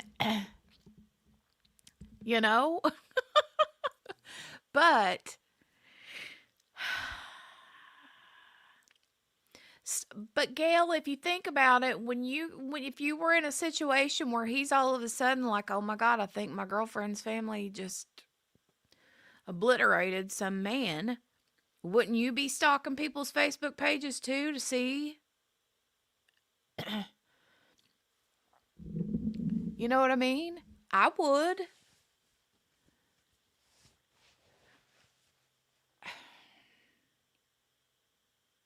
I'd be looking at all their photos and dates of when things were posted and all kinds of stuff. But also, I mean, if he's like a social worker or whatever, his brain works that way too, you know? So I don't know. I feel bad for the dude. Let me go see if they're back yet. Okay, they are back. They are back.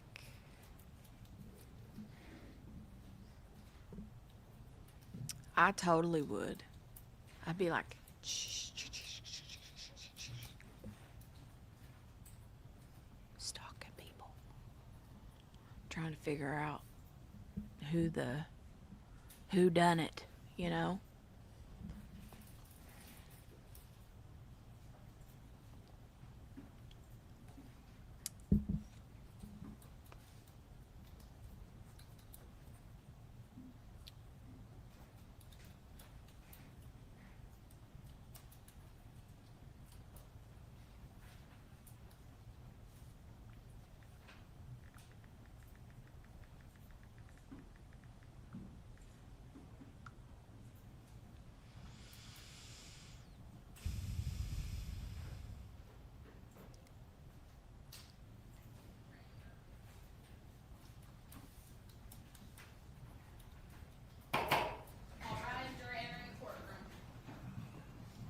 All rise.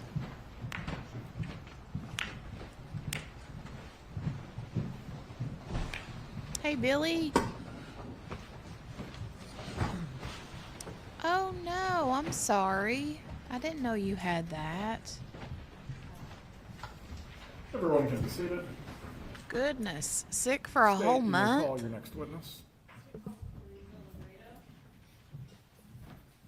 That's awful. I hope you feel a lot better.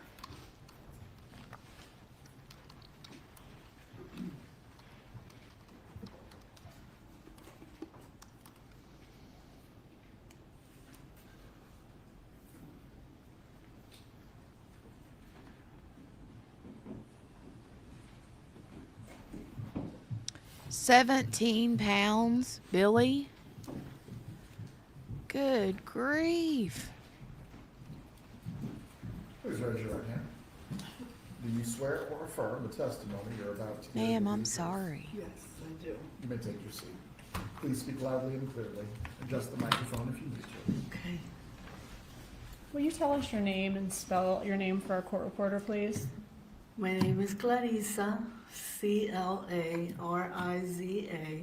Spoltor, Spoltore. Thank you.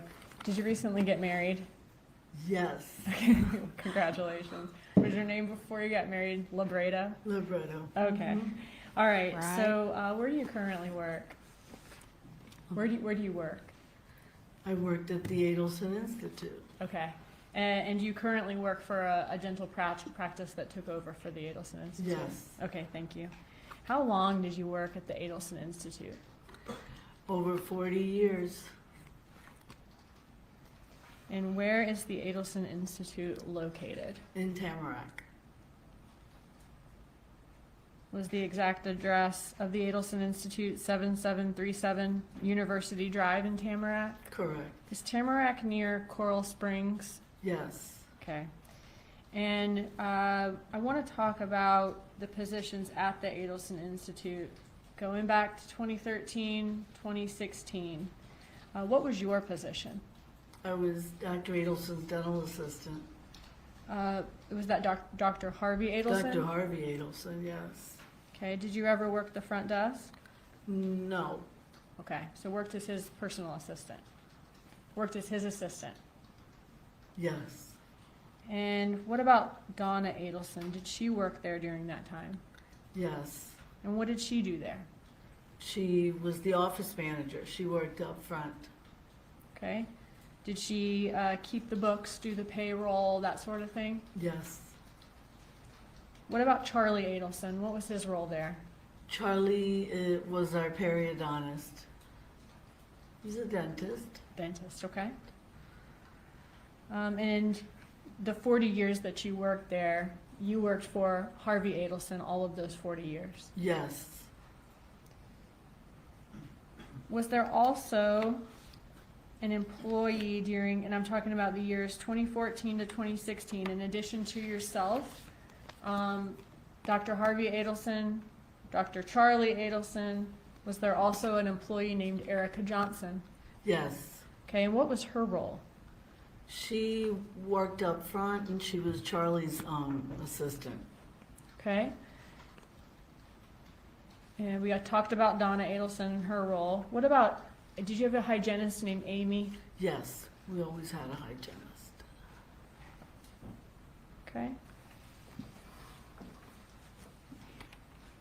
Were there any other employees that you can think of during that time at the Adelson Institute other than the ones I just named? No. Any other dentists besides Harvey and Charlie? No. You mentioned that Charlie is a periodontist.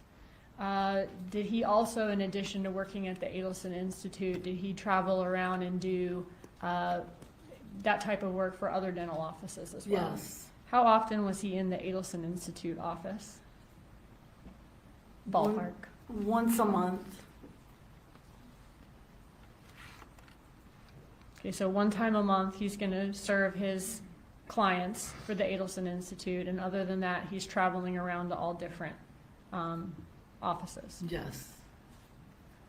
Who was the boss at the Adelson Institute in your understanding? Who did you think was the boss? Dr. Harvey Adelson. What were the Adelson Institute's business hours back in 2014, 2016? Did y'all have Monday, Tuesday, and Thursday, 8 to 5? Monday, yes, and we had one late night. Was it was 11 to 7. Okay. Was that Wednesday? It was Wednesday. And then off on Fridays?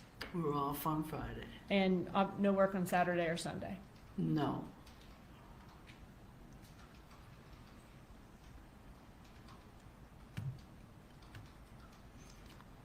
Who had access to the employee records at Adelson Institute? Dr. Adelson and Donna.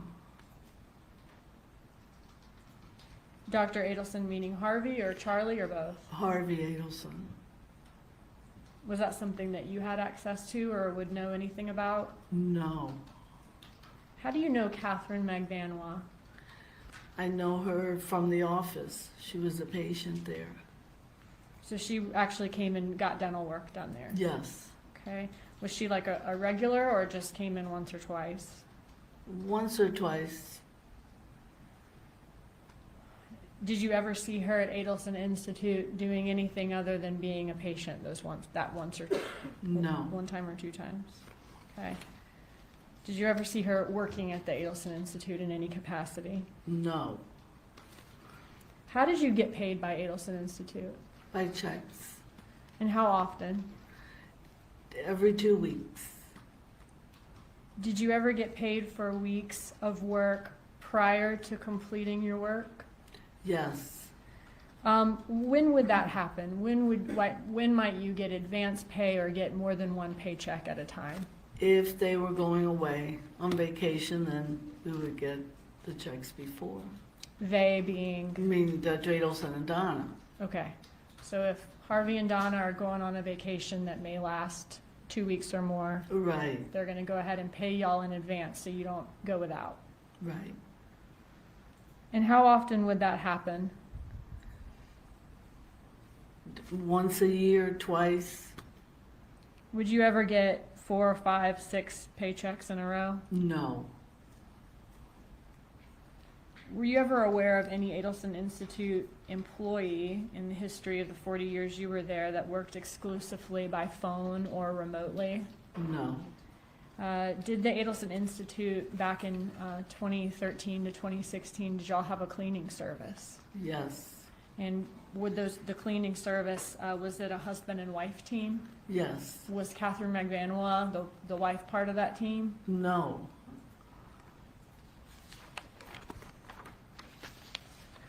Do you remember back in 2016, okay, when 2 law enforcement officers came to Adelson Institute and were asking some questions? Yes. Okay, and were they asking questions about Catherine Magbanwa? Yes. Did you, since you didn't know anything, did you refer them to Erica Johnson, another employee? Yes. Okay. And did Erica Johnson speak with them? Yes. Prior to court today, did you have an opportunity to listen to States 100, which is the recorded call that you were played, which was a conversation between a man and a woman? Is that a yes? Yes. Okay, thank you. I saw you nodding. I've got to ask you. When you listened to that conversation, did you recognize the voices in States 100? Yes. Who was the woman in the call? Erica Johnson. Okay. And you said she was an employee at Adelson Institute? Yes. And one of her roles was being Charlie's assistant? Yes. And did you say she also kind of works in the front office? Yes, she did. Right. Who was the male voice on States 100? Charlie. Charlie Adelson? Charlie Adelson. And did you work with both of them for many years? Yes. At this time, Judge, I'm not going to admit States 100. I just wanted to lay that foundation, and we will seek to admit it through another witness later in the trial. That's all the questions I have. Thank you. Cross-examination.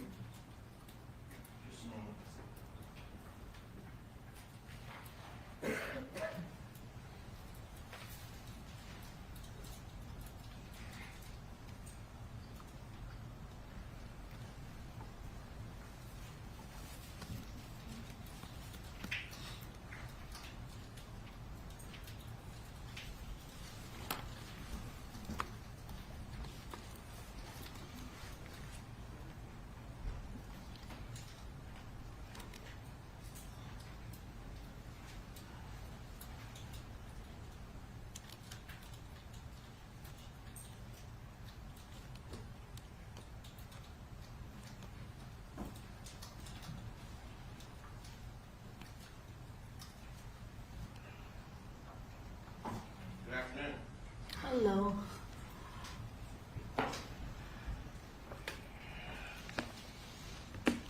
I want to direct your attention back to time frame of 2013, 2014.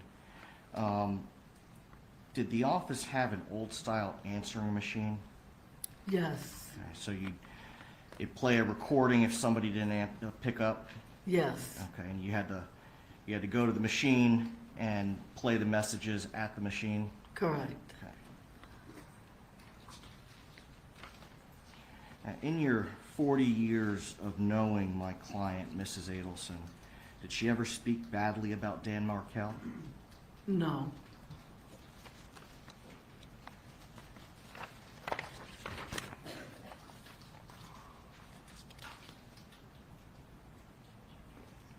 Isn't it true that you would call the Adelson family, Donna and Harvey, a hardworking family? Yes.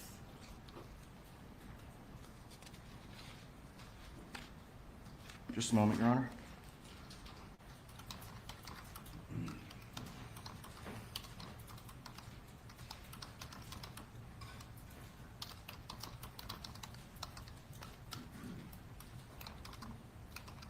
Nothing further, Your Honor?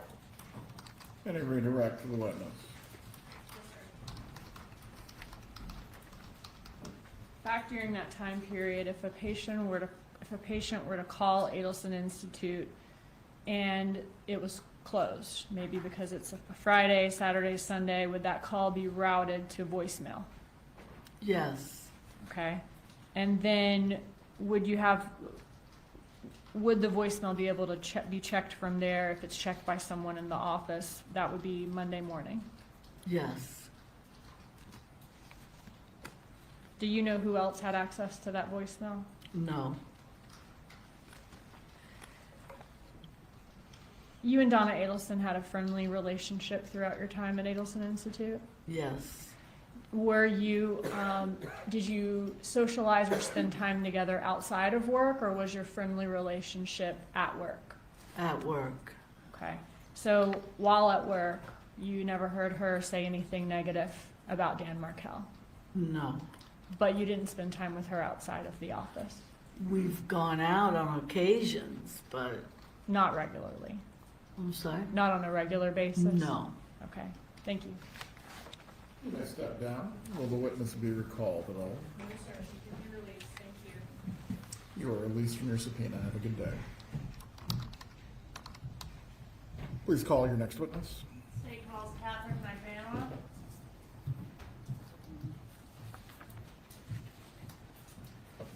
The Ooh, jury will Catherine take a brief break. McManus The coming bailiff will take you to in. the jury room. So they're gonna send them to the jury room, probably because they don't want them to see her like walking in her garb. I don't know.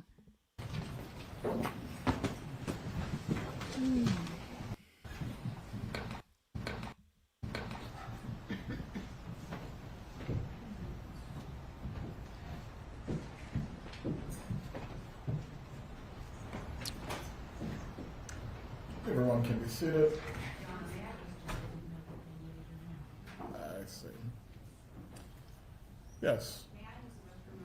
Go ahead. May I use the restroom real quick? Preemptively, before this comes use up the during the bathroom? testimony, Mrs. Adelson, I'm going to remind you again not to have any emotional reactions while the testimony is going on. No head shaking, no nodding, nothing to indicate that you either disagree or agree with what's happening. Do you understand?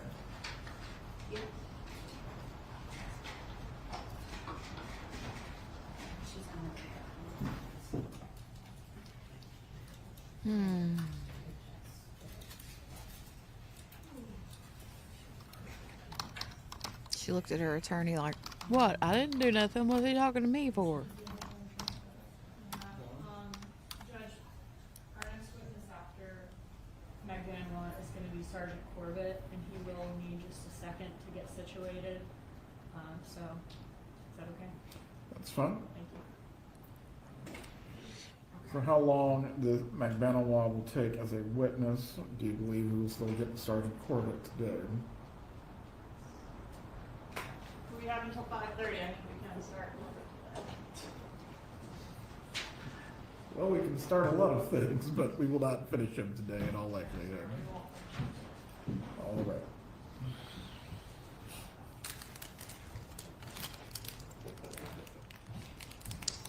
She was just kind of a matter of fact there, wasn't she? She's like, "Well, I mean, we have until 5:30, so."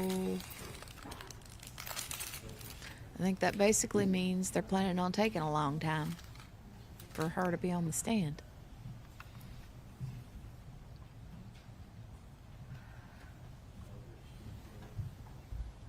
She's like,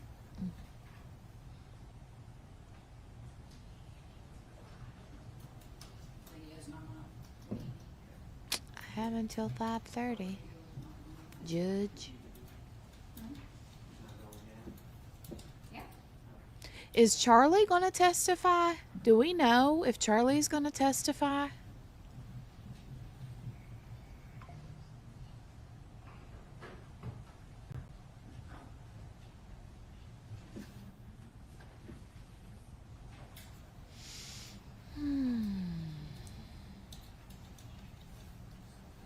Hey, Patricia. She says he's supposed to, I think. That'll be interesting. Interesting.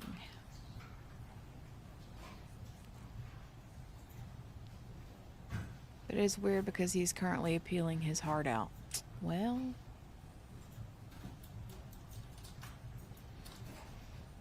good luck with that.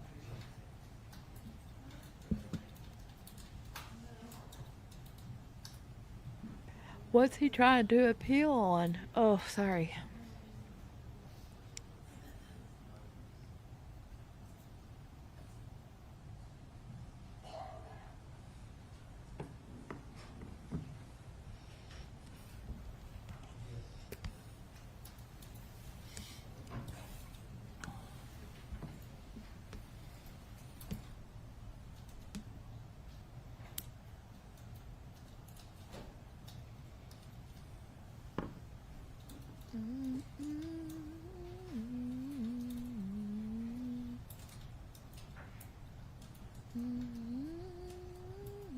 Yeah, but I mean, like, his reason? Like, ineffective counsel, or, you know.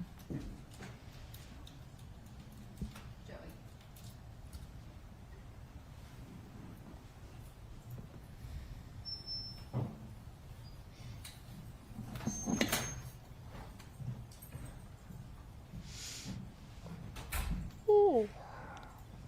I have my iPad over there and my phone down here, and so I keep getting like double notifications.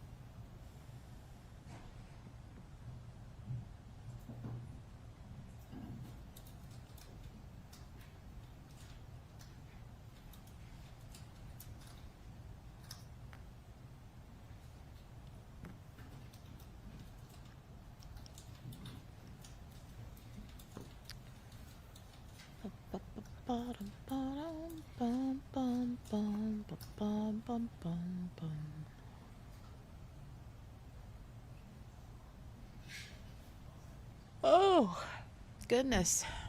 Sorry, guys.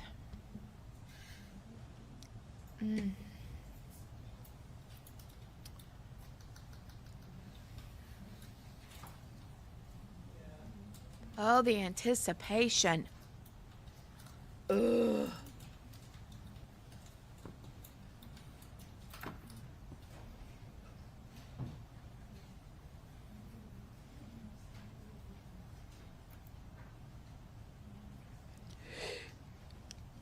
Oh. Mm.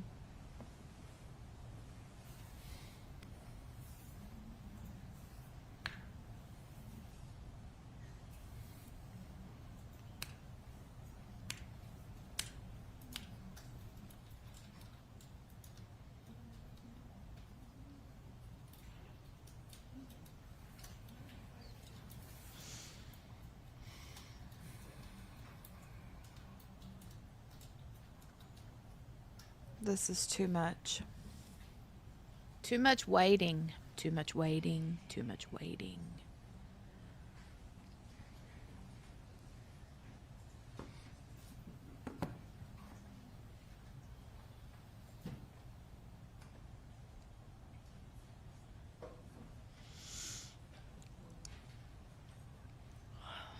Gosh. He's claiming errors during the trial regarding jury selection and improper rulings on evidence. Okay.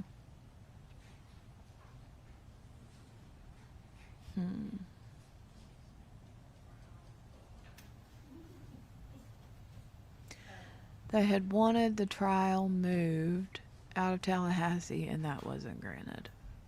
Oh, okay. The booby girl. Brenda. He said the boogie girl. I was like, who's the boogie girl?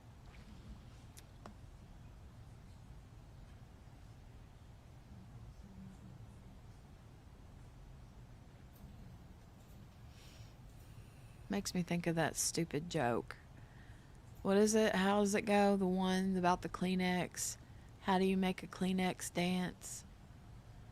Put a little boogie in it.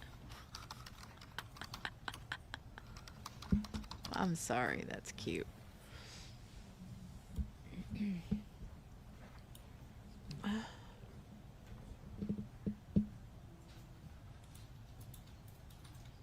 Oh, the anticipation, the whole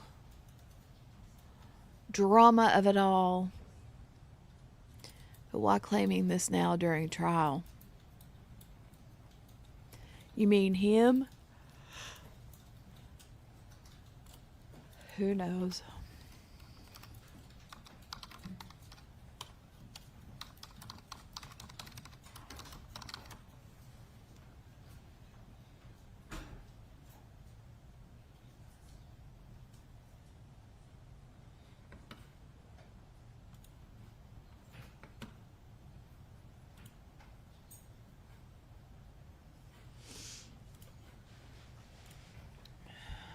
I'm getting the afternoon eye droop.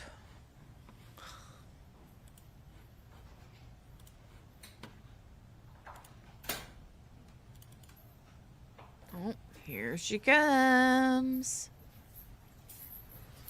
Miss America with the boobs. The page 4 boobs. And the 17-year-old You may see it, Lexus. Please check if the jurors are ready.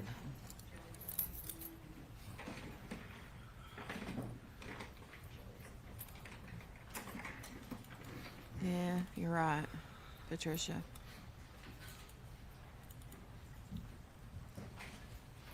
She's like, God, how many times am I going to have to tell this story? Well, if you wouldn't, you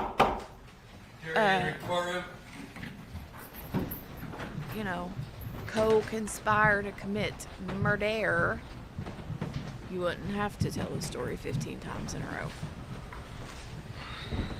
At least the boobs can't be taken back.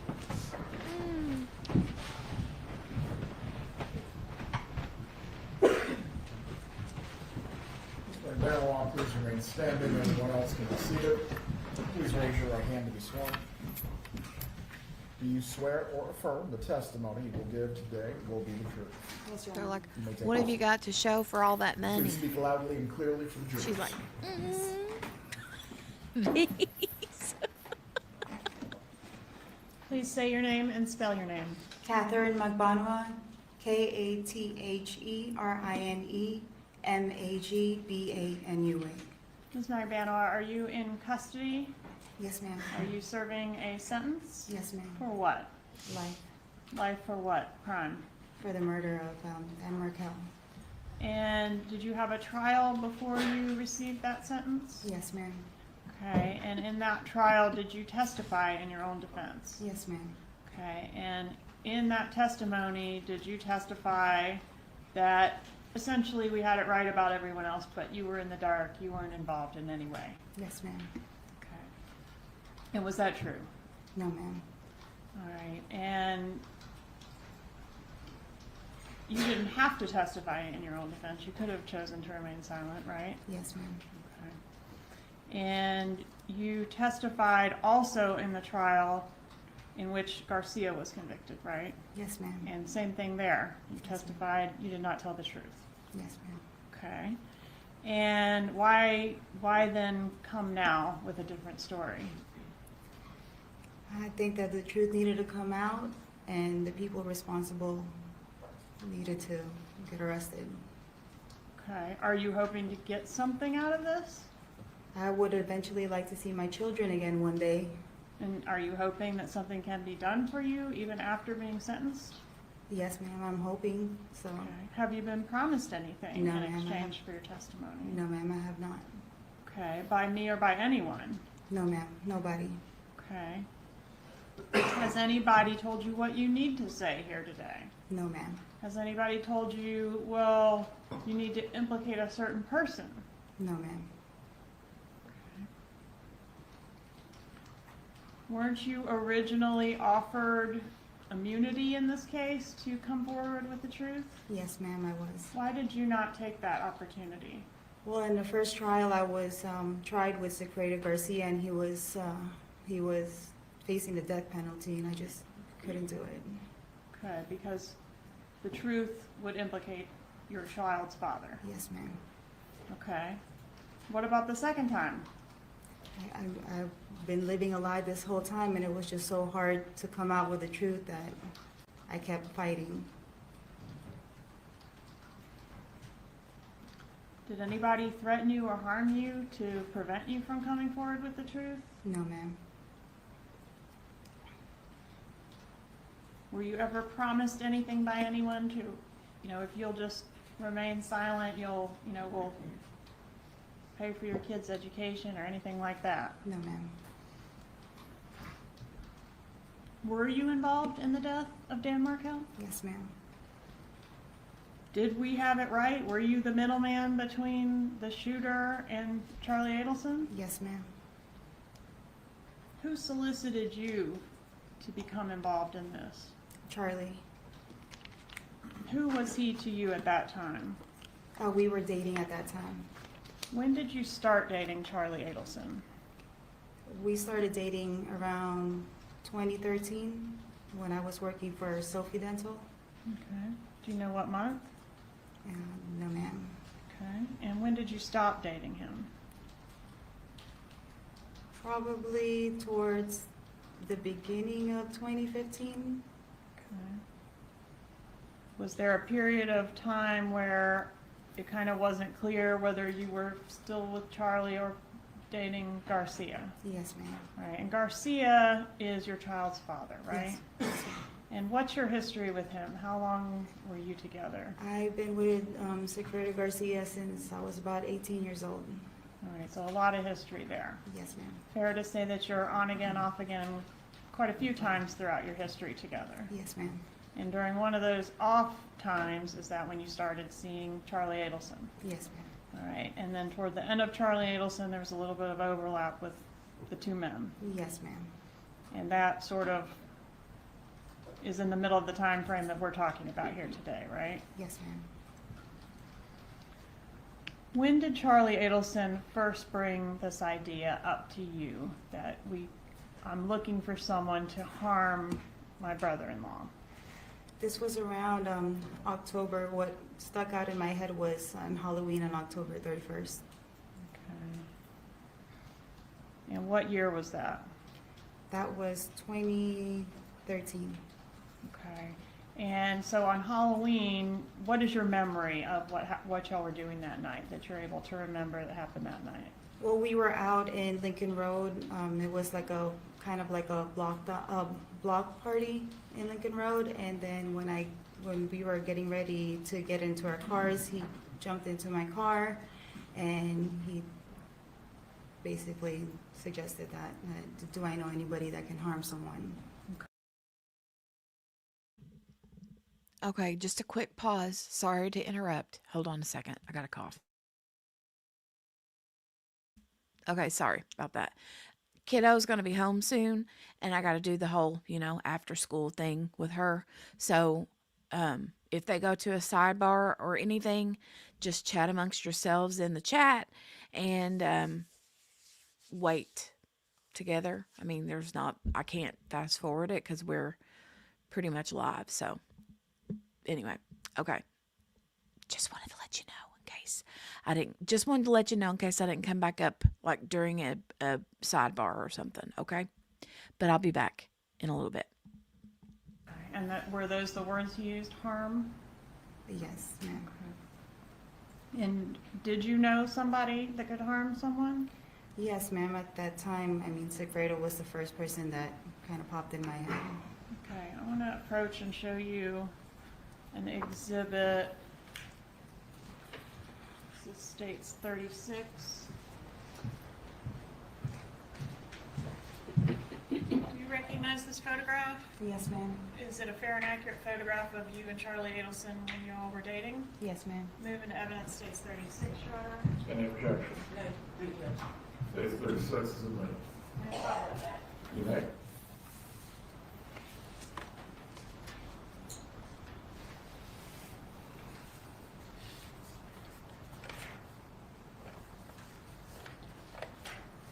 Where was this photograph taken? That was down at the Keys. When was it taken? I believe that was his birthday. Charlie's birthday? Charlie's birthday. In 2013? Yes, ma'am. When was his birthday? October 27th, I believe. And y'all drove down to the Keys?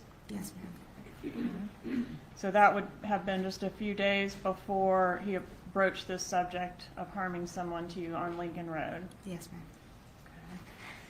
Were you aware of him sending this photograph to his sister that night? No, Or ma'am, I that was day? not.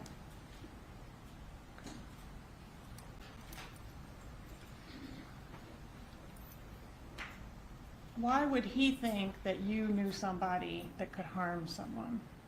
Why would Charlie think? Yeah. I don't know. I guess I've spoken about Sigfredo, just kind of the situations that we were having, and So he knew a little bit about your ex's criminal history? I might have mentioned something along the way, yes.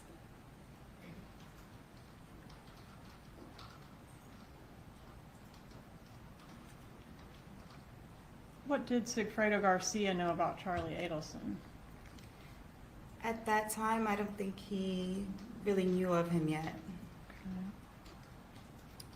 At some time, did he become aware that you had started dating someone else? Yes, ma'am. All right, and there's one phone call in the phone records that we're gonna hear more about with the next witness. It's from Sigfredo Garcia to Harvey Adelson on July 1st, 2014. Do you know anything about that phone call? Yes, ma'am. There was a bit of an altercation between Charlie and Sigfredo. I believe prior to that, like a couple hours before that, where like he saw us leaving and then he kind of blocked off where I was like residing. Like we were already in the car, me and Charlie were, and he stopped and started screaming some stuff, but we didn't know what he was talking about. Okay, so when you first started dating Charlie back sometime shortly before around Halloween of 2013, or October of 2013, Yes, is that ma'am. right? Garcia didn't know about it. I But believe it's- he didn't know anything Okay, about but it. at ma'am. some point he learned and was jealous and there was a confrontation. Yes, ma'am. Okay, so how does that confrontation explain a phone call to Harvey Adelson? I think he was trying to contact Charlie, and maybe he somewhat probably Googled, tried to find, and that's the number that he had gotten, which was, Okay, maybe was looking for Dr. Adelson or something like that? yes, ma'am. Okay, but to your knowledge, there's no connection between Garcia and any member of the Adelson family other than you? No, ma'am. Who is Luis Rivera? Sigfredo Garcia's friend. Okay. And how long have you known him? For a number of years, over a decade probably. Okay. Why did you agree when Charlie asked you to enlist somebody to harm someone? Why did you agree to do that? Oh, at that time, Charlie knew that I was going through financial situations, so I guess he thought, hey, you can make some money. You needed the money. Yes, ma'am. And Garcia and Rivera, they were also motivated by money, right? Of course. Did Charlie Adelson tell you why he wanted to harm Dan Markel? At that time, no, ma'am. What did you learn about Dan Markel over the course of your relationship with Charlie Adelson? Well, through the course, he was just mentioning that his parents were going through it, that his sister was going through it, that, he basically painted a bad picture of Mr. Markel, and since he knew that I was going through stuff with Sigfredo, it was kind of, I was like sympathizing with his sister because I know how it feels to go through. Okay, so Turmoil. you knew that his sister was having a terrible time with her ex, Yes, ma'am. and you had some things going on with Garcia that felt relatable. Yes, ma'am. Okay, and what does it mean that his parents are going through it? He just said that they couldn't sleep, that at some point I think somebody was throwing up. I don't know if it was his mom or his dad, and that it was just becoming a big problem to them. Okay, and the big problem was Dan Markel. Yes, ma'am.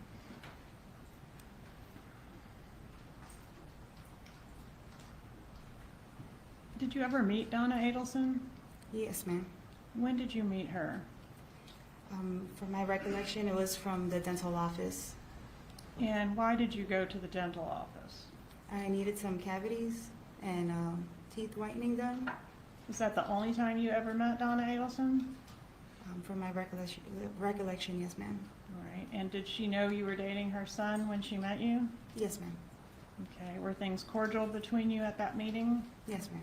Did you discuss anything beyond greetings and pleasantries? No, ma'am.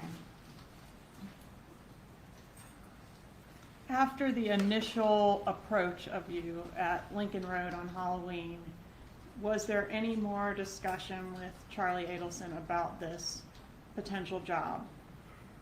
Throughout, the couple weeks whenever I had a chance to hang out with him, he would mention here and there. How often were you seeing each other during this time frame? Probably, I had children, so I always, if I could get out and I can find a babysitter, I'd go over to his house, or we'd have dinner and hang out. Okay, would that be like once a week, 3 times a week, once a month? About 2 times a week. 2 times a week. And would you stay over, or would you just go for dinner? Sometimes I would stay over, yes, ma'am. And you're saying when you would go over there and hang out with him, sometimes there would be further conversation about this potential job where you're going to be paid to hire someone or enlist someone to harm Dan Markell. Yes, ma'am. Okay, and did you learn any more details about what needed to be done? No, ma'am. Okay. He never gave me any details. And so he would just continue to say the same things? Yes, ma'am. Go ahead. Sorry. He would just tell me that they were going through hard times. Okay, so the conversations typically were, my family is really suffering under this situation. Yes, ma'am. Ms. Dane, did not answer the question. Please rephrase. In these conversations, are you asked, like, have you secured anyone? Are you asked further questions about who's going to be doing it? No, ma'am. Did you tell him, like, yes, I can do it? Yes, I just agreed to it. Okay. That I had somebody. All right. And during these conversations with Charlie Adelson, was there ever a time when he's in the middle of these conversations with you about what's going to happen, speaking to his mother? Sometimes he would get on the phone, he'd kind of look at me weird, and then just step out of the room and discuss whatever he needed to discuss. Give any information about what was discussed outside of presence. The rule is talking about what took place, not the substance of the conversation itself. You may continue. All right, so he would step out, have a conversation with his mother, and then come back. Yes, ma'am. Okay, and then you would resume the conversation about Yeah, he this would just harming? kind of go off again, saying that this needed to be taken care of and what his family was going through. All right. How many times did this particular situation happen where you were discussing what would eventually become the murder and his mother was interjected in that way that you just described? How many times did I think he stepped out and Yes. speak to him? A number of times. More than twice? Yes, ma'am. More than 5 times? Yes, ma'am. So this was like a regular part of the way this worked whenever this conversation came up? Yes, He would ma'am. consult his mother and come back and speak to you. Yes, ma'am. Did he ever relay to you, my mom says whatever? He didn't. He never specifically said what he spoke to his mom about. No. Okay. But did you understand that getting the job done would relieve the stress on Charlie Adelson and his family? Yes, ma'am. Overruled.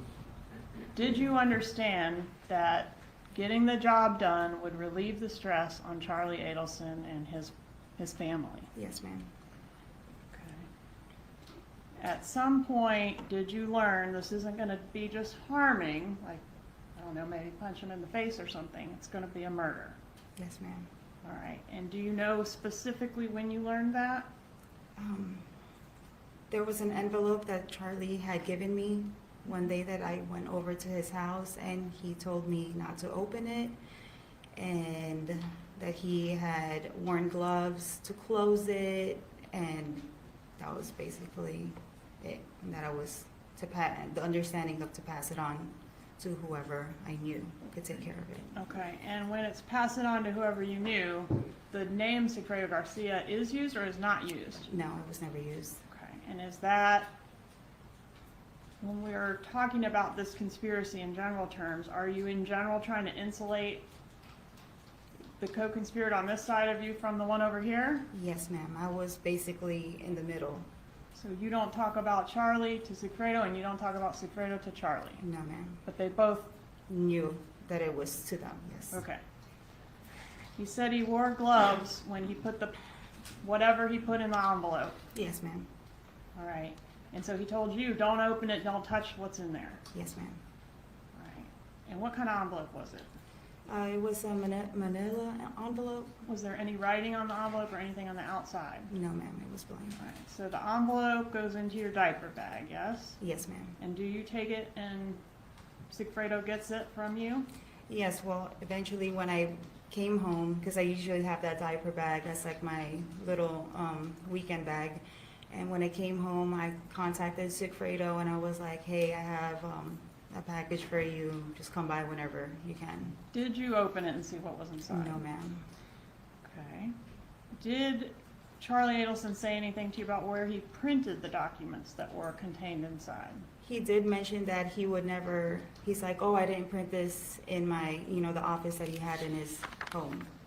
Probably printed in one of the offices that he worked at. Because he would frequent a bunch of different offices, Yes, right? ma'am. Okay.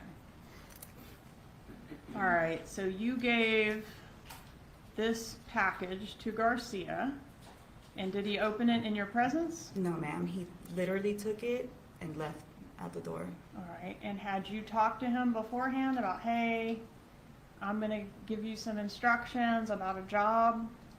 No, there was no conversation about it.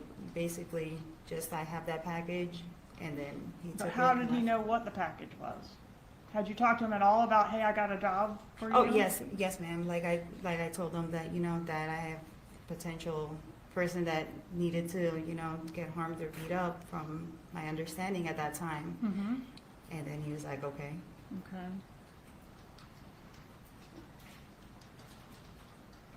All right, so I want to ask you about the June trip. In June, did you provide Garcia with any money for expenses associated with that June trip? Yes, ma'am. Where did you get the money from to give to Garcia? From Charlie. Okay, how much money was it?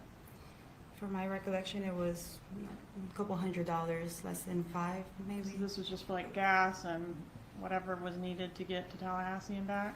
Yes, ma'am. I just didn't know where he was going. I didn't know about Okay, Tallahassee. but you knew it was for this job that we're talking about? Yes, ma'am.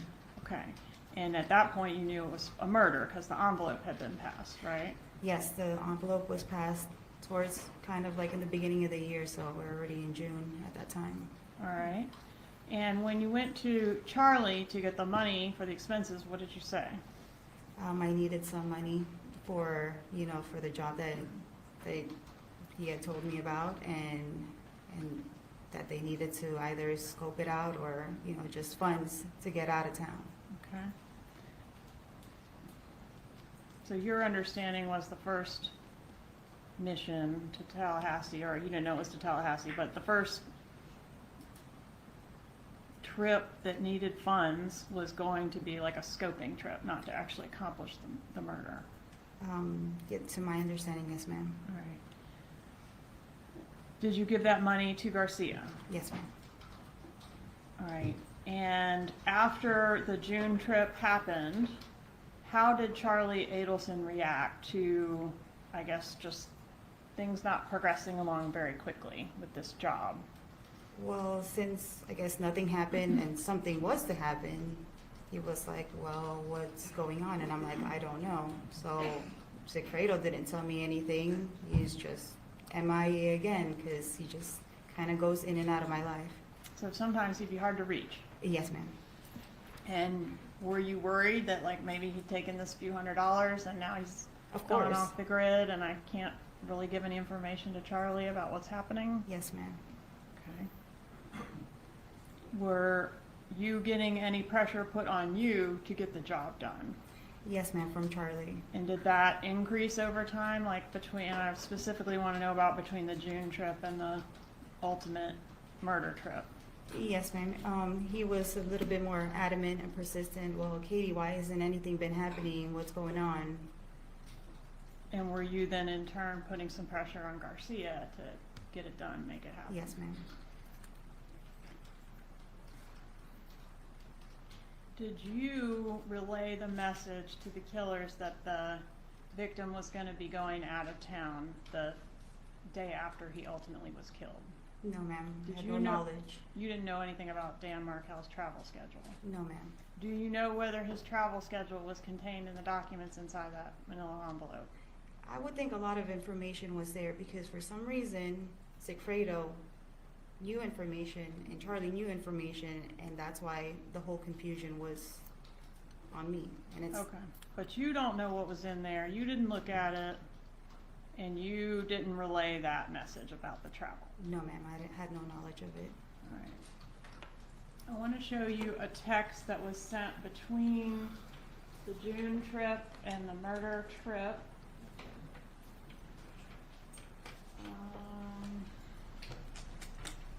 It's 86C.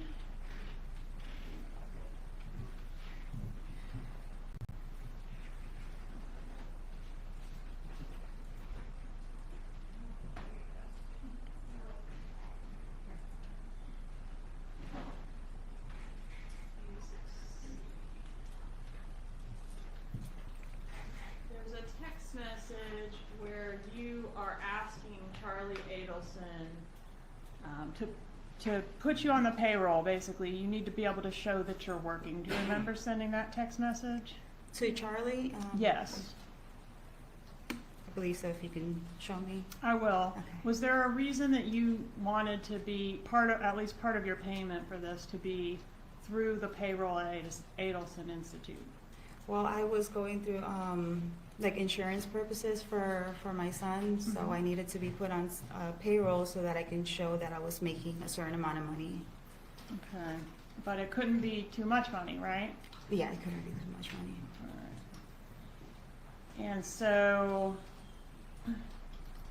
were you actually doing any work for your payment at Adelson Institute? No, ma'am, I was not. I'll show you this. I'm just gonna publish it. This judge is gonna be in 81, and I can't read the slide number. This is in evidence, so you can see it when I publish it. Alright, so take a moment to review that.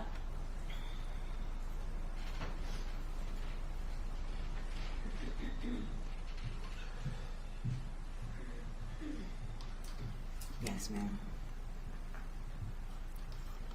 Alright, so here you're asking him, I need help on the employment, yes? Yes, ma'am. And are you referring to getting on the payroll at Adelson Institute? Yes, ma'am. Is that something you all had talked about before you sent this text, or is this the first he's hearing about it?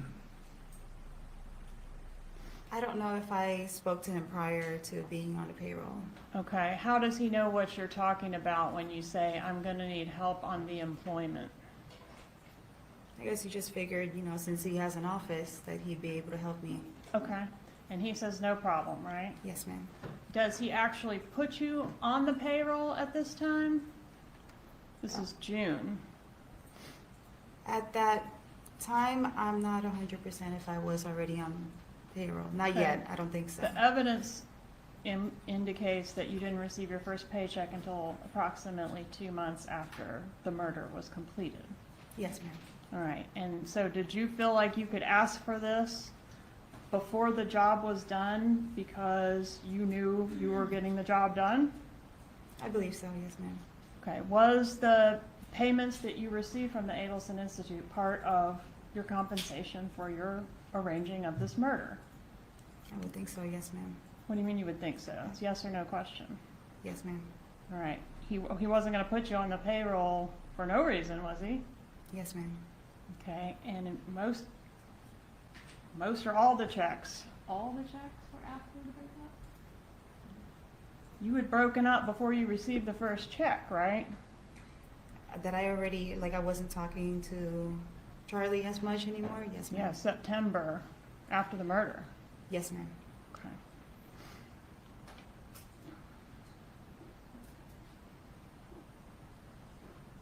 Had you ever met Wendy Adelson? Yes, ma'am, I have. When did you meet her? I had dinner with her one time in Yardbird and another time at the beach. Yardbird, is that a restaurant? Yes, ma'am. Is that the occasion where Wendy was with her boyfriend Jeff Lacasse? Yes, ma'am. Was that the first time you ever met Wendy? I believe so, yes, ma'am. Okay. And then did you meet her again? Yes, I met her in the beach around, I think, Father's That's Day. the photo that we've seen, State's Exhibit 35, publishing. Is that the second time you met Wendy Adelson? Yes, ma'am. Okay. Did you ever discuss the murder with Wendy Adelson? No, ma'am, I Did did you not. ever discuss Dan Markel's schedule with her? No, ma'am. So the only person you talked about it with at all was Charlie and Garcia. Yes, ma'am.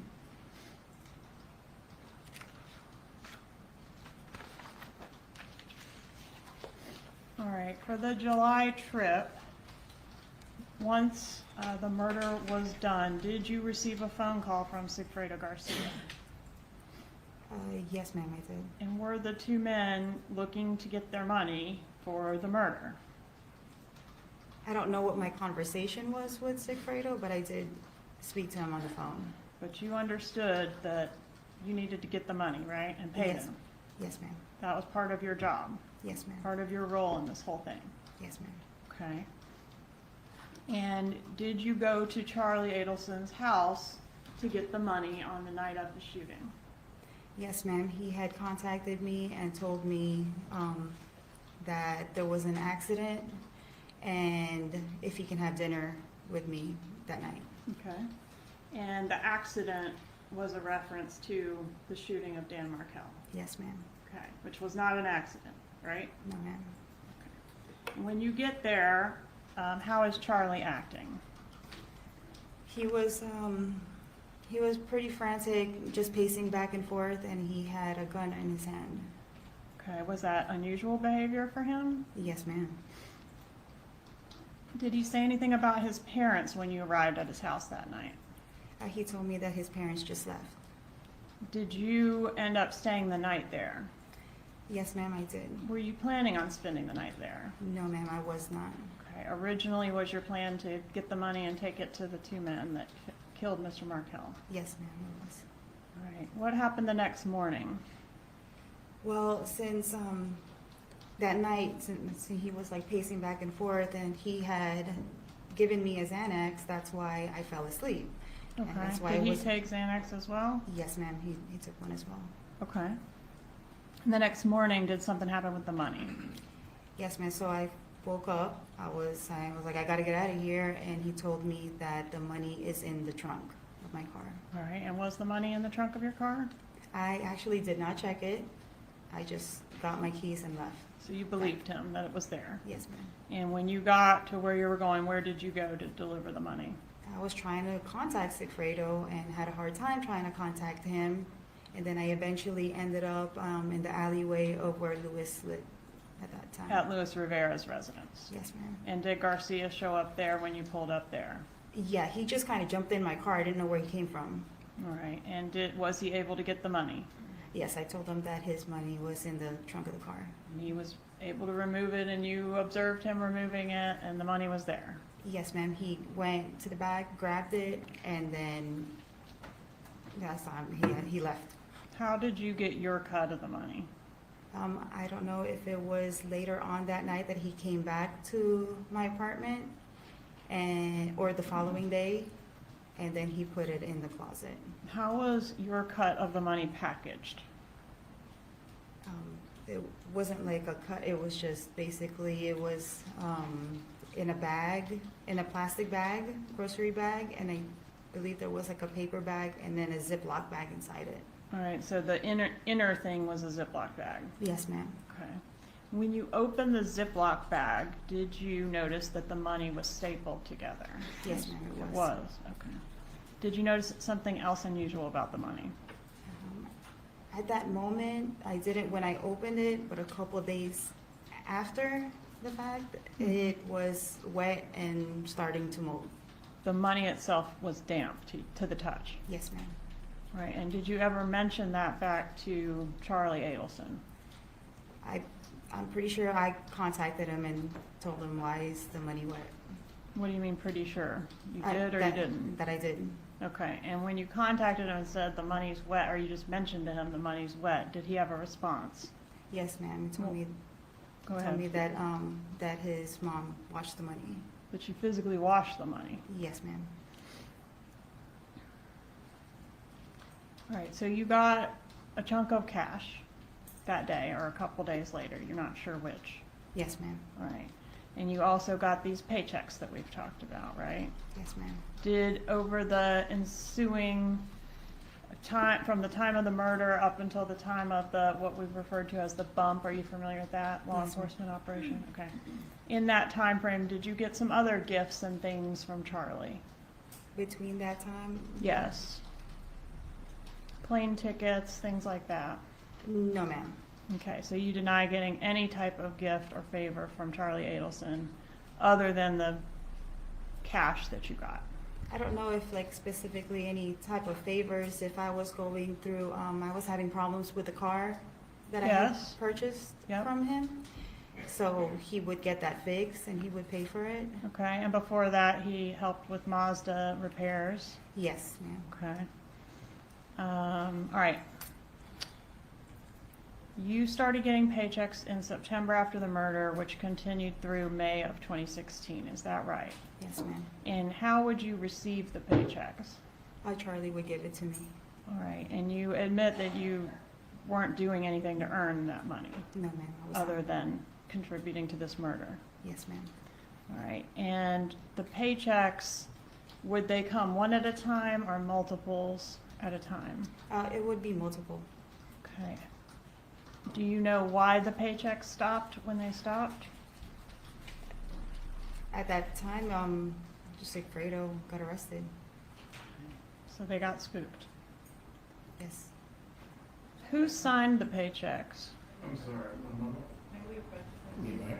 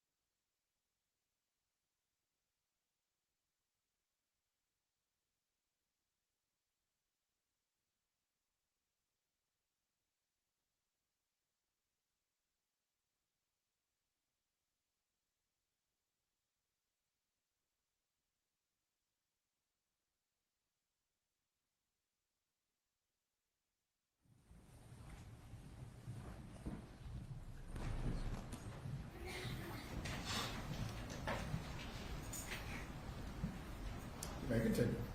Who signed your paychecks from the Adelson Institute? Donna Adelson. How many paychecks did you receive? I can't recall. Does 44 sound right? Can't recall.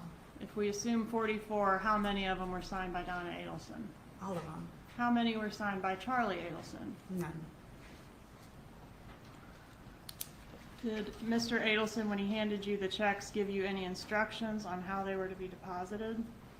Just don't deposit it all at one time. Like, space it out. All right, and did you always follow his directions on the deposits? Not always, no, ma'am. Okay, sometimes you would cash one before the pay period ended, right? Yes, ma'am.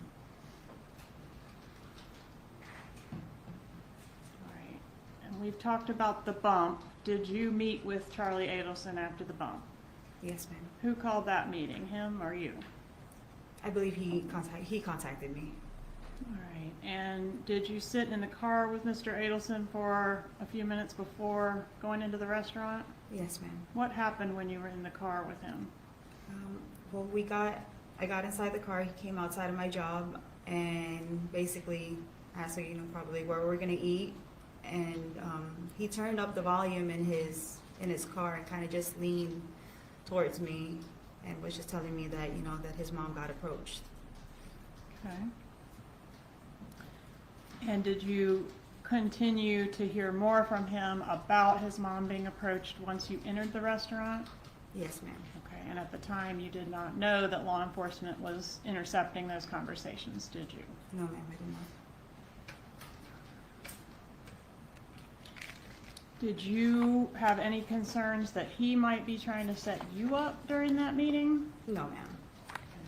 Did you feel that or did he do anything to make you think he had suspicions that you might be trying to set him up? Yes, ma'am. And what were those? Just the way he was going through scenarios in his head. He might have, because he mentioned Tato's name, and he had a piece of paper that he looked at and then kind of talked to me about, but I didn't know what he was looking at. Who's Tato? Tato is Luis Rivera. Okay, so did he say Luis Rivera or he said Tato? He said Tato. Okay. And so did that concern you that he knew that name? Yes, it did. I just thought he was confusing it with Tuto, because Tuto is Sigfredo Garcia's nickname. Okay.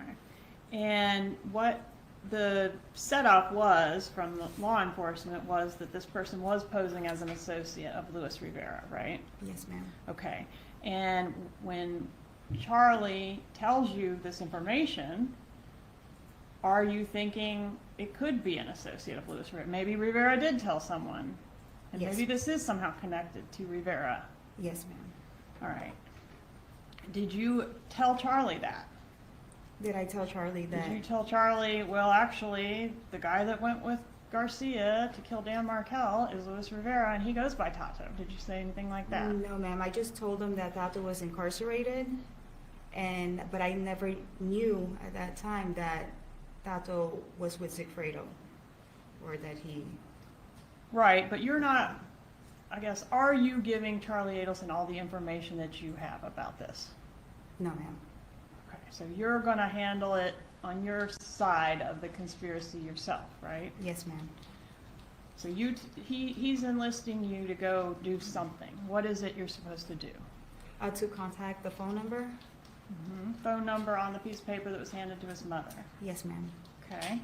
And figure out who it is and resolve it. What's going on? He didn't know if it was somebody trying to extort him or try to blackmail him, or he didn't know if it was the FBI.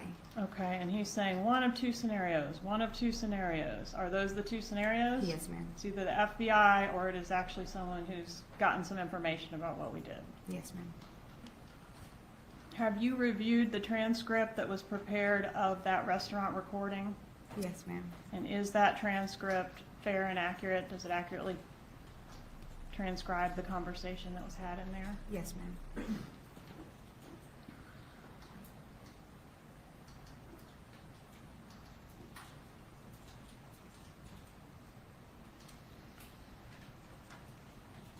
You knew Luis Rivera well, right? I knew him from Sigfredo, yes, ma'am. But Sigfredo didn't tell you he took Rivera with him No, he to did do not. the job. No, ma'am. And even though it was pretty obvious, you didn't tell Charlie that Garcia was doing the job. No, yes, ma'am. He didn't know. He didn't know that it was Sigfredo. Okay.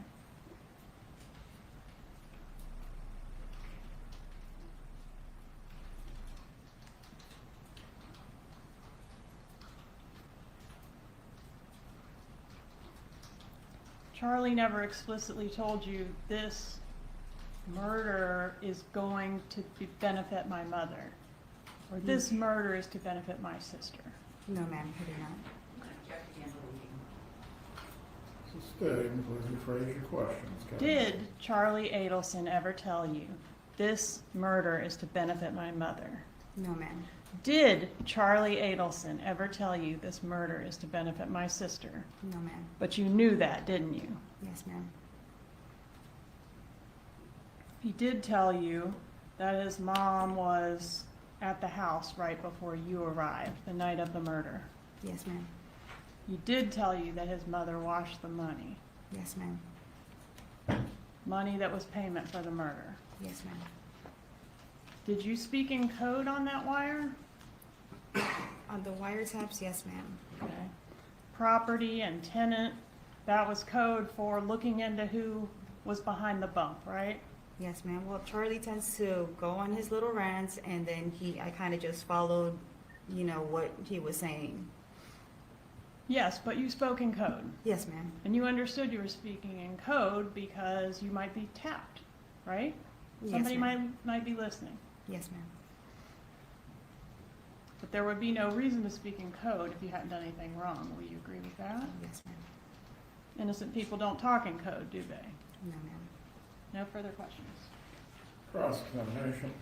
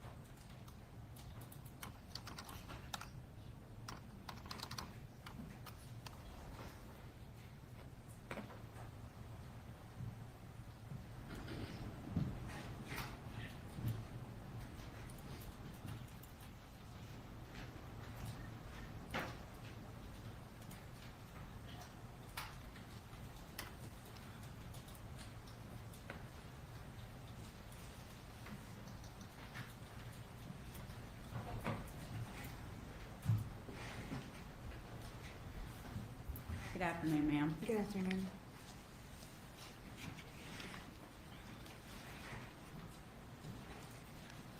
I believe each time you became, now what you're saying, a little more truthful. I'm finally coming out with the truth, yes, ma'am. You had testified on direct that you got to Charlie's house and he had indicated that his parents had just left. Yes, ma'am. And you said that he was nervous and upset, right? Yes, ma'am. And you all both took Xanax. Well, he gave it to me, yes, ma'am. But you said you took one, right? Of course, yes, ma'am. And he took one, right? Yes, ma'am. And you two went to bed together, right? Yes, ma'am. Okay.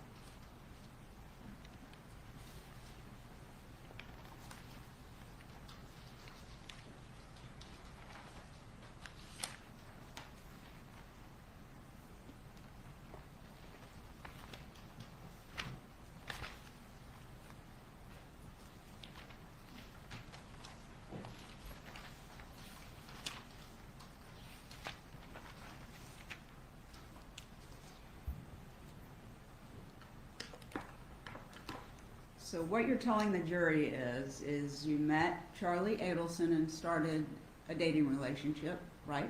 Yes, ma'am. You weren't exclusive at that time, were you? No, ma'am. Charlie dated a lot of women, didn't he? I believe so, yes, ma'am. Okay. And at some point, he tells you that he wants something to happen to someone, right? He wants someone to be harmed. Yes, ma'am. And he asks you if you know anybody that could take care of that for him, right?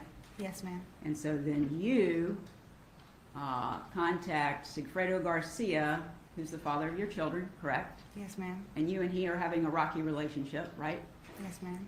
And so you engage Sigfredo Garcia to be the one who causes whatever harm it's going to be to Danny Markel, correct? Yes, ma'am. And after you do that, you know who Luis Rivera is, right? Do I know who? Yes, I know. At that time, you knew who he was? Yes, ma'am. Okay. But is it your testimony you did not know that he was going to be involved with this as well? Yes, I did not know that he was going to be with him. Let alone, I didn't know that Sigfredo was even going to be the one. Oh, I'm sorry, you hired someone other than Sigfredo to do it? No, I didn't know that I just gave him, I told him that somebody, needed to be harmed. I didn't know that he was going to be the one. Okay, and how much money did you tell him he could make? I didn't tell him an amount. So you testified before that you knew Sigfredo needed some money, and you could certainly use some money, so that's why you agreed to do this. Yes, ma'am. And so you were going to agree to have somebody killed, and you didn't even know how much you were going to get paid? No, I did not know. Okay, so now we know Sigfredo and Luis Rivera came to Tallahassee, right? Yes, ma'am. Okay, so it's Charlie's asked you, you've asked Sigfredo, unbeknownst to you apparently, he has asked Luis Rivera to go.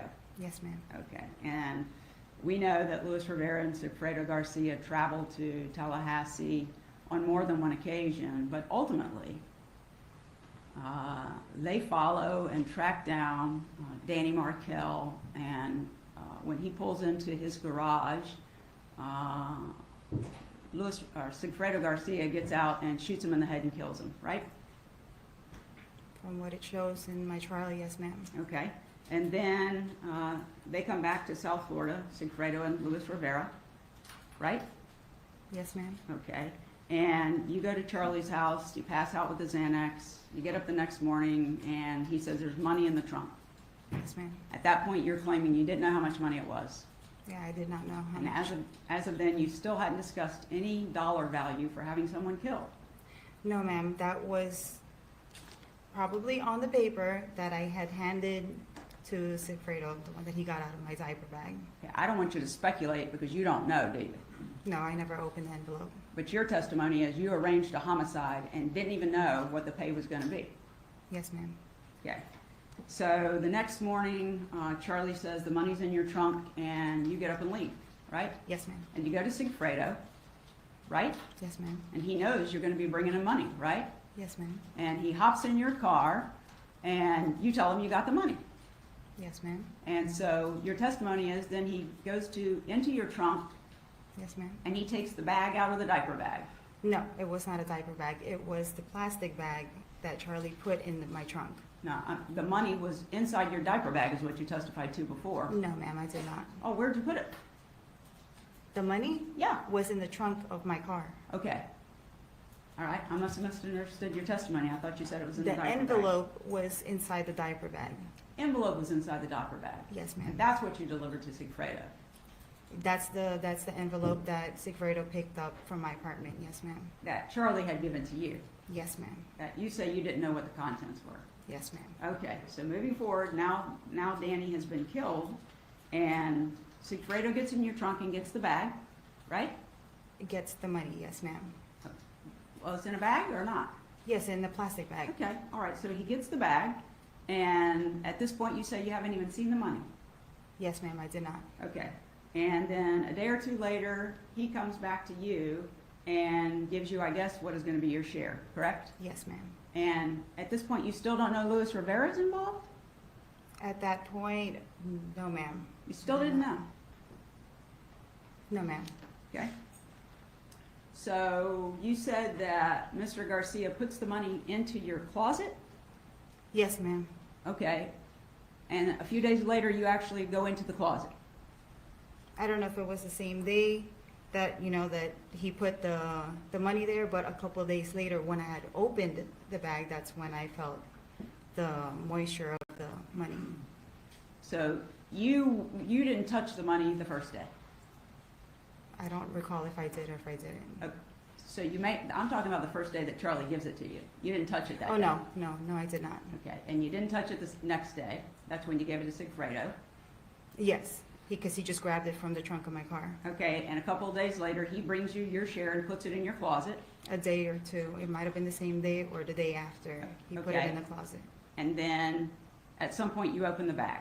Yes, ma'am. And inside the bag, you find, I mean, it's not very thick, but you find stacks of money that's stapled together, correct? What's not very thick? 10 $1 bill or 10 $100 bills stapled together. That's not very thick, is it? It was just in stacks of whatever amount it was. I didn't count it. It was stapled together, right? Yes, ma'am. Okay. So how much did you get for arranging Danny Markell to be killed from Charlie's request to passing that on to Sigfredo Garcia? How much money did you get? I never counted how much money was even in the bag. As you sit here today, you're telling this jury you never know what your cut was. You No, can't ma'am. tell them. No, ma'am, I never counted it. You spent some of it, didn't you? I believe so, through And you, time, depo- yes. and you deposited some of it into your bank account, Yes, ma'am. but you don't know how much yours was. No, ma'am. But you do admit that Charlie gave you a check after that from Adelson Institute, right? He gave you payroll checks from Yes, Adelson ma'am. Institute, right? Yes, ma'am. Charlie gave those to you. No, it was, well, Charlie handed me the checks, yes, ma'am. Exactly, Yes, okay? ma'am. And you testified that you met Ms. Donna Adelson on one occasion, right?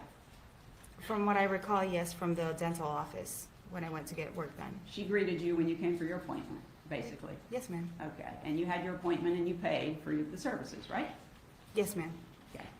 And there's been testimony that Charlie, after that date,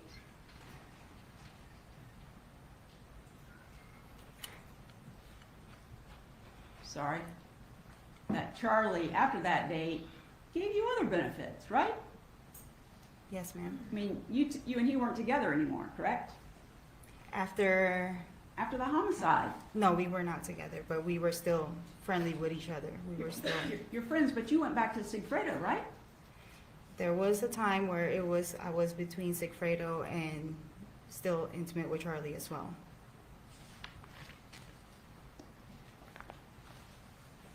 Besides the one time you had that dental appointment and you saw Mrs. Adelson, you met her, Donna Adelson. Yes, ma'am. After that, you never talked to her again, did you? Not that I can recall. I don't think I've. You didn't speak on the phone to each other? No, ma'am. You didn't text each other? No, ma'am. You didn't email each other? No, ma'am. You didn't have any other communication of any kind? No, ma'am. You didn't meet with her in person? There's only a time that I saw her, but I didn't meet with her. Right, exactly.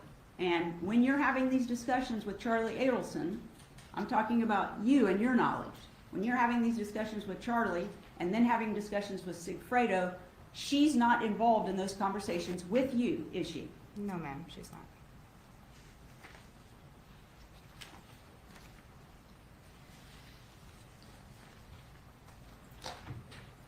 May I have just a moment?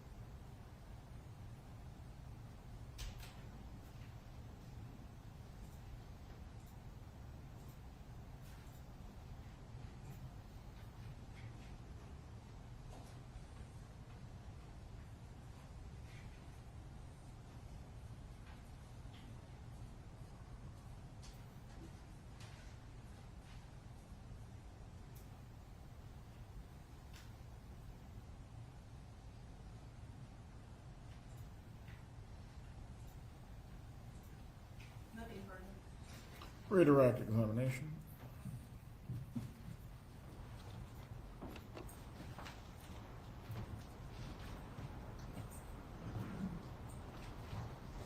Publishing states 55.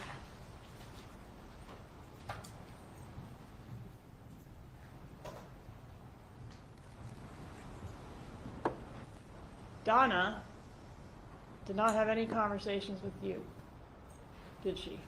No, ma'am. There's no lying here, right? No, ma'am. Donna had conversations with Charlie. Yes, ma'am. Charlie, object. She wasn't participating in those conversations. Overruled, I believe the witness earlier testified concerning this very issue. You may continue your examination. Donna had conversations with Charlie, right? Yes, ma'am. Charlie had conversations with you. Yes, ma'am. Charlie was the go-between between you and Donna, wasn't he? Yes, ma'am. The same way you were the go-between between Charlie and Garcia. Yes, ma'am. No further questions. May step down. Will the witness be recalled? You remain under the subpoena, Ms. McManaman.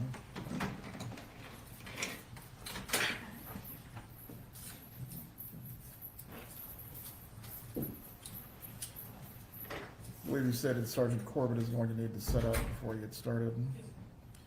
All right, members of the jury, we're going to take a break before the next witness.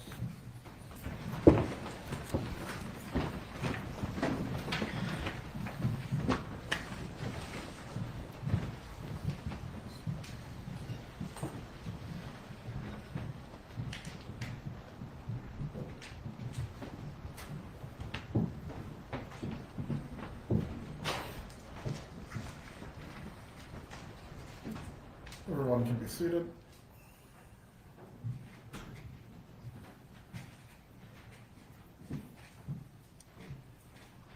If anyone needs to use the restroom or stretch your legs, please do so now.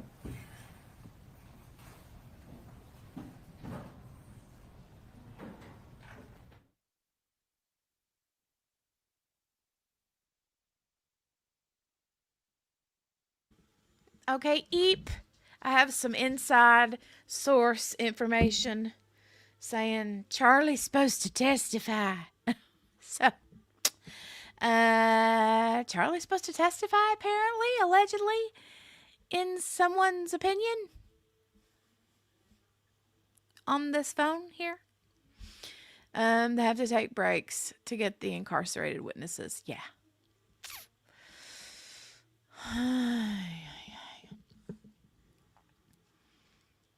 Literal money laundering, I know, right?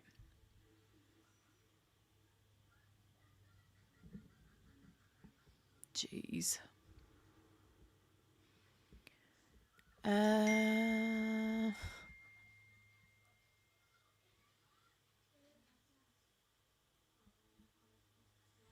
look at one of what? What?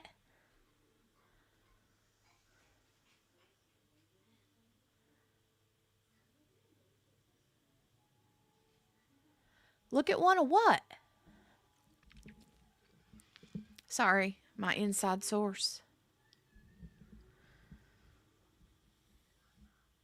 I saw him come up. What are you talking about? Foo? Anyway. This is going to be good. This is going to be good, good, good, good, good, good, good, good. Making that make sense. Hold on a second. I have to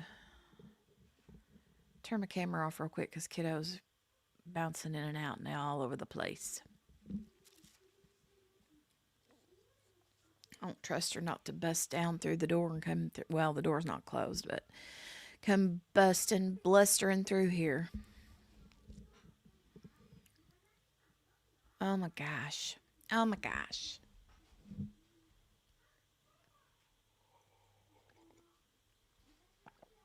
Oh, coffee is good. Coffee is good.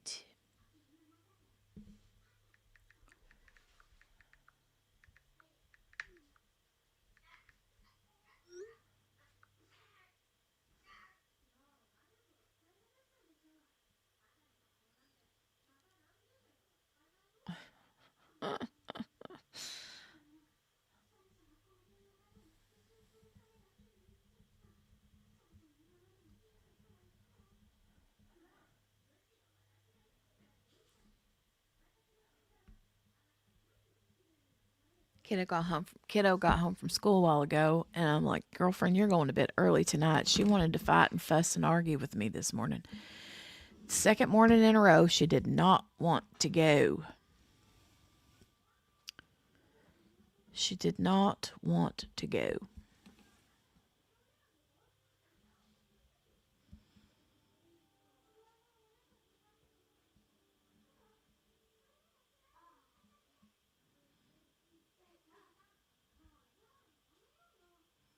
So I'm like, oh, girl, you're going to bed early tonight. Earlier tonight.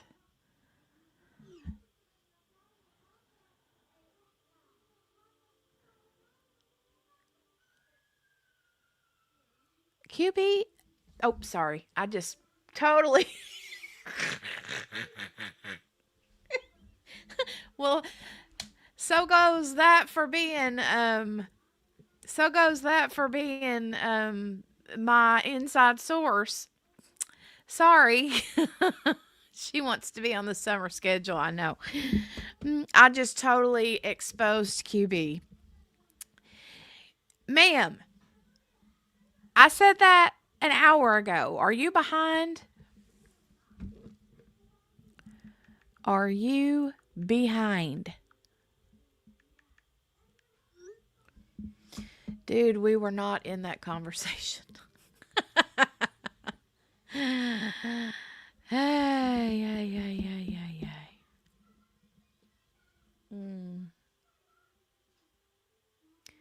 You already knew it was her, right? I know, because she's the only other one that's like all up in this trial, right?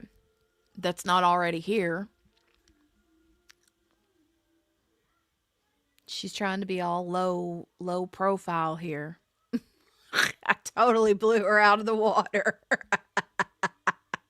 She's going to come back here in a minute and say, ma'am, in all caps.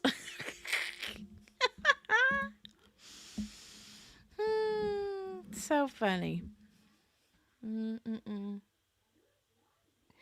ask me to keep a secret.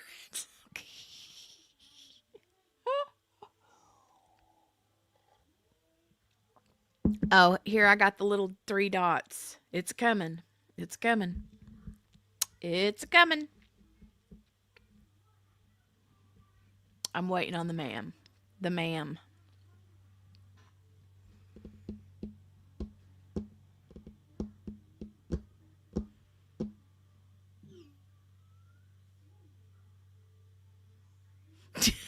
She said, oh, girl, I thought I caught up. I'll let myself out.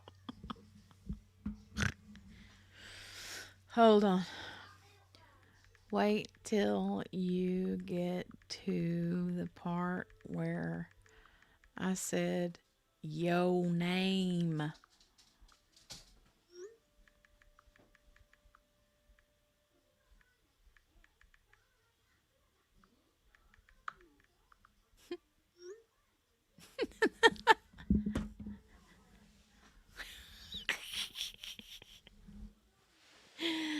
Oh my God.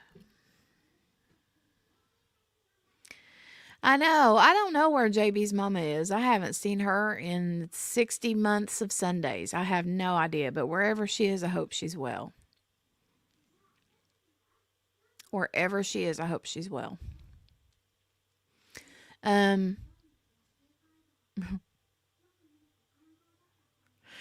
I told QB, I said, wait till you get to the part where I said your name.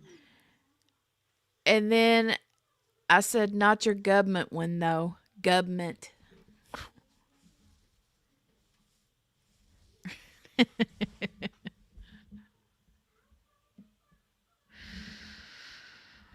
Oh.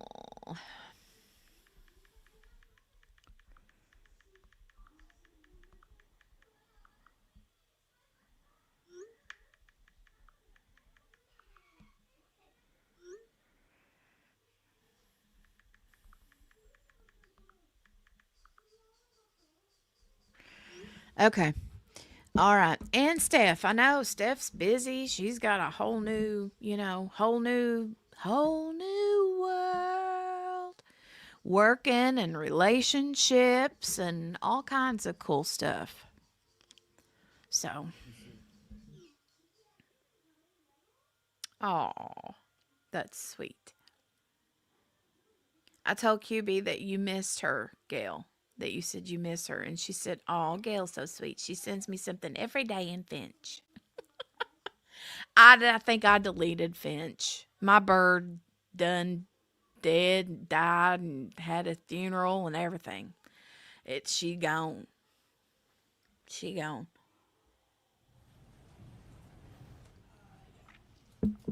Okay, we're back.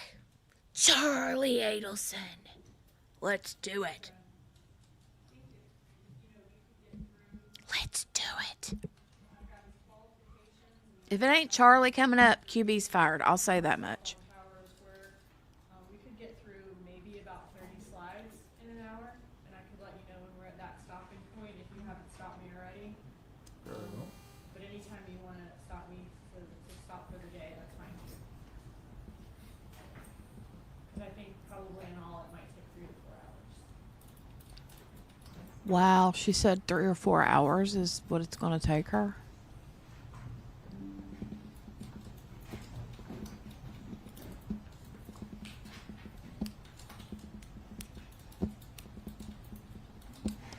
Oh, Gail, I will, honey, but I will tell you. Hold on. And I'll move a summary into evidence with Sergeant Corbett, and I'll say, subject to the court's ruling, and then that way, we can make sure that everything that is in the summary tomorrow, or that goes into evidence, is subject to the court's ruling, as opposed to having to do that this minute. Is that okay? That's fine. And if the conversation Ms. Donna and I had, and I agree with that, it makes sense time-wise. Please bring in the jurors. Why is that woman in the gallery standing up?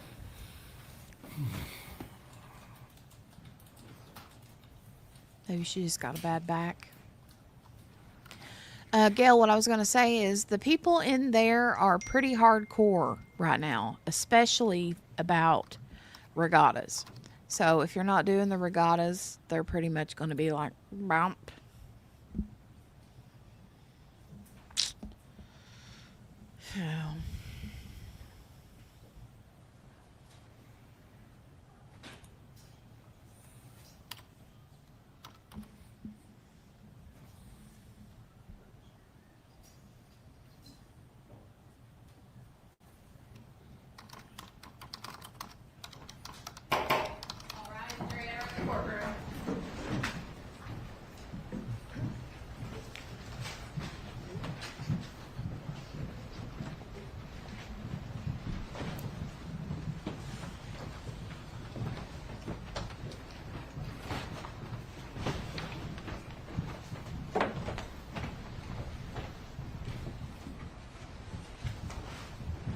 Everyone can be seated. State, please call your next witness. Call Sergeant Chris Corbett.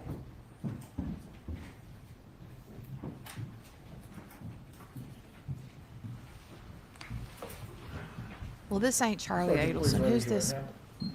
Do you swear or affirm the testimony you're about to give will be the truth? I do. You may take your seat. Thank you, sir. Please speak loudly. QB, you're fired. You may examine when you're ready. Will you introduce yourself to the jury and spell your name for the court reporter, please? Certainly. Good afternoon. My name is Christopher Corbett, and that's Corbitt, and I'm a sergeant with the City of Tallahassee Police Department. And how long have you worked with TPD? 29 years and 11 months. And what unit are you in at TPD? I currently supervise the Technical Operations Unit. Can you tell me a little bit about your training and experience in order to supervise the Technical Operations Unit? Certainly. I have just under 2,000 hours of general technical training, which would cover sort of all realms of law enforcement technology, camera installations, audio, video monitoring, forensics, all kinds of, again, all the ways that we use technology to assist in criminal investigations. I have just over 1,000 hours of that is dedicated to communication record analysis or cell phone analysis. And that includes the obtaining, analysis, mapping, all the things that we do with communication records specifically to assist in criminal investigations. Okay, and have you also taught in the field of digital forensics? I do. I teach communication record analysis to law enforcement officers, other law enforcement agencies, prosecutors associations, other groups. Yes. And how long have you been supervisor of that unit? Since 2012. How many hours of specialized training in historical communication records analysis do you have? Just over 1,000. And what is historical communication record analysis? Communication or historical communication record analysis would be kind of a general term for the use of communication records. And when I talk about communication records, I mean primarily cell phone records, records that we get from the carriers. They may be forensic records or reports that we get when we're able to do a forensic analysis of a phone, when we have the actual device and can download data. But we take all that information and we analyze it really in whatever way the investigator or the investigation needs. Oftentimes that's location analysis. We're trying to put handsets, are they consistent, or could they have been at the scene of a crime? Could they have been somewhere else? Where might other evidence be? So a lot of that work has to do with the locations of the handsets. Sometimes it's communications, who communicated with who, when, how often, those kind of things to help establish relationships. There's really a number of ways that we can use those records and the analysis of those records, again, to assist in the criminal investigations. And have you ever testified in court in the field of historical communication records analysis where you've given an expert opinion? I have, yes. About how many times? 123. And those are all my questions as to his qualifications, Judge. Defense wish to voir dire the witness. There you are. Is there a challenge to his ability to provide an opinion in the field of historical communication record analysis? There you are. Members of the jury, while this witness testifies today, he will be permitted to provide you with an opinion in the area of historical communication record analysis. You may continue. So in your position at TPD, you mentioned that part of your everyday duties is going to be pulling cell phone records from cell phone companies. Is that right? That's correct. And are those records called call detail records? That's sort of a general term that we give to a broad range of records.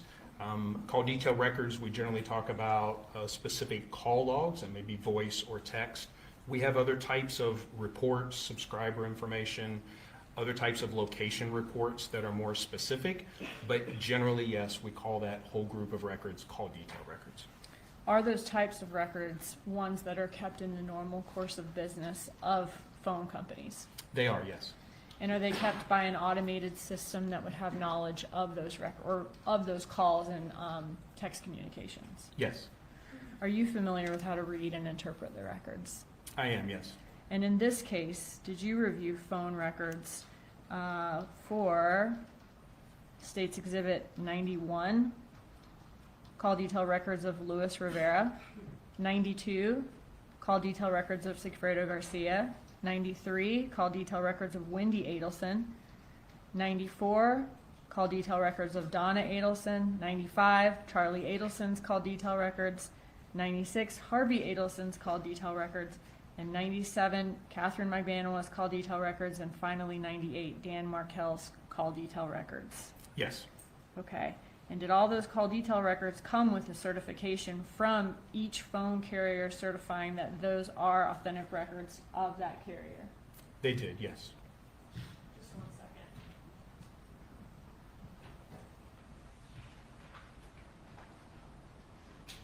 I'm going to show you States 55, which is already in evidence. I got to turn you off and turn you back on here. Actually, I'll just show it to you so you can remain. Look at States 55. This is our chart. Yes. Okay, here you see some phone numbers below each person's face and name. Yes. Okay. Have you been able to review a chart like that before? Yes. Okay.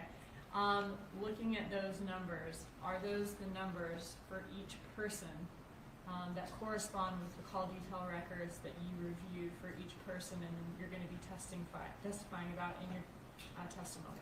Yes, they are. Okay, thank you.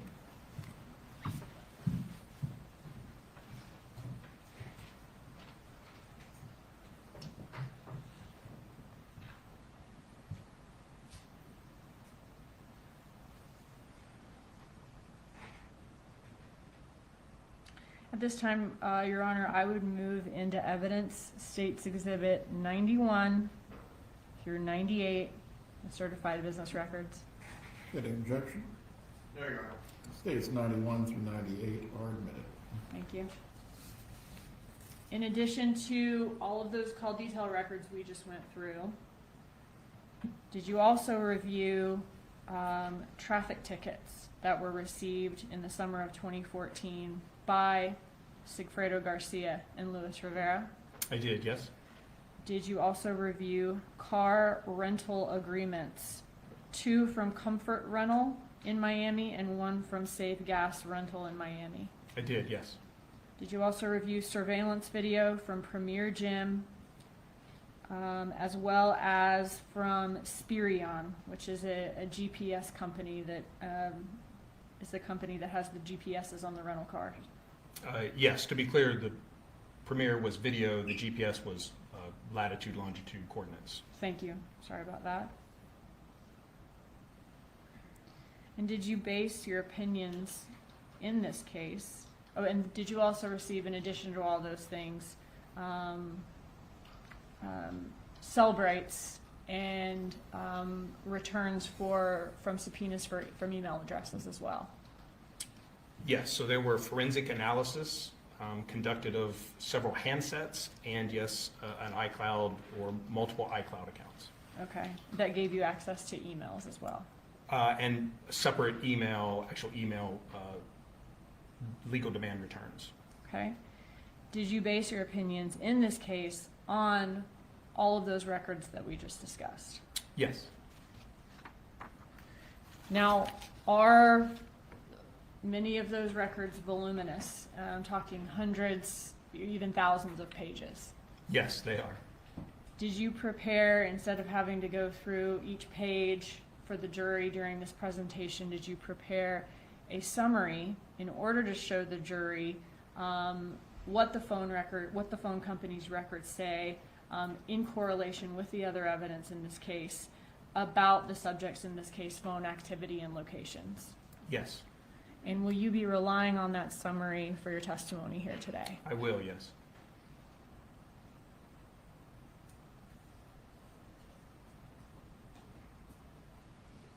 I want to quickly, also in the summary, are there excerpts from Cellbrites? Yes. What is a Cellbrite? Well, a Cellbrite has come to mean many things. When we do forensic examinations of computers or phones, we use a variety of different forensic tools. One of the more common ones that we use is a product from Cellbrite, and often the most common report format. So once we do that forensic analysis, then it generates a report for us that allows us to visualize all of that information, location information, text message content, emails.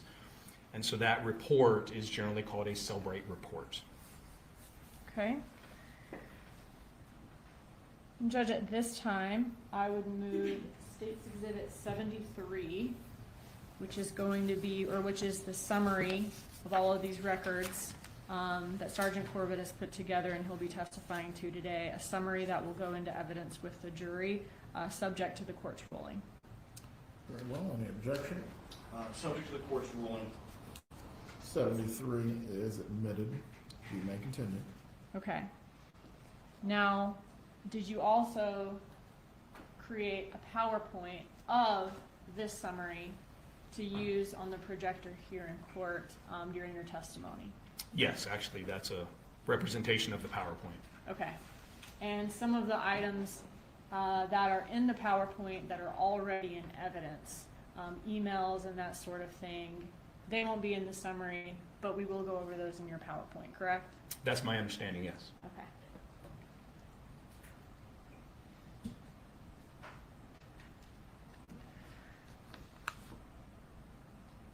All right, Judge, at this time, I ask for permission for Sergeant Corbett to use his PowerPoint to show a demonstrative of the summary exhibit. You may proceed. Thank you.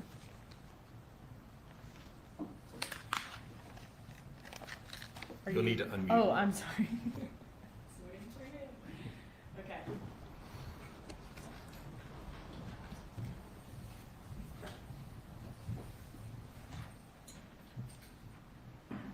All right, so you told us what call detail records from phone companies are. Can you tell us, or can you show us an example of what they look like and show us what's contained in them? I can. So this is an example of call detail records from AT&T. And again, when we talk about call detail records, we're talking about this chronological listing of events. And those events may be voice calls, text messages, data sessions. And that varies a little bit by carrier as to what exactly they retain and provide for us in the call detail records return. But the call detail records have a few basic sections. Obviously, there's a place that tells us the date and time of this event. And oftentimes, those may be in other time zones. So we have to do a conversion to our local time to make sure that we're talking about the accurate time for that event. But that's one basic section.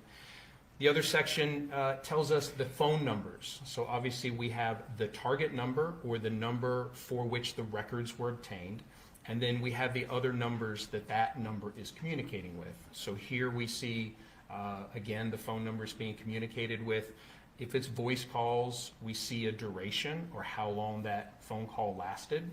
And we can tell sort of if these are incoming or outgoing calls based on which phone number is doing the originating or terminating. So from this section of the records, we look at, again, calling patterns, calling frequencies, those things. There's a few other pieces of information there, but the other one that we frequently look at is here, which is the location information. And for these particular records, they provide us both a numerical identifier for the location of that cell site, and they also provide a latitude and longitude. And again, this is the location of the cell site or cell tower that the handset was communicating with for that particular event. This is not a location for the phone, but again, rather the tower that it's communicating with. And can you quickly kind of explain more about how you determine a location from that information to be able to know what the location is of a cell phone at a certain time? Sure. So very simply, we'll take the location of the cell site and we will plot that on a map. And in this presentation, we will see several locations for handsets, and they may be represented by a colored dot, as you see here, a blue dot. And so that dot represents the location of the cell site or the cell tower for that example event that we were looking at. And sometimes just knowing where the cell site is itself is sufficient. We know that a handset chooses to communicate with the cell site that it sees with the best available signal. And that's usually the one that it's closest to, although there are numbers of factors that affect what cell tower or cell site a handset might choose to communicate with. So sometimes just knowing where the cell tower is enough. But we also know that most of our cell sites are broken down into multiple sides or sectors. It means they have antennas that are facing different directions. And the cell carrier, the company, most often provides us not only with the location of the cell site, but also the side or the sector that the handset was communicating with. So here we would generally expect that one sector covers about halfway to the next sector. You can see some dashed lines that are drawn here, and that would be the approximate transition areas around the cell site. So in theory, if you were to get in your car and drive circles around a cell site, you would transition from sector to sector as you went round and round. And from that, again, we would expect certain locations relative to certain sectors to be serviced by that part of the cell site, which we can kind of see here. When we display those or we see those, here, this particular cell site that was, or sector that was used for this event was at 215 degrees. and that's the cardinal direction, like 360 degrees. So this is at 215, a little past due south, a little to the west, and you can see that that is illustrated here by the large blue arrow. So when we're representing a cell site and sector that the handset was using, we will use a large colored arrow so we know that's the particular sector that was being communicated with. And when we do our analysis, again, we understand that that sector goes approximately halfway around to the other sectors. And so when we do our location analysis, we would include or exclude certain locations. And we would say that locations that are in close proximity and on the right side of the cell site and sector are possible locations for the handset, and then other locations might not be. Can you say exactly or precisely where on this map a certain cell phone is? No.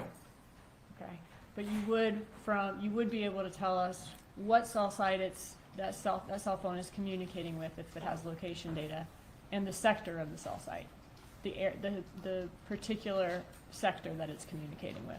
Yes, so one of the basic things is we can only make a determination about where a handset was when we have a record or an event. And while different companies and different handsets and different technologies create different amounts of records, we can only, again, make a determination when we have a record. And then, yes, we will know the location of that cell site, the orientation of the sector in most cases. And historical location analysis is about inclusion and exclusion. And we look at a location and we say, yes, this address is included in the service area, based on our opinion, is included in the service area of this particular cell site and sector, or no, a handset at the location you gave me would not be serviced.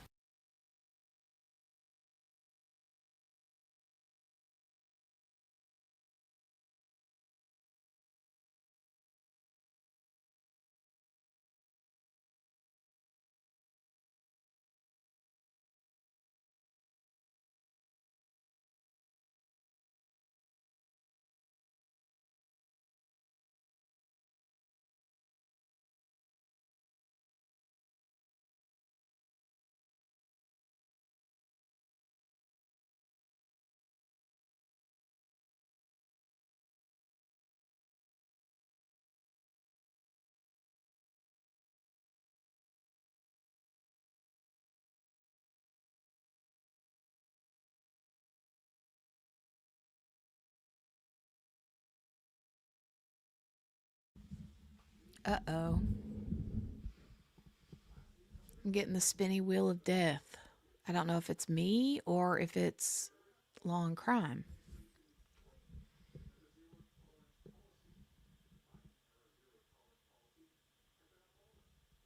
They are very technical and very detailed reports. Okay, looks like So we're back. when we represent those in the presentation, to make it easier to read the actual content, we may do something more like this.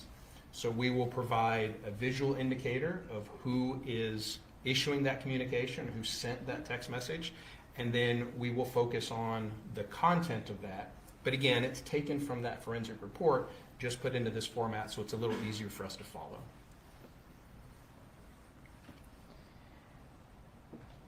Can you walk us through Dan Markel's location on the morning that he was murdered? Yes.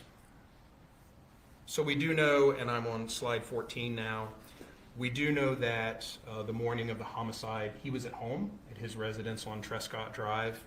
He did drop his children off at Creative Preschool. He went to Premier Health and Fitness and then returned to his home on Trescott Drive. And did TPD believe that whoever shot Dan Markel was at these same locations that he was at that morning?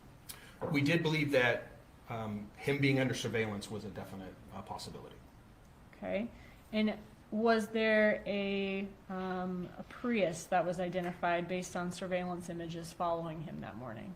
There was, from the Premier Health and Fitness. Okay. How did TPD try to identify who was in the Prius from the phone records perspective? So one of the first things that we did is what we call a tower dump. And that is just a request of the carriers to provide us all of the transactions that occurred through cell sites that may service a particular location. for a very particular or specific time frame. So if we know that Mr. Markel was around his house at a certain time, then we can request all the phones that were around his house. And if we know he was at Creative Preschool at a certain time, then we could request all of the cell phones that may be in the area of Creative Preschool at the same time he was. Same for Premier Health and Fitness. And then we would hope that the only cell phones that would be in those exact locations at those exact times would either be Mr. Markel or whoever was following him. So that's kind of the purpose of the tower dump. And which companies had cell sites in the areas of those locations? We had AT&T, T-Mobile, Sprint, and Verizon, our major carriers at that time. All right, so were search warrants sent to all those carriers for all of the records for the numbers who were using cell sites servicing each of those locations? Yes. And did you receive a lot of records in return? Yes, we did. Okay, just a moment. I want to ask you specifically about States Exhibit 101, which is going to be the T-Mobile tower dump records, States Exhibit 102, the AT&T tower dump records, States Exhibit 103, the Verizon tower dump records, and States 104, the Sprint tower dump records. When you receive those for all four carriers, do they contain a certification certifying that they are authentic records from each of those companies? Yes. Okay, and did you review those records and rely on those records in your determining your results or your opinions in this case? Yes. At this time, I'd move States Exhibit 101 through 104 into evidence. States 101 through 104 is admitted. Okay, so a lot of records to go through. Is that right? That is correct, yes. Did law enforcement eventually find any one number at all of those locations where Markel was located that morning? We did not find one number common to all of those locations. Since you couldn't find a number with common events at all those locations, did you cross-reference all of the records with all of the phone records you had from the Adelson family to see if any of the numbers from the tower dump showed up in any of the Adelson family records? Yes, we did. Okay, and what did you find? So, as I mentioned, we did not receive, or we did not find one number that was common to all of those locations. That does not necessarily mean that the other handsets were not there, but we go back to if there's no events, then there's no records and there's nothing for us to compare to.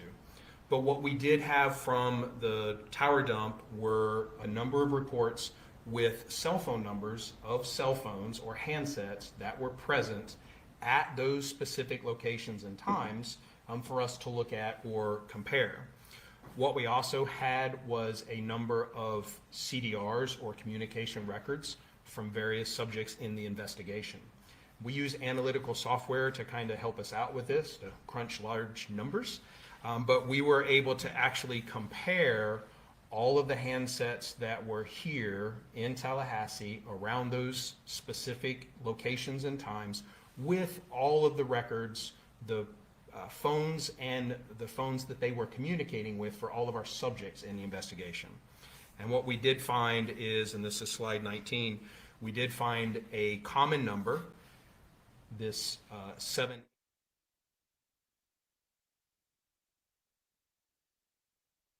Was a phone number that was present here in Tallahassee around the Premier Health and Fitness that was also in the call detail records for one of the subjects of the investigation. And was that subject Harvey Adelson? It was, yes. And is this Harvey Adelson? It is, yes. Okay, and this is an example of his call detail records? That is correct. Okay, so Harvey Adelson is the husband of Donna Adelson, father of Charlie Adelson and Wendy Adelson? Correct. All right, can you give us more information about this call that you found? So what we see, and this is just an excerpt, I'm on slide 20, from Mr. Adelson's, Harvey Adelson's call detail records for July 1st of 2014, and we see that 786 number I just spoke about.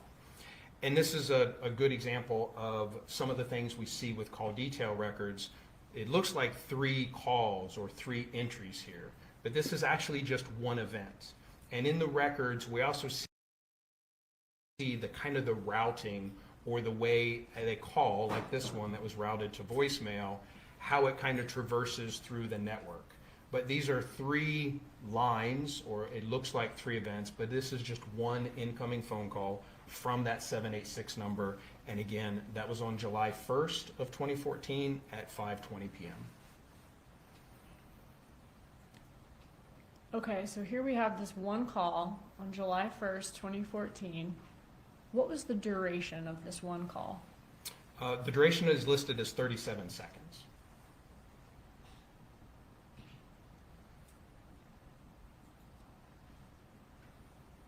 And 37 seconds as in, does that include the amount of time that it's taking a phone to ring? In this case, it does not. They do provide us both a seizure time, which is how long the phone rings or how long it takes to connect, and then an overall duration.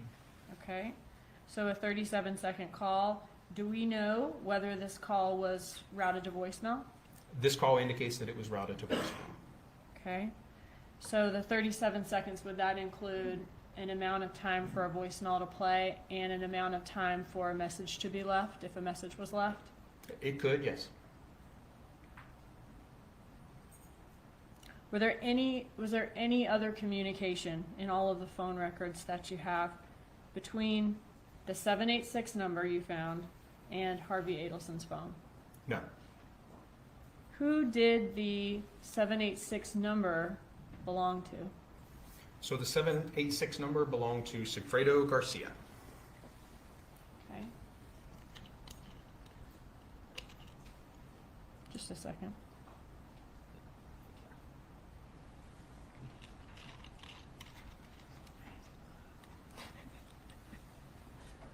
Okay. In Sigfredo Garcia, were you able to do a frequency report for his phone records? Yes. What is a frequency report? So I'm here on slide 22, and this is an example of a frequency report. And a frequency report is just going back to that analytical software that we talked about. It can tell us, or it can rank the most frequently contacted numbers for any particular target number. So it is able to rank for us in kind of from most to least frequently contacted all of the unique numbers that Mr. Garcia's phone communicated with. Now, in a frequency report like this, it would include incoming calls, outgoing calls, text messages. Unless we go in and limit the things that we're asking for, it would include all sorts of events, even some of those routing events that we saw on Mr. Adelson's records. So we don't really look at this as an exact number. We don't say, and we see here that in Mr. Garcia's frequency report, his most frequently contacted number is a number that ends in 13. You see that it assigned a frequency of over 1,600 calls. That may not mean that they actually spoke 1,600 times, but within the records, there are over 1,600 lines or events associated with that particular phone number. Okay, and looking at this date range, you said the number ending in 1312 was his most frequent contact. Who did that number belong to? That number belonged to Ms. Catherine McBanel. Did you run a frequency report for her? Same. Again, looking at the most frequently appearing number in the records, we see that her second most frequent number, the 9223, obviously the 5986 was Mr. Garcia's number.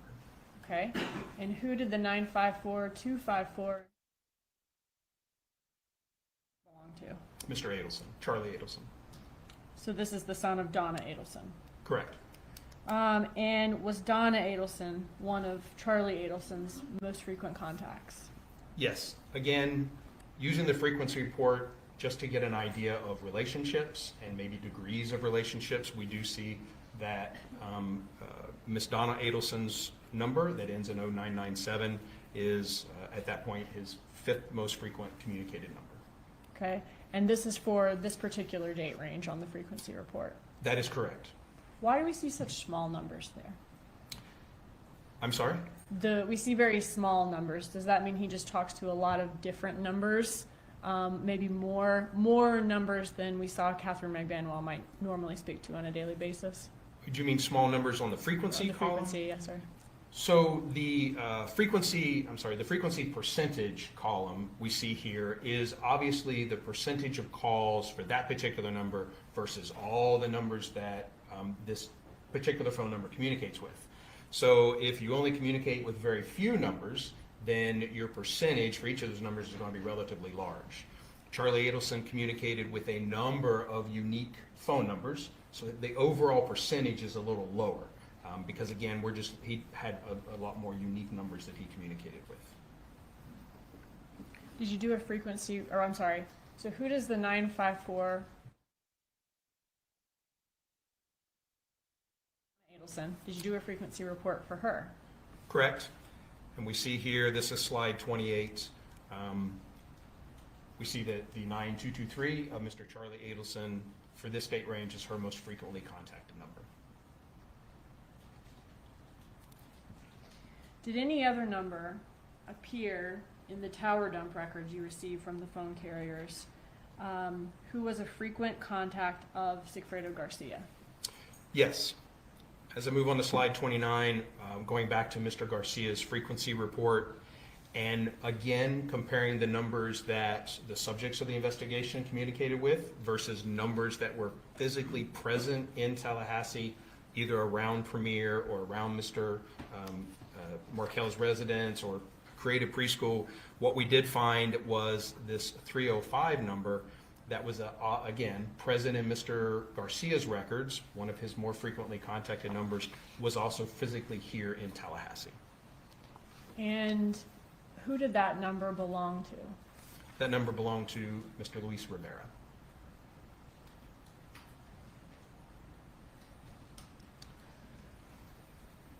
Can we see your next slide of the organizational chart, please? Did anybody in this chart have phone contact with Garcia or Rivera, down at the bottom, during 2014, other than the one 37-second call between Garcia and Harvey Adelson on July 1st, and obviously Catherine McBanwell? No.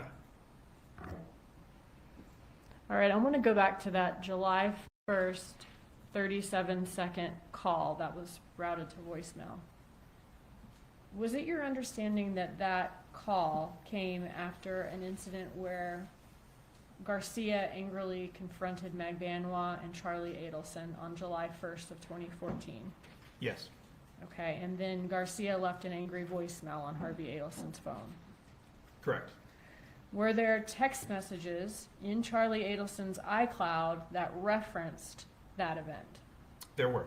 Okay, and do you have those for us here? I do.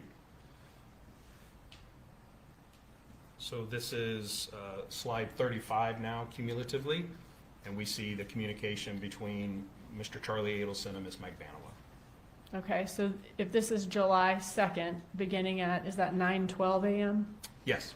So this would be the morning after that voicemail is left on Harvey Adelson's phone That's correct. by Garcia. That's correct. Can you walk us through these messages? Certainly. So Charlie Adelson states that this really sucks, and Ms. McBanwell responds in a couple of messages that she doesn't like the fact that someone thinks they can make decisions in her life, and then apologize, and that the leaving messages was retarded and childish. Okay. And does she say to Charlie Adelson on July 2nd, I'm sorry, but he's a effing pussy.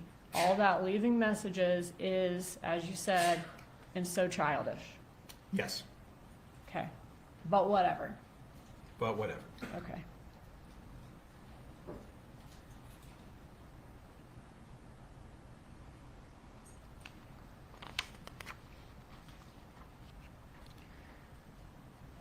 All right, can we go back to our chart? I want to ask you a little bit about the communication and emails between these parties. Did law enforcement look at the communication and emails between these parties to see if anyone seemed to have a motive to kill Dan Markell. They did, yes. Okay, I want to go through just a couple of these. I think we may have 5 or 6 in here, and I want to start chronologically, if we could, from the beginning of 2013, moving up to the murder, as far as the written communication moving up to the murder, and then I'll ask you more about the locations of the parties for the trips to Tallahassee after that. Okay. Okay, so if I could first turn your attention to March 6th of 2013.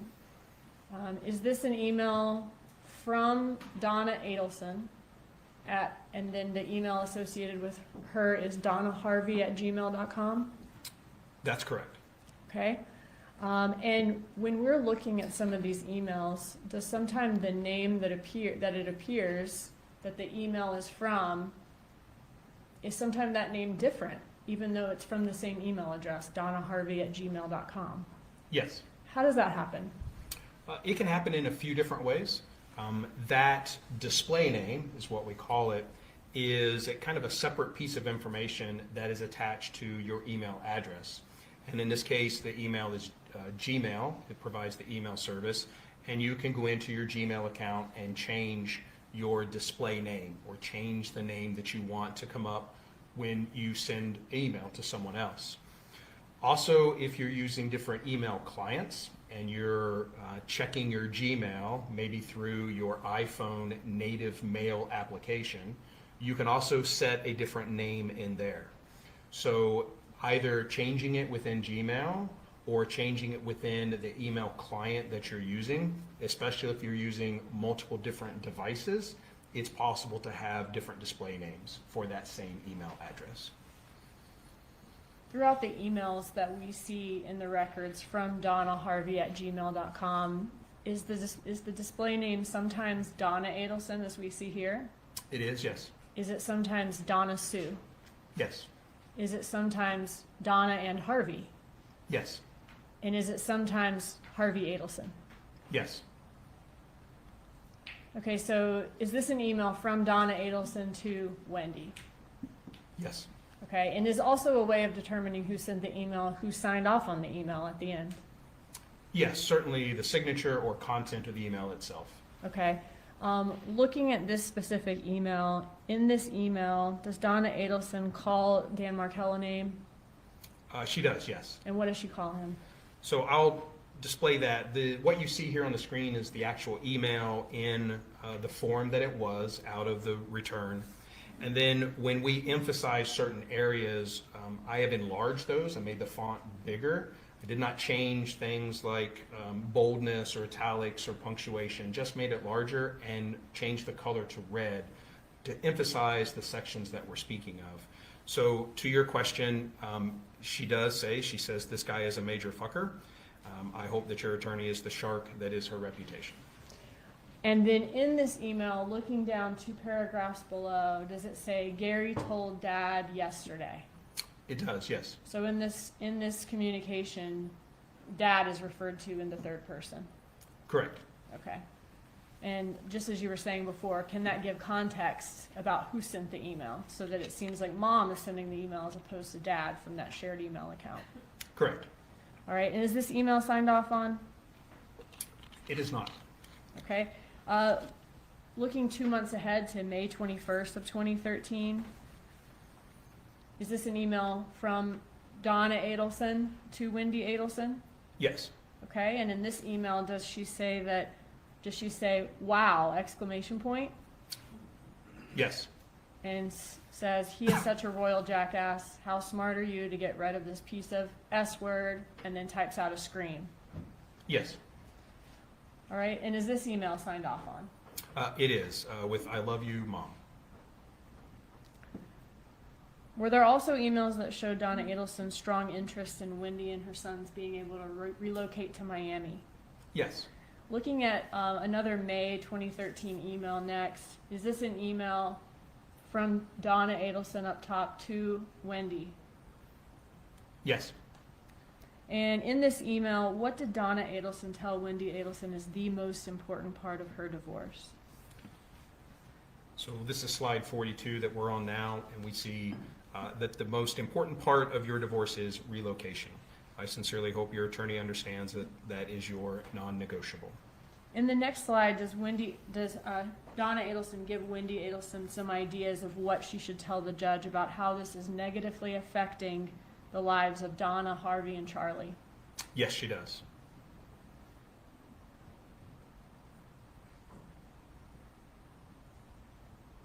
And this is the mother and father's practice she's referencing here?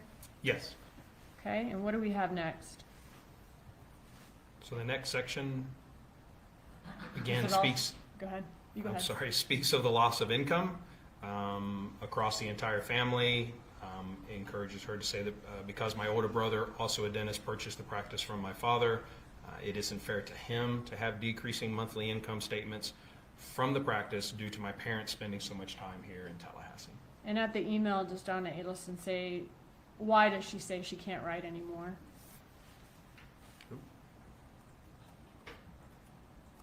Sorry, we skipped ahead a few there. So slide 45, she indicates that she's too angry to write anymore and signs off, "Love you, Mom." Looking at the next month in June, on June 25th of 2013, I want to ask you about an email there. And was that just days after a very significant event in the divorce? Yes, Was Wendy Adelson relocation denied with prejudice just about 5 days before this email was sent? it was. Yes, the request to relocate with the children to South Florida, yes, was denied. All right, and what does Donna Adelson say to Wendy Adelson in this email? So this one's from Donna Sue up top. Correct. Okay, and what does she say about their recent loss in court? She encourages Wendy to never, never give up, and that it is time for action, time to take control of your life and not let Jibbers, which is a nickname for Mr. Markel, think that he's just won anything by having you remain in Tallahassee. And I think we've seen some of these, so let's go just quickly through the rest and go through the next one. In the next, does she appear to give Wendy Adelson a bit of a pep talk about what she should do next? Yes, Okay, does she say that the rest of their family's lives next will be determined by her performance in the next couple of weeks? yes, And how he hasn't beaten the Adelson family yet. I'm sorry, she needs to put on the performance of her life. He hasn't beaten the Adelson family yet, that's correct. and she has a strong family behind her. Yes, Is next in this email where we see the plan of action outlined? that's correct. And if you could skip through, is this the plan of action about posing the kids in front of the Catholic Church and getting them baptized? That's correct. And assuring her that this is just an act, but don't tell anybody. Yes, And that she should take control of him psychologically. correct. After this portion where she wants her to psychologically manipulate Dan Markel into converting the children to another religion, what does she say she plans to do next? There is a plan of a financial offer to Mr. Markel. Does she say, I am planning or we are planning? It states we plan to make. Does she go on to describe who this we is in the team? She does, yes. Okay, can we see that?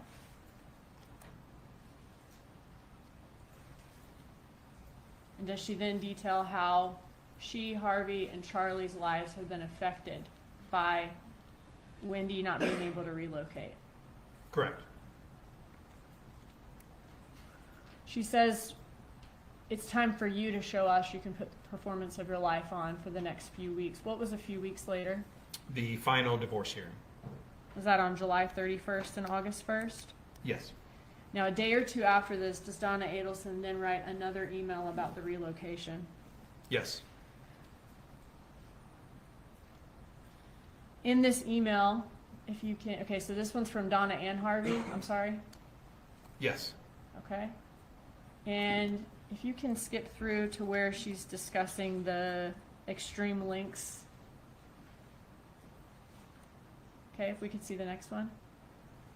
In this email, does she describe situations where people have to go to extreme lengths to accomplish their goals, like American soldiers in Nazi uniforms? Yes, And does she next suggest that a major act of defiance would be putting the boys in SS uniforms? Yes. Or Hitler Youth, I'm sorry, Hitler Youth uniforms. Next in this email, does she tell Wendy Adelson to stand up? It's all part of an act and we are willing to help you. She does, yes. And this is where she says that it'll put a scare into this jackass. Yes. Next, does Donna Adelson say in all capitals that Wendy needs to see the big picture? She does, yes. Okay, so you didn't add those were just in there. That's correct. And that her life in Tallahassee is not a pretty picture? Correct. And then finally in this email, does she give details of the financial offer again, the $1 million email? Yes. And does she say that, again, that we are planning, me, her, Charlie, and Harvey, and they want her to help too, Wendy Adelson? That's correct. And finally, does she say that they are a team and they cannot do this without her help? She does. All right, and then how does this email signed off? Written with hope and love, Mom and Dad. All right, okay, this is the final email I'm going to show you today, or at all in your presentation. October 12th of 2013. So we've fast forwarded a couple of months now. Looking at this email, what can you tell us about the email chain here as far as who sent the first email, who sent the second email, and who sent the final email? So what we see here, again, emphasizing kind of on the content about what's being sent, but if we look at the email chain, we can see originally this is an email from Mr. Markell to Wendy Adelson, where Wendy Adelson has forwarded it to the Donna Harvey Gmail account, and then the Donna Sue has forwarded it to Charlie Adelson. So in Dan Markell's email sent October 10th, the subject is general principles. That's correct. And in that email, does he reference that he wants a right of first refusal, an RFR? That's correct. What does that mean in this situation, according to him? In this situation, if what he wanted was that if Wendy was unavailable to take care of the children, that he be given the first right of refusal before Wendy solicited her parents or anyone else to watch the children. Okay, and then Wendy forwarded that on to the Donna Harvey at Gmail? That's correct. And then did Donna Sue then forward that email on to Charlie Adelson? Yes. And what did Donna Sue say to Charlie Adelson about the contents of everything that she'd forwarded to him?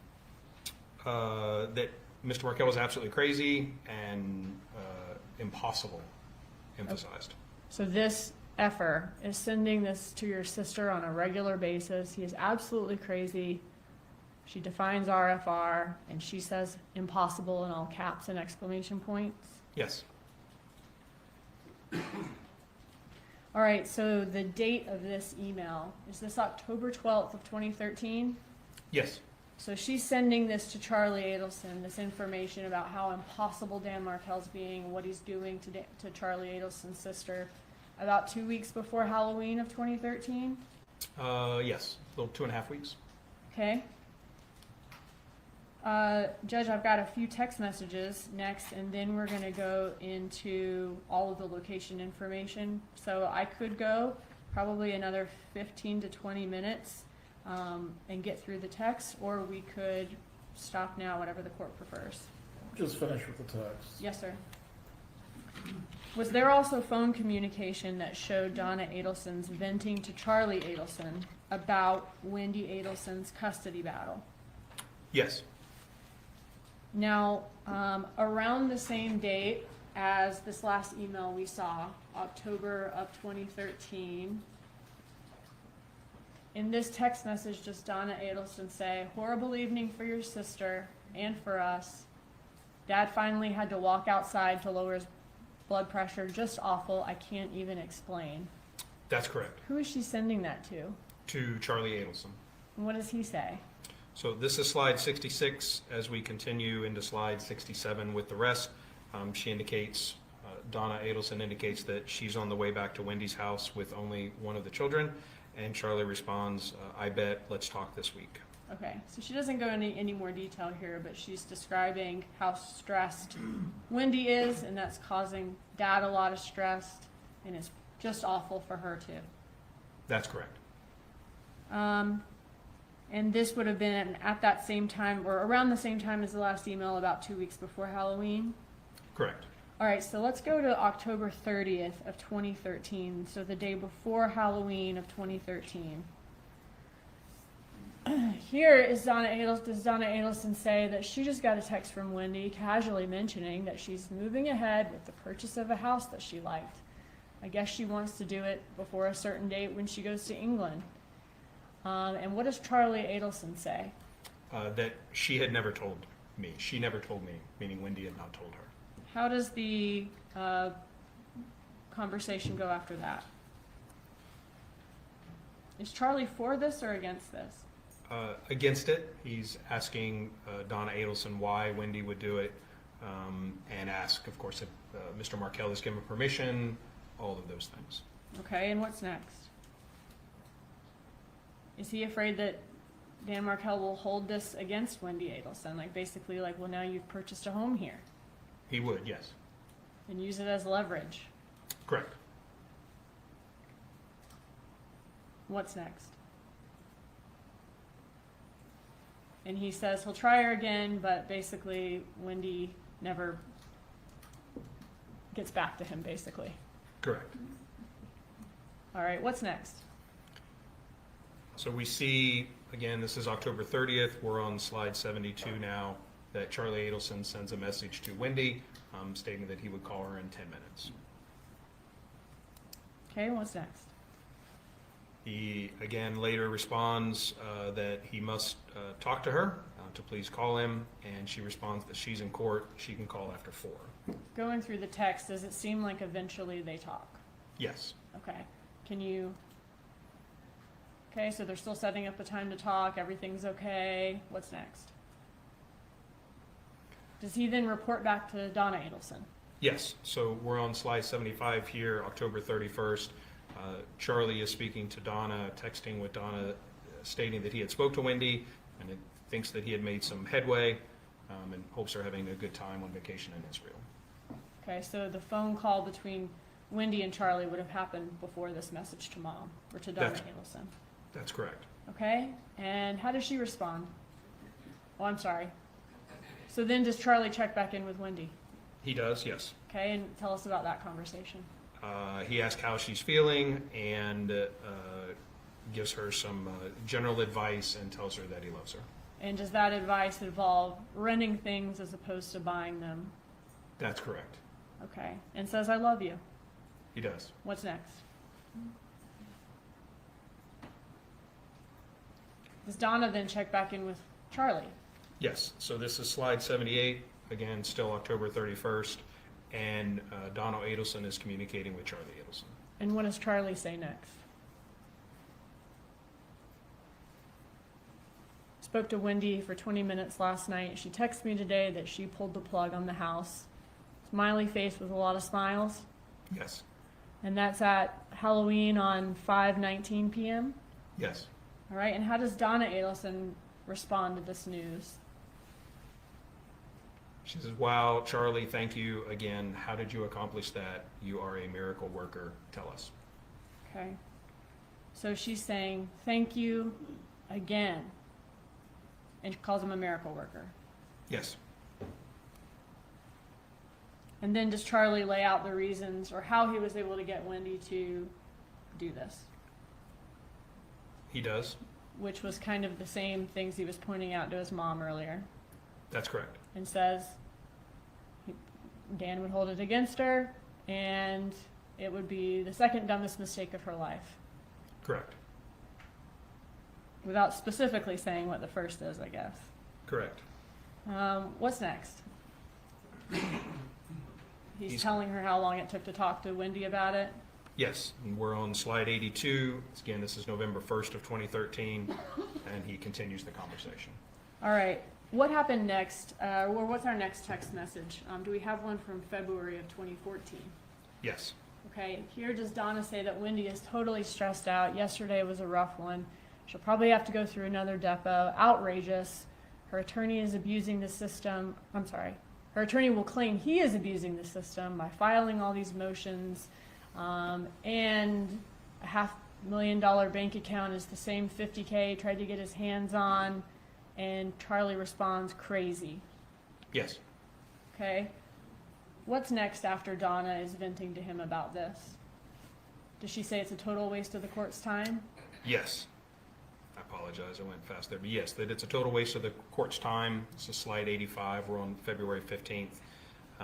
That yesterday he sent Wendy a text that he saw her leaving the school in our car at 2:07 p.m. He is stalking. Okay, and how does Charlie respond to that? Oh, sorry. And then does Donna talk about wanting to get a protective order? But Yes. that's very hard to do if there's no threats or abuse. Correct. But a judge should know that she's being stalked. Correct. And Charlie says, I agree. Yes. Okay? Do they continue talking about the divorce here? Yes. Okay? What's next? And they're continuing to complain about the system, the judge that's assigned to the case, and Charlie says that complaining about the amount that Wendy's attorney is costing, Correct. and Donna's agrees. Yes. Okay, what's next? He wonders if she's mad at her attorney. How does Donna respond? Donna says she's too stressed. Let's keep her conversations with her light. Let's not add to what she's dealing with. Let's just get through Monday. Nothing stressful. Correct. Is there another text message on February 17th? Yes. This is slide 92. And on this, is Donna saying that she just left the courthouse? Yes. Okay. And how does Donna respond to how did it go? She says, okay, we'll talk later. Okay. And she gives some more detail about what happened in court. Yes. Slide 95, still on February 17th, that the judge was really pissed at him for not paying Wendy, and continues. Okay. And it looks like Wendy's still going to have to be deposed, but with strict limitations to questions. Correct. And she wants Danny to get psychological testing. Correct. All right, what's after that? They're talking about Danny getting a large bill. Yes. Okay, what's next? So February 19th? Is this more talk about the divorce proceedings? Yes. I won't make you read this whole email, I'm getting tired too, but basically in this email is Donna complaining about Dan Markell coming to the soccer game of the boys and wanting to play with them. Yes. And she calls him an F word here. Yes. Couple of things. And basically saying he's allowed to attend the children's activity when it's Wendy time, but that's it. He can't be spending more time with them than just attending. Correct. Okay, what's next? This is now March 4th of 2014. We're on Okay. slide 98. Okay, thank you. So on this day, so on March 4th of 2014, was there a text message in the records where Donna Adelson asked Charlie Adelson to erase a text that she sent to him? There is, yes. Okay, can you walk us through that exchange? So again, this is March 4th. She is communicating with Charlie. She indicates 37 miles to Gainesville. As in coming from Tallahassee going to Gainesville? That would be correct, yes. Okay. And what does she say here? She says, I can't talk now, but I'll text you before we stop in Gainesville where I can go to the bathroom and have a moment of privacy. Then I'll call. Please pick up because I will have limited alone time today. Erase this text after you read it. What does she send a few minutes later?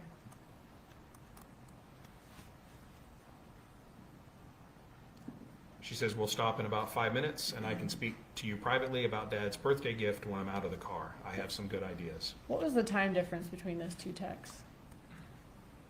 This text was at 10:42 a.m. and this is at 11:08 a.m.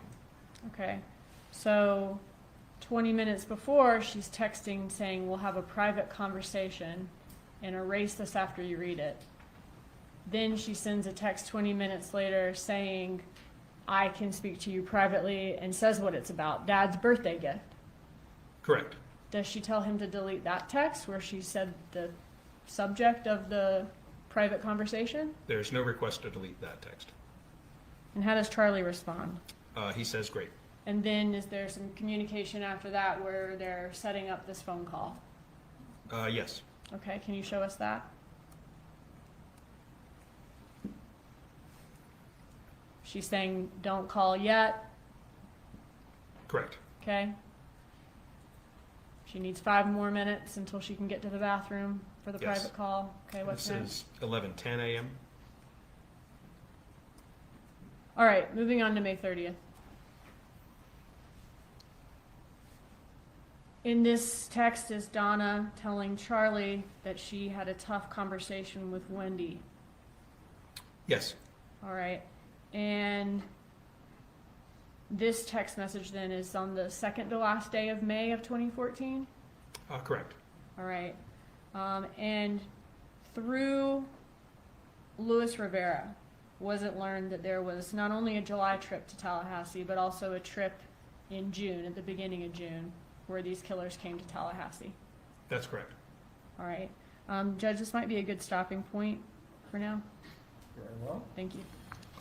Members of the jury, we will resume with the testimony of Sergeant Corbett tomorrow morning when the trial resumes. Once again, I'm going to instruct you, as I have before, do not discuss this case with each other or anyone else. Do not watch any of the news coverage or seek out any information about this matter. We will resume with the trial tomorrow. Please report at 8:45, then we will attempt to get started by 9. Have a good evening.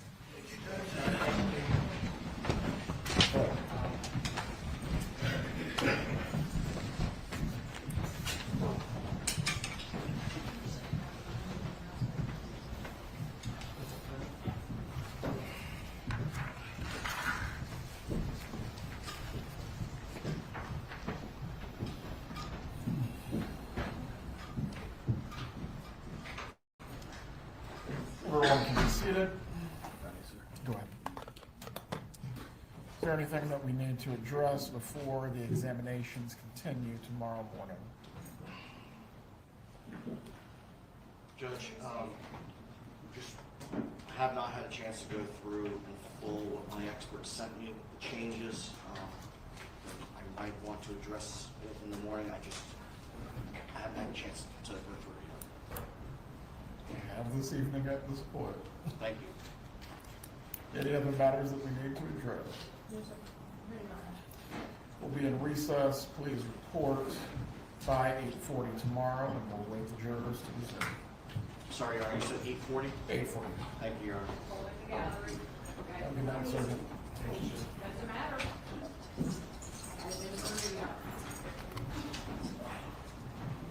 Mosquito just landed on my camera. Hold on a minute, please.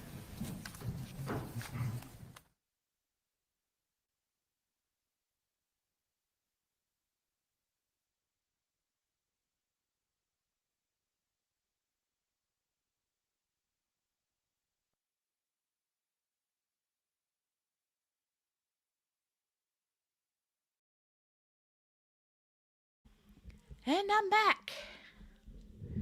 That was gross. Yuck. Now I need to go wash my hands because that was a juicy mosquito. Ugh. Gross. Ew. Okay. Now I'm gonna get out of here.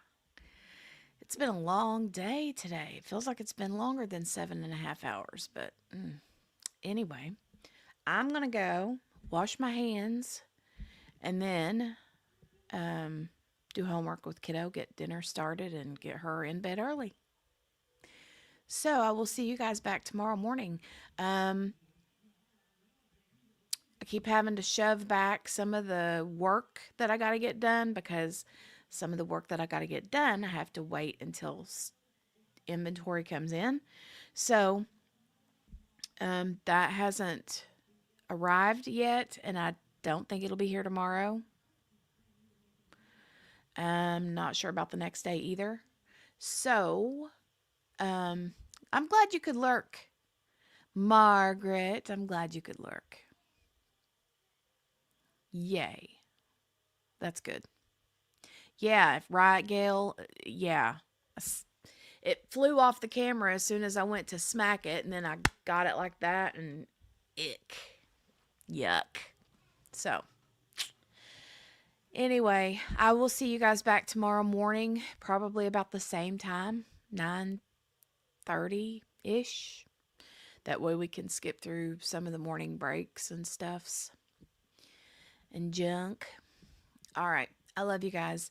Thanks for hanging out with me. It's going really well, way different from the other place. Super nice people, and they all want to take me to lunch.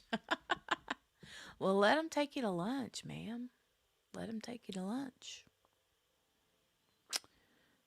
All right. I love you all, and I'll see you back tomorrow. Have a good night. Goodbye.